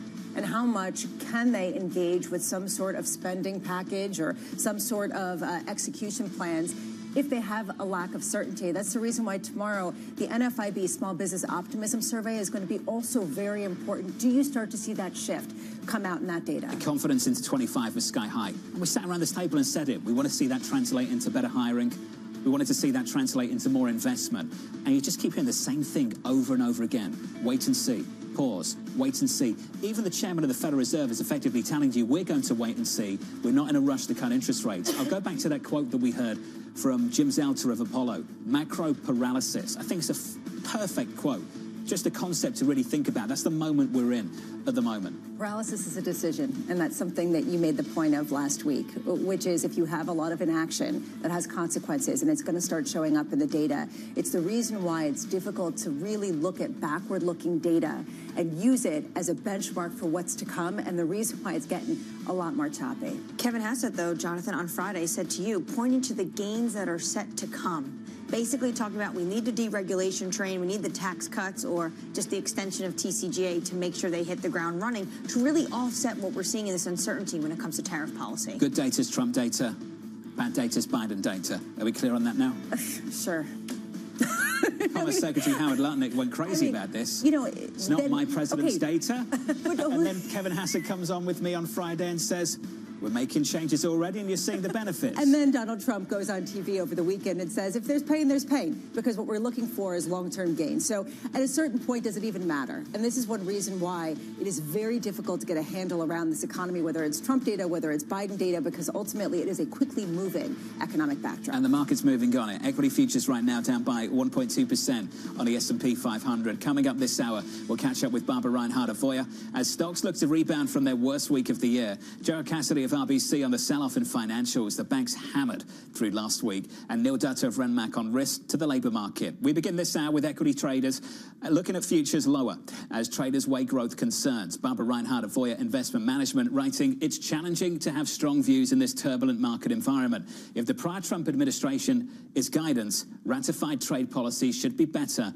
than feared. Barbara joins us now for more. Barbara, good morning. Good morning. Is that playbook even worth looking at anymore? You know, I think the problem is the stop-and-go nature of the administration's policy seemed to really be what's causing a lot of indigestion in the markets. And that also, coupled with softer survey data, earnings revisions have been marked down a bit, at least for the first half of this year, and it's causing a lot of problems. I mean, it was just on February 20th that we hit a new all-time high for the S&P 500.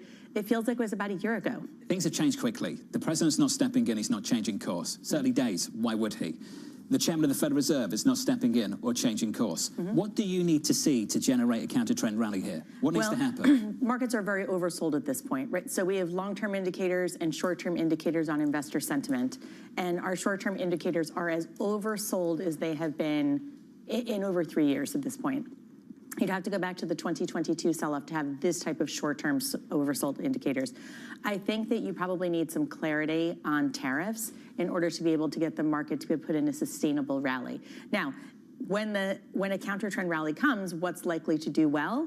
The things that have sold off the most. I mean, U.S. small-cap stocks, someone on my team pointed this out to me, are down over 20% from September or 2024. So likely you're going to see a big counter-trend rally in U.S. small caps, U.S. mid caps, potentially U.S. growth stocks as well. But it could be a while before you get enough visibility to generate that counter-trend rally. You said that the oversold indicators were the most going back to 2022, and yet we're still at some 21 times earnings. We're still at a pretty elevated valuation, which goes to the structural argument that maybe money has been flowing into the U.S. disproportionately for so long that now just a normalization, especially back to Europe, makes a little bit of sense. How much credence do you give that idea? I don't discount it all that. I mean, I give it a lot of credence. However, I would note the following. The fiscal stimulus plans that Germany is planning to put into place is really only for Germany at this point. You still have long-term structural issues that have to be solved for Europe, according to the Draghi report. You have demographics that are working against you. You've got regulation that is very heavy in Europe. Those things have to be addressed and changed dramatically in order for Europe to say, Europe's going to outperform the U.S. for the next 3 years. One difficulty right now is you don't invest in hours, right? No. I assume that you have a longer-term horizon. Yes, I mean, I'm investing for retirement. My horizon is technically 40 years. So this is the difficult aspect, right? This is a trader's market right now. We're talking about shifts that are incremental when you have to look over the big term and understand what the long-term goal is and whether it's feasible for us to get there. So how are you doing that? Well, I think the big issue that we're considering now is that the stagflationary scenario is getting a lot of traction in the markets. And if that's the case, No asset class works. Not bonds, not stocks, not international, nothing. Well, maybe cash works for you over the very short term. Now, if you get a little bit less policy uncertainty, you can look a little forward to the U.S. data seems to be softening a bit, at least on the survey side. If it starts to reach the hard data, such as employment, you would see a Fed policy response if they have the air cover on inflation.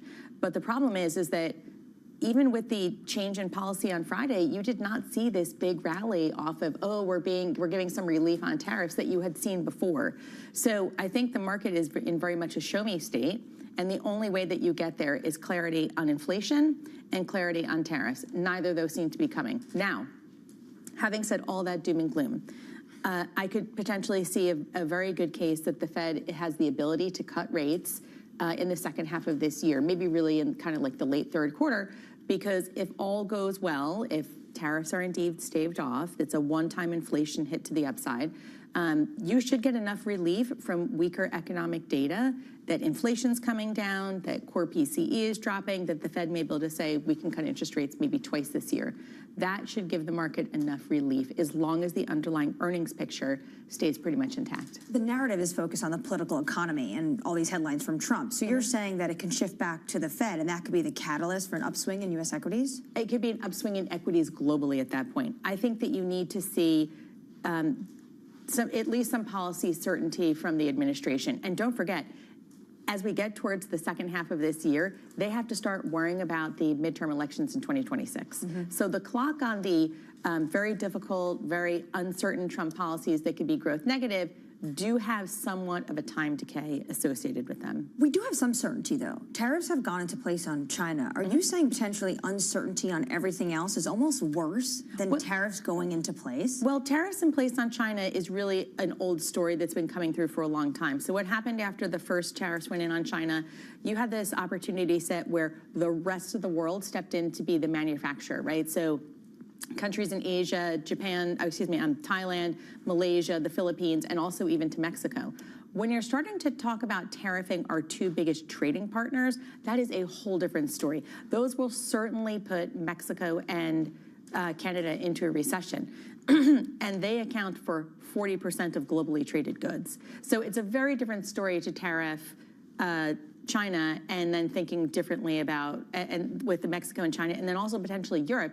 If you tariff Europe, that's going to have a big knock-on effect to China as well. However, the biggest swing that you can get in stimulus is likely coming from the Chinese. So that actually makes us a little bit more bullish on the emerging markets than we would say the very overbought European equities at this time. So you put this all together, it sounds like on the margins over the past few weeks, you've been shifting out of the U.S. and waiting for the U.S. to sort of get some of those certainties before going into whether it's small caps, mid caps, or big tech. Is that the idea? Well, in our portfolios, what we've done more recently, we bought a little bit more into the emerging markets. We bought something into U.S. mid-caps because we want to make sure and have exposure to those parts of the market that are likely going to benefit from the rotation. We've been reticent to buy European equities because they have run so far at this point.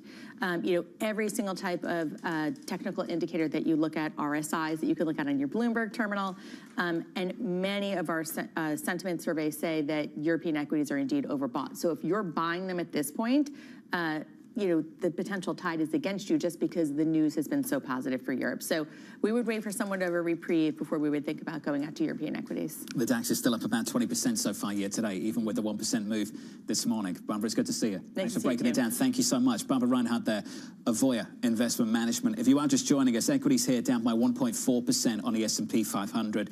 Lisa, just a snapshot of Wall Street over the weekend. Ian Lincoln of BMO. Nothing to point towards stability in the near term.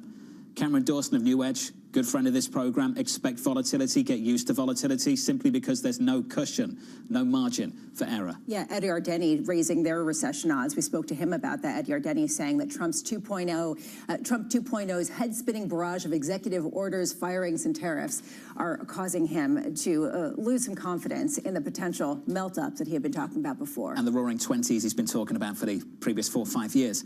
In the bond market, bonds are bought, yields are lower. We're down by 6 basis points on a 10-year to around 424. Let's get you an update on stories elsewhere this morning with your Bloomberg Brief. It's Danny Berger. Hey, Danny. Hey, John. Trade tensions between the U.S. and Mexico are simmering. Mexico's President Claudia Sheinbaum said that she is confident the U.S. will not impose reciprocal tariffs on her nation's exports.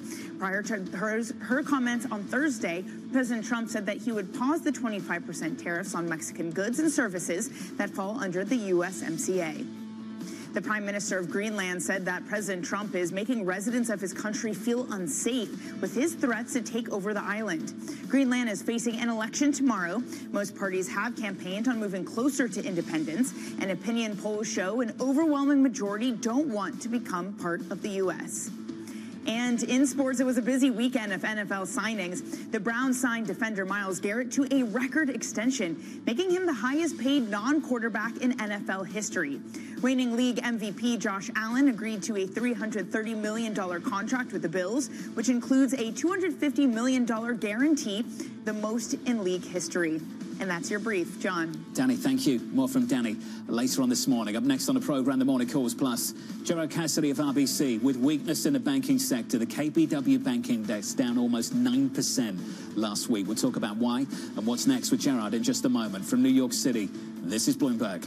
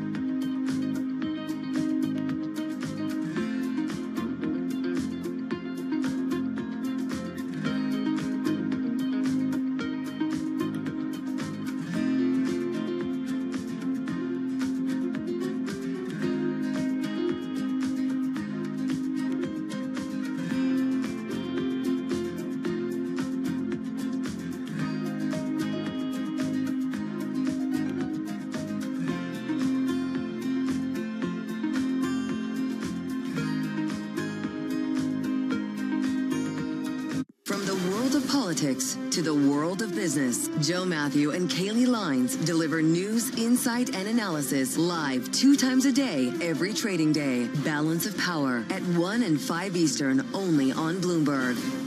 Welcome to the world of decentralized finance. Massive outperformance from Bitcoin. Bloomberg is covering all things crypto, the people. The tectonic shift emanating from Washington. All we're looking for is clear rules and an ability to build in the United States. Crypto shouldn't be partisan. The transactions. Really a record-breaking moment. Crypto VC is back. And the technology. It's really the beginning of a global on-chain economy. And if America doesn't embrace it, we're going to be left behind. Bloomberg Crypto, only on Bloomberg. There is this real momentum from Wall Street. We are basically deep in the European earnings season. Take a look at how we're faring when it comes to Asian markets.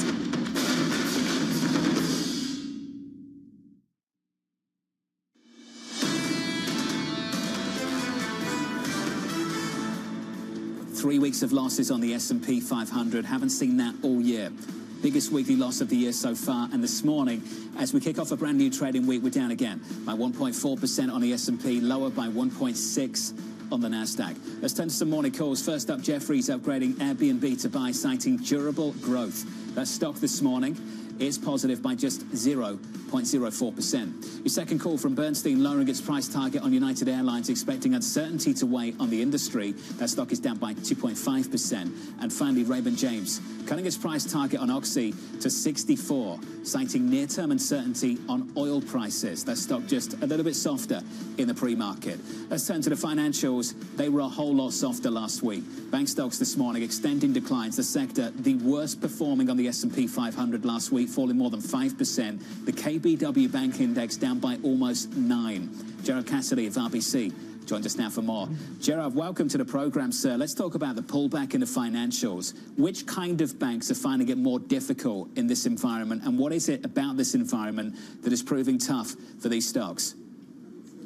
John, it's really coming down to the outlook, the increased uncertainty caused by, the tariffs that the president offered up with Canada and Mexico, of course, early last week has really caused a lot of uncertainty on the growth of the economy.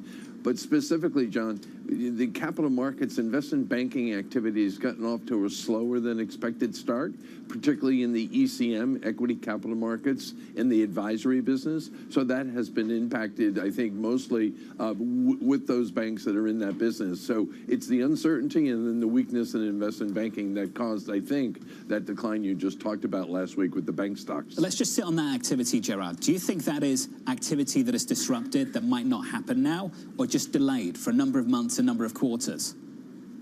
It's interesting, in our RBC's Financial Institutions Conference last week, the banks that had the investment banking activity talked about it. The pipelines are still full. So it's really more of a delay at this point rather than business going away. So to answer your question, I would say it's more of a delay, possibly second, third quarter, as things hopefully calm down after what we saw last week from the White House. Gerard, at the conference, when you say hopefully calm down, what could happen for these deals to actually come to fruition at a time where we haven't yet maybe reached peak uncertainty?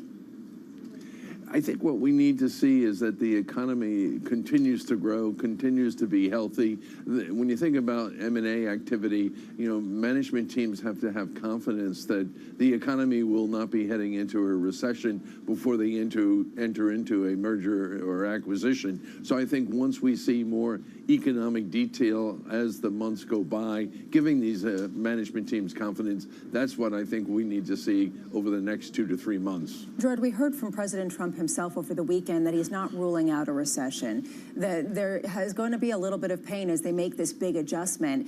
And at the same time, we have seen this administration celebrate the fact that longer-term yields have gone lower. At what point are those lower yields supportive for some of these businesses and for some of this M&A activity that still is in the pipeline? Lower yields would certainly, I think, accelerate some M&A activity. It also would accelerate, the housing market. If we were to see the 10-year government bond fall below 4%, and you start to see spreads come in on mortgage-backed securities, that would certainly stimulate the housing activity, certainly refinancing activity. But to the M&A question, lower rates would certainly make deals more attractive, and that could get people to jump off and start doing more deals in the second quarter going into the early part of the summer. On the flip side, what we're seeing, as John was pointing out earlier, is the reverse of last year, which is the steepening yield curve trend has now turned into a flattening yield curve, with the long end declining, yields declining in the face of potential growth concerns, while short end yields remain pinned. This is hugely problematic for the banks. I mean, at what point does that itself really fly in the face of this ongoing rally? It's a good point, because coming into the year, the banks were set up very, very well. The regulatory outlook is really going to improve for the banks. That was number one. Number two, you had a healthy economy. Number three, interest rates. And as you pointed out, we had a positive yield curve, which we hadn't seen in quite some time. As the yield curve flattens, it's less positive for the banks. So it's really going to be interesting to see what the Federal Reserve does, because if the economy is slowing and there's no real threat of inflation, if they could lower the short end of the curve and create that positive yield curve as the long end comes down, that would certainly be positive for the banks. So, Jared, what would you buy? What are you telling clients to do right now? There are pure capital market plays that have been beaten up a bit. The bigger banks, the likes of Bank of America, the likes of JP Morgan, are down some double digits as well. JP Morgan down double digits, down 13% from the highs of only a month ago. What are you kind of thinking about at the moment, and what are you telling clients to do? John, when you look at the valuations, the banks are really becoming quite attractive. Not to say that they weren't attractive before, but Bank of America is a very good example of a way of playing the economic expansion through the consumer and small business. But at the same time, they have, of course, the capital markets business with Bank of America Merrill. So that's one way of playing the banks, is through a large money center such as Bank of America. Then on the regional front, the regional banks are still doing well, and we point people toward the likes of Fifth Third or Key Corp or Regions Financial as a way of playing the regional banks. Now, these are more risk-on names, and if people wanted to go into a risk-off position with commercial banks, then we'd steer them to a PNC or an M&T Bancorp. Jared Cassidy of RBC. Jared, appreciate the update, sir. Lots to think about. What a sector to be in at the moment. The financials, really difficult week last week. We talked about the banks on the S&P down some 5%. KBW Bank Index, to see that move, down by almost 9%. And if you just track the chart back to where we were post-election, we're very, very close to raising the post-election gains. And this was one of the favored sectors coming into 25. It's pretty much a reversal of everything that we saw in the first couple of weeks after the Trump administration. I mean, even beyond banks, take a look at Tesla. It's sort of the poster child, where it's down almost 50%. With banks, there is a question of whether this is just simply tracking the sentiment shifts or whether this is actually a repudiation of this idea that we are going to get some sort of boom in M&A. We're going to get some sort of boom in the fundamental American economy. That still has yet to be seen. And that, I think, is the reason why Stuart Kaiser was saying this is the tell that this economy is actually rolling over, that the bear market could come if this keeps selling off. Consensus view for Gerard, I think at the moment still believes that we'll get that activity. That activity is just delayed. And that's a problem in the near term for us all to try and grapple with. You mentioned this earlier, you alluded to it, and I think it's important. Once you start to unlock some weakness, though, does that weakness get away from you? That could be problematic. And we're seeing that from some of the calls now on the street. I mentioned Morgan Stanley and Mike Gapen dropping their growth forecast, increasing their inflation forecast off the back of some of the policy changes we've seen in just the 1 month we've seen, the one full month we've had from the administration. This comes from Goldman this morning. They've updated things in the past week as well. New tariff assumptions imply that core PCE inflation will rise a bit and peak at about 3% year on year versus remaining roughly steady in the mid-twos previously. So that's inflation, stickier, higher than anticipated. On GDP, larger tariffs also likely hit GDP harder. We've reduced our 25 Q4 GDP growth forecast to 1.7% from 2.2. So just directionally, things are moving in the wrong direction when it comes to the outlook in the United States versus moving in the right direction over in Europe. Now, you could still get to the end of the year where growth in America is better than growth in Europe, but where we're moving directionally, where we're pointing, is important. And that's the reason why the dollars are flowing in tandem with that. How do you invest in uncertainty? And a stagflationary light type of environment, which is what you described and what Goldman Sachs seems to be shifting their expectations to, isn't good for any asset, so why try to play? Question is whether this is just such a quickly whipsawing narrative shift that people are getting over their skis with excitement over Europe, which still faces a lot of structural and demographic challenges, and perhaps leaving the U.S. in the dust. There still is a long way to go, though, given how expensive U.S. stocks have been and how much the dollar long has been entrenched in global investing for the past decade. I feel like I'm always the first to say there'll be teething problems in Europe. It's going to be nothing easy about this. We've seen that taking place in Germany already this morning. But the outlooks at the moment are moving in the right direction for Europe. And at the moment, at least, and things can change, they're moving in the wrong direction for the United States. We heard from HSBC this morning, downgrading their view on US stocks to neutral and upgrading their outlook for European equities. And we've already seen a monster move over the last month or so. This morning, at session lows, we're down by 1.4% on the S&P 500. A big week still ahead for economic data. CPI on Wednesday, PPI after that, and another deadline for trade. 25% tariffs on steel and aluminum on deck this week. Up next on the program, we'll speak to Neil Dutta of Renmark about the economy, and we'll speak to Ashok Bhatia of Neuberger Berman, as Trump Volume 2 apparently is good for bonds and bad for stocks. That conversation up next.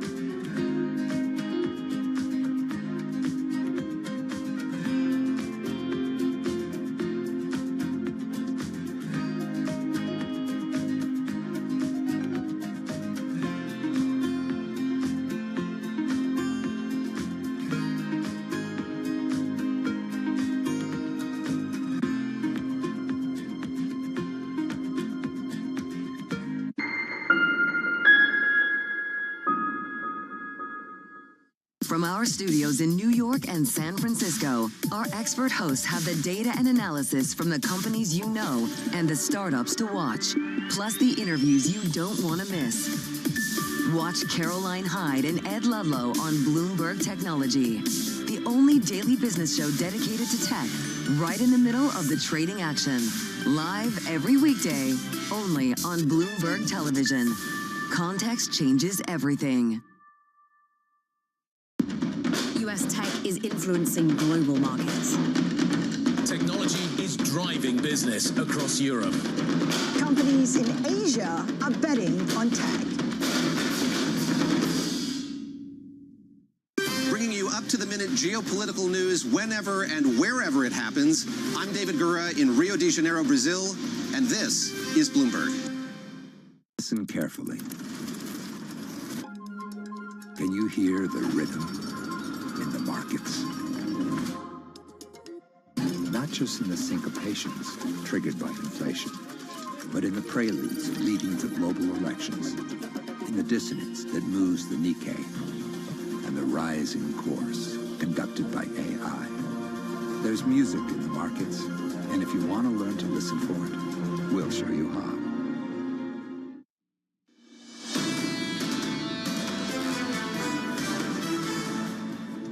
60 minutes away from the opening bell. Here are the scores for you. Equity futures down by 1.4% on the S&P 500. On the Nasdaq 100, we're down by 1.7. A lot of pain for tech once again this morning. As we count you down to the cash open, let's get you some morning movers with Manus Cranny. Hey, Manus. Jonathan, good morning. And we did have a technical correction on the Nasdaq last Thursday. We spun it around. But Tesla is the personification of the pain in the Mag 7, down for 10% last week, 7 straight weeks. We're on the back foot again this morning. This is 5 months of pain for Elon Musk. Still, you got to look through it, Dan Ives says over at Wedbush, the evangelist, $550. So there's a bit of a double bubble there for you. Novo. This is a big one, Jonathan. This is again on the weight loss drugs, another series of clinical trials for those people with diabetes. The name of the drug, you heard it before, CagriSema. You lose 15.7% of your body weight. The expectation was for higher than that at 20%. And when you run the trial over 68 weeks, about 2/3 of the trial group were taking the highest dose. But it's bad news for those new weight loss drugs, the next-gen weight loss drugs. Now, it's interesting we've pivoted into the red since I spoke to you an hour ago on Airbnb. You have an upgrade from Jefferies. They talk about buying durable growth, 38% upside, $185 is the target. But with the discussion that you're having about the shift to neutral from HSBC, the discussion around recession, how long before that percolates into Airbnb? This is a white-collar recession, morphing down to the blue-collar recession. Jonathan, good morning. Manus Cranny, always talking about vacation. One of the best. Manus, my friend, thank you, sir. Appreciate it. Let's look ahead to fresh inflation data with US CPI on Wednesday and PPI on Thursday. Michael McKee, our economics and policy correspondent, joins us now for more. Mike, what are you expecting this week? Well, why wait till Wednesday? We start today with the New York Fed's survey of consumer expectations, which contains expectations about where they think people think inflation is going. It has been relatively steady compared with the University of Michigan numbers, and so let's see if it stays that way. Rest of the week, we get JOLTS tomorrow, but JOLTS is not that big a deal anymore. It's expected to go up, but these are January numbers and wouldn't reflect anything that's been going on in Washington, so it may not be very relevant anymore. U.S. CPI, as you mentioned, on Wednesday, and PPI on Thursday. Then we could go back into that. What do we think PCE is going to be? Jobless claims should start reflecting an increase, a bigger increase in the ongoing claims for federal workers as that continues. And then we get on Friday, the Michigan sentiment figures. We'll see if people still think inflation is going higher and whether that's a problem for the Fed. But the Fed's going to be sitting back this week and watching. No Fed speak because we're in the blackout period. And the chairman got the final word in many ways. Mike, appreciate it. Thank you, sir. Really tackling the policy issues head on last week in a way that he's avoided in the news conferences. He laid out just how much they seek to transform and why that makes it so difficult. And he uses the catchphrase that surveillance uses, which is parsing out the signal from the noise. You know, he's trying to figure out what is real, which highlights the backward-looking effect of some of this data, the fact that a lot of people are going to be discounting CPI as Biden data.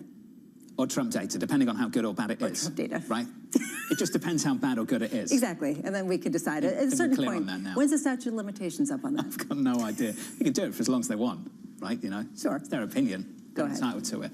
Let's turn to Washington and President Donald Trump refusing to rule out a recession for the United States and the economy, saying the U.S. should expect a period of transition as he rolls out his wide-ranging tariff agenda. Joining us now for more is Neil Dutta of RenMac. Neil, good morning to you, sir. I want to take a step back with you because I think you're talking about something much bigger than just tariffs. In fact, you've pointed that out several times in your research. You think maybe something bigger is happening here. I want to give you the opportunity just to share your thoughts. Well, I think what's important is while there's a lot of sort of enthusiasm, I guess, to kind of lay everything that we're seeing at the feet of the Trump administration, I think the truth is that things were slowing before they walked through the door. I mean, even February is, hard to say that this is all a function of policy uncertainty and tariffs. And in the 3 months ending in February, total hours worked have actually contracted. That's pretty rare on a 3-month basis. So it tells you that, the economy was already slowing and there was a lot of weakness in trade. You can make the argument that, trade-related policy uncertainty is what's, potentially dimming the outlook. But the consensus was offsides on the data as it has been coming in for the last several months. And some of that data reflects things that have already happened, right? So, I think that's important. Incomes are slowing, the housing market's frozen up. Increasingly, it looks like the labor markets have been sluggish, and government spending, particularly for state and local governments, has been getting sliced and diced long before DOGE came on the scene. So, I think these are sort of very interesting things to consider. And one of the things that we're learning is, well, number one, I mean, the Powell put, the strike price on that is lower than we thought. And we learned more about that last week. But also, I think the strike price on the Trump put is lower than we thought. So Neil, when you have both ends of D.C. Embracing the labor market, even though it's getting worse, that's not necessarily a good place to be for risk appetite. So, Neil, let's use that as a starting point. You've been pretty consistent about this for a number of months, that you think that the economy is a lot weaker than a lot of people had been pricing in and that you thought that the Fed would have to respond. It raises a question of the fragility to headline risk, the fragility to the uncertainty that we hear already coming into some of the CEO commentary coming out after earnings. Do you think that it is even more susceptible to some of what is happening on the policy front? Well, I mean, look, it depends. So, for example, last week, we've been seeing the markets kind of get dinged every time there's some kind of a trade announcement, right? But you're not really seeing that relief when the trade announcement is undone, right? So, for example, with Mexico-Canada tariffs, I mean, we put 25% tariffs on everything coming in from Canada and Mexico, and then the next day, we exclude everything that's under the sort of umbrella of the USMCA. So we're tariffing everything and exempting everything all at the same time. You didn't really see much relief in the markets from that. So to me, that suggests, number one, maybe the uncertainty is hurting to some extent, but also there's something beyond just trade that's driving markets. And I think it's, sort of a deterioration in the data and what that means for the outlook going forward, because it's not like the Fed's about to step in. So the fact that the Fed's not willing to step in, even though the economy already has slowed, reinforces that downside. Hold on a second, though, Neil. But a lot of companies have come out. Best Buy, Target talked about how they are probably going to pass along price increases to consumers and expect to sell less as a result of some of these tariffs. We're already hearing about some companies shuttering certain operations to try to deal with some of the ebbs and flows of tariffs that come on and off. Are you saying that it has had no effect and that essentially the vast majority of everything is just the existing economy that was slowing and that essentially it is Biden data and not Trump data? Well, I think it's dramatically oversold. I mean, it's one of these things where things are going well, it's, my growth strategy. And now when things are not going well, it's the uncertainty that came out about in the last week and a half. I mean, it's sort of, I think that's kind of amusing to me. But I would just say that you may be, I mean, I thought the comments from Kevin Hassett were interesting, where he's basically talking about reciprocity. And, remember, one of the ways they've long said that they plan to use tariffs is an escalate to de-escalate situation. right? So do you get the heat dialed up to dial the heat back down, and you get other countries to reduce their tariffs? I mean, how is the stock market going to respond to that? So, I think what companies largely deal with is what's right in front of them. And what they're seeing, I think, is that demand has been slowing, and that's probably prompting additional caution in their outlook. I don't think that they're making wholesale. I mean, maybe some of them are, but I don't really think that's the big story here. To me, the big story is government spending was already getting worse, particularly state and locals. Housing has been locked up. Labor markets have been locked up. What Trump's doing isn't helping. But those are much bigger considerations, I think, than policy uncertainty. Neil, let's talk about the potential upside, though. That high, right? I mean, I guess the question I would have for you is, when does it matter, Lisa, when policy uncertainty is high, right? Is it when there's a financial market shock to go along that? Because if you look at credit spreads, they're relatively tame at the moment, right? So that to me, yeah, they're rising from very, very low levels. I mean, you need a magnifying glass to see the increase. Neil, can we talk about the market upside, though, you mentioned? Because Scott Bessent, you mentioned the Trump put or the Fed put. Scott Bessent last week said there's no put. He said the Trump call on the upside is if we have good policies, the markets will go up. When can we see that, and what kind of strike price are you looking at? Well, I mean, I don't know. It's like anything else. I mean, you have to kind of peel back the onion and kind of think about what they're really trying to say here. And what that means is, they may be, I mean, look, they're playing a game of chicken, both ends of DC with each other. It's exhausting, but it is what it is, right? And I think at some level, what they're trying to do is kind of, maybe get the Fed you can see a scenario where the Fed's cutting interest rates in the back half of the year, probably somewhat aggressively, maybe 100 basis points in the back half. At the same time, we're past the kind of uncertainty regarding trade, and then you get the Fed cuts, and then you get the call option, which is the tax law getting extended.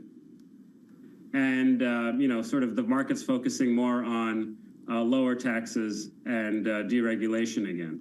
Neil, just quickly, what's the threshold for those cuts from the Federal Reserve? What do they want to see? What do they need to see? The data's going to get worse, and inflation's not going to be as strong as they think. I mean, that's really what it is. I mean, you talk about inflation expectations. Mike McKee was talking about how there's going to be inflation expectations coming out this week, today and at the end of the week with the UMich data.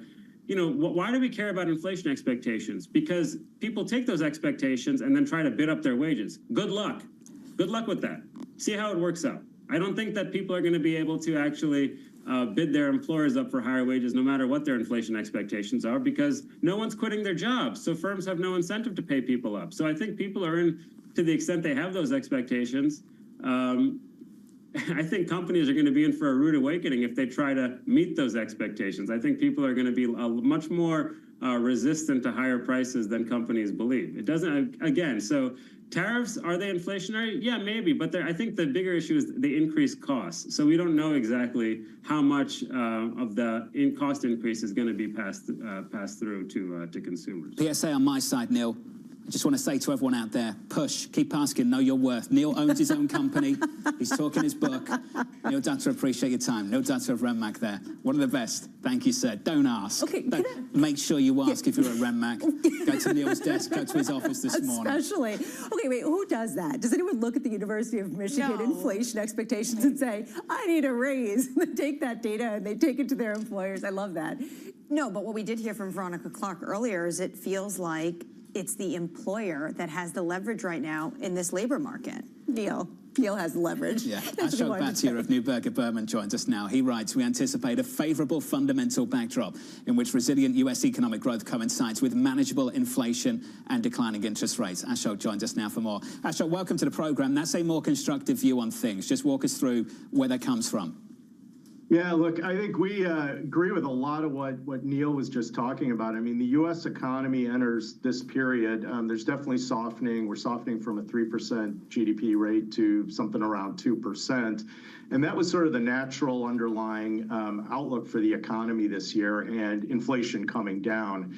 And, when we think about our baseline, we've been expecting, the average U.S. tariff rate's about 3%. And, we think the big challenge now, obviously, is the U.S. tariff rate, based on what's been announced, likely to settle somewhere between 6% to 16%. And 6% is an outcome we think the economy can manage. 16%, which would reflect full implementation of a lot of the different things that have been discussed, and retaliation, that's a harder outcome for the U.S. economy to manage. So, this year, obviously, we've seen this decline in bond yields. We've been reducing a little bit of our duration exposure in U.S. interest rates, and at the margin, seeing a little bit more opportunity today in the European bond markets, given a lot of the moves we've seen there this year. Let's kind of delve into that. Are you basically saying you're going to move against the trend right now where people are seeing yields in Europe go up and yields in the U.S. go down? Are you betting the other side of that, and that you think that yields are going to be stickier in the U.S. and that yields are going to come in from where they are currently in Europe?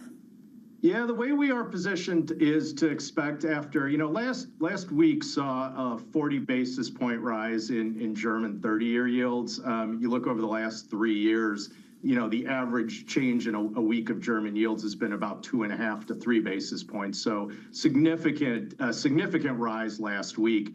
And the environment we see is that capital, at the margin will be kind of re-domiciled, and we think European capital will increasingly stay in Europe at the margin, and that European yields will find a bit of a bottom here. Or top. What we're worried a little bit more on the U.S. side is certainly this growth slowdown the Fed can ease, but we're a little bit more cautious on long-term U.S. yields at these levels. And the idea here is there's a couple of forces. You've got real yields and lower growth. That would tell you yields go down, but government spending, deficit spending, and term premium creates a little bit more upside pressure potentially in U.S. long-term yields. So we like the front ends of U.S. markets and the long ends of some of the high-quality European markets. This is really important, Ashok, because a lot of people have been talking about how maybe the U.S. policy of potentially slower growth in the U.S. was by design to jawbone 10-year yields lower to offset some of the interest expenses that have been going up pretty dramatically. We said years ago, don't fight the Fed. Why not say now, don't fight the Trump? Don't fight the sort of Trump put on Treasury yields, frankly. Well, I think there's a little bit of, like in our view, a little bit of difference there, right? The Fed has got ultimate power to set where it wants short-term rates. And a lot of the reason you have, for interest rates, a Fed put is because the Fed's got that full power. For the long end, what we're a little bit more concerned about is, yes, if the administration can thread this needle of spending cuts, maintain growth levels, and a credible plan that we're maybe at peak deficits and debt levels, doesn't have to drop overnight. But that sort of thing, definitely, that was the start of the year. It supports long-term 10-year yields.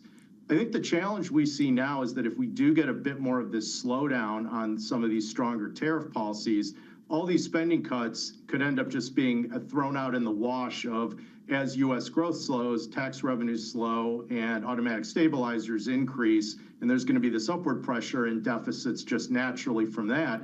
And then that is sort of the story for why term premium can re-expand, or the risk of some of these longer maturities given the debt outlook. So there's a lot in play here, but I think it all comes down to, this policy mix is a lot of things that have to all go right. And, the administration, I think, will be trying to get back to that balance, but that's the risk, obviously, that's out there. Ashok, can you translate that in much more simple terms? Are you suggesting that in an economic downturn, we might face a situation where bond yields rise and they don't fall at the long end? I think what we're more worried about is that we see an economic downturn and long-term yields don't fall as much as they should in a downturn and a Fed easing policy. And that's a risk that we see rising right now. Wow. And what kind of levels do you think would be the kind of floor where we'd settle at and that you would get concerned because they weren't falling enough? I think, what you'd ideally want to see is if the Fed is, and again, these are all depending on how much of a slowdown. Our base case is the Fed will deliver 2, maybe 3 types of eases this year. I think you watch whether or not the 10-year note can get a lot below 4%, or if some of these counter forces, prevent the 10-year yield from going a lot below 4%, which is what you would probably normally expect in that kind of Fed easing environment. If we didn't get the comfort from the risk-free asset, what would it mean for the rest of fixed income, the more riskier pockets of financial markets? Well, I think as Neil was talking about, and I think he mentioned, you have to use a magnifying glass on credit spreads, and that's completely accurate. This has been a very modest widening of spreads. For people that maybe don't follow bonds every day, high yield spreads are about 14 basis points wider on the year. That's that's not a whole lot. European spreads have actually been doing quite well this year on, I think, some of these diverging growth outlooks. But I think that would be an environment where you see, a little bit more upward pressure in spreads, just given the slowdown and the starting point, and a little bit more divergence, obviously, within some of the sectors that are being pressured a little bit more by government spending cuts. Still sub 300 on high yield spreads. We were very close to 400 last summer, just to give you an idea of where the last 12 months have taken us. Ashok, good to catch up with you, sir. Appreciate it. Ashok Bhatia there of Neuberger Berman. Thank you. Really interesting thoughts there on how treasuries would respond in a potential, and I stress potential, economic downturn. It's not necessarily that yields would go up. It's they wouldn't go down nearly as much as people normally would expect in a downturn, which doesn't provide the sort of boost to borrowing that otherwise you would get in some sort of recession. Yields are lower this morning, though. We're down by 6 to 7 basis points through the curve on a 10-year. We're down by 6 to 7. We're down to about 4.24. Let's give you an update on stories elsewhere this morning. Here is your Bloomberg Brief. President Donald Trump says he's negotiating with 4 possible buyers for TikTok's U.S. business and that a deal could come soon. Trump didn't specify who the contenders were. Elsewhere, a student activist at Columbia University who led anti-Israel protests last spring has been detained by immigration authorities. The student's attorney says immigration officials are trying to revoke his green card. And elsewhere, finally, Morgan Stanley's Mike Wilson says stocks are at risk of slumping another 5% on concerns about tariffs and lower fiscal spending. Wilson expects the S&P to hit a low of about 5,500 in the first half before recovering to 6,500 by year end. The title of his note today, no pain, no gain. And it's this sort of nuance that he's not necessarily bearish. Just to be very clear, he is just seeing that potentially there is more downside before there is upside. I'm just saying, because he's kind of pushed back on that. More downside this morning. Equities near session lows going into the opening bell. Up next on the program, we'll set you up for your day and your week ahead from New York City. You're watching Bloomberg TV.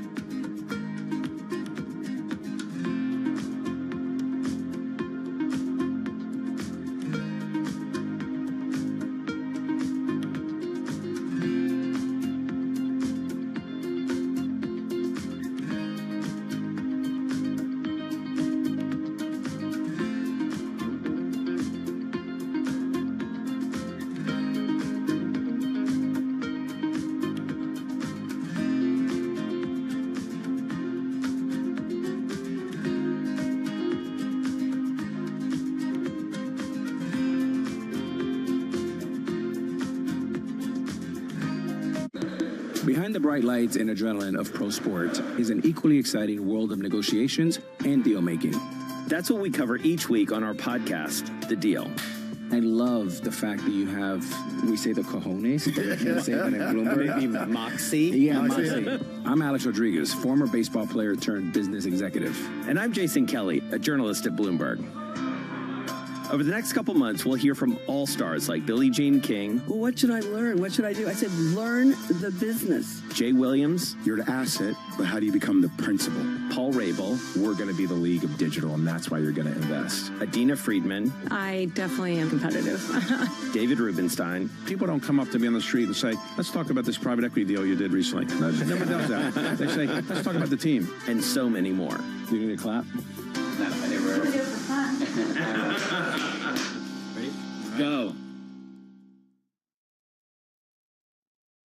Morning, this is Bloomberg Daybreak Europe. I'm Tom McKenzie in London. These are the stories that set your agenda. Taking you from the U.S. market's close to the overnight session in Asia, we'll walk you through what you need to know to kickstart Europe's trading day. Live from our European headquarters, we bring you the day's top market-moving stories, unmatched expert analysis, and on-the-ground reporting from across the continent. Tune in to Daybreak Europe, only on Bloomberg Television. Context changes everything. Good morning, good morning. This is Bloomberg Surveillance. Welcome back to the opening trade. This is Bloomberg Technology. This is the Asia trade. This is Wall Street Week. Welcome to Balance of Power. This is Bloomberg Television. U.S. jobs numbers are released. Bloomberg has the report under surveillance with crucial data and expert analysis at terminal speed. Nobody covers Jobs Day like Bloomberg.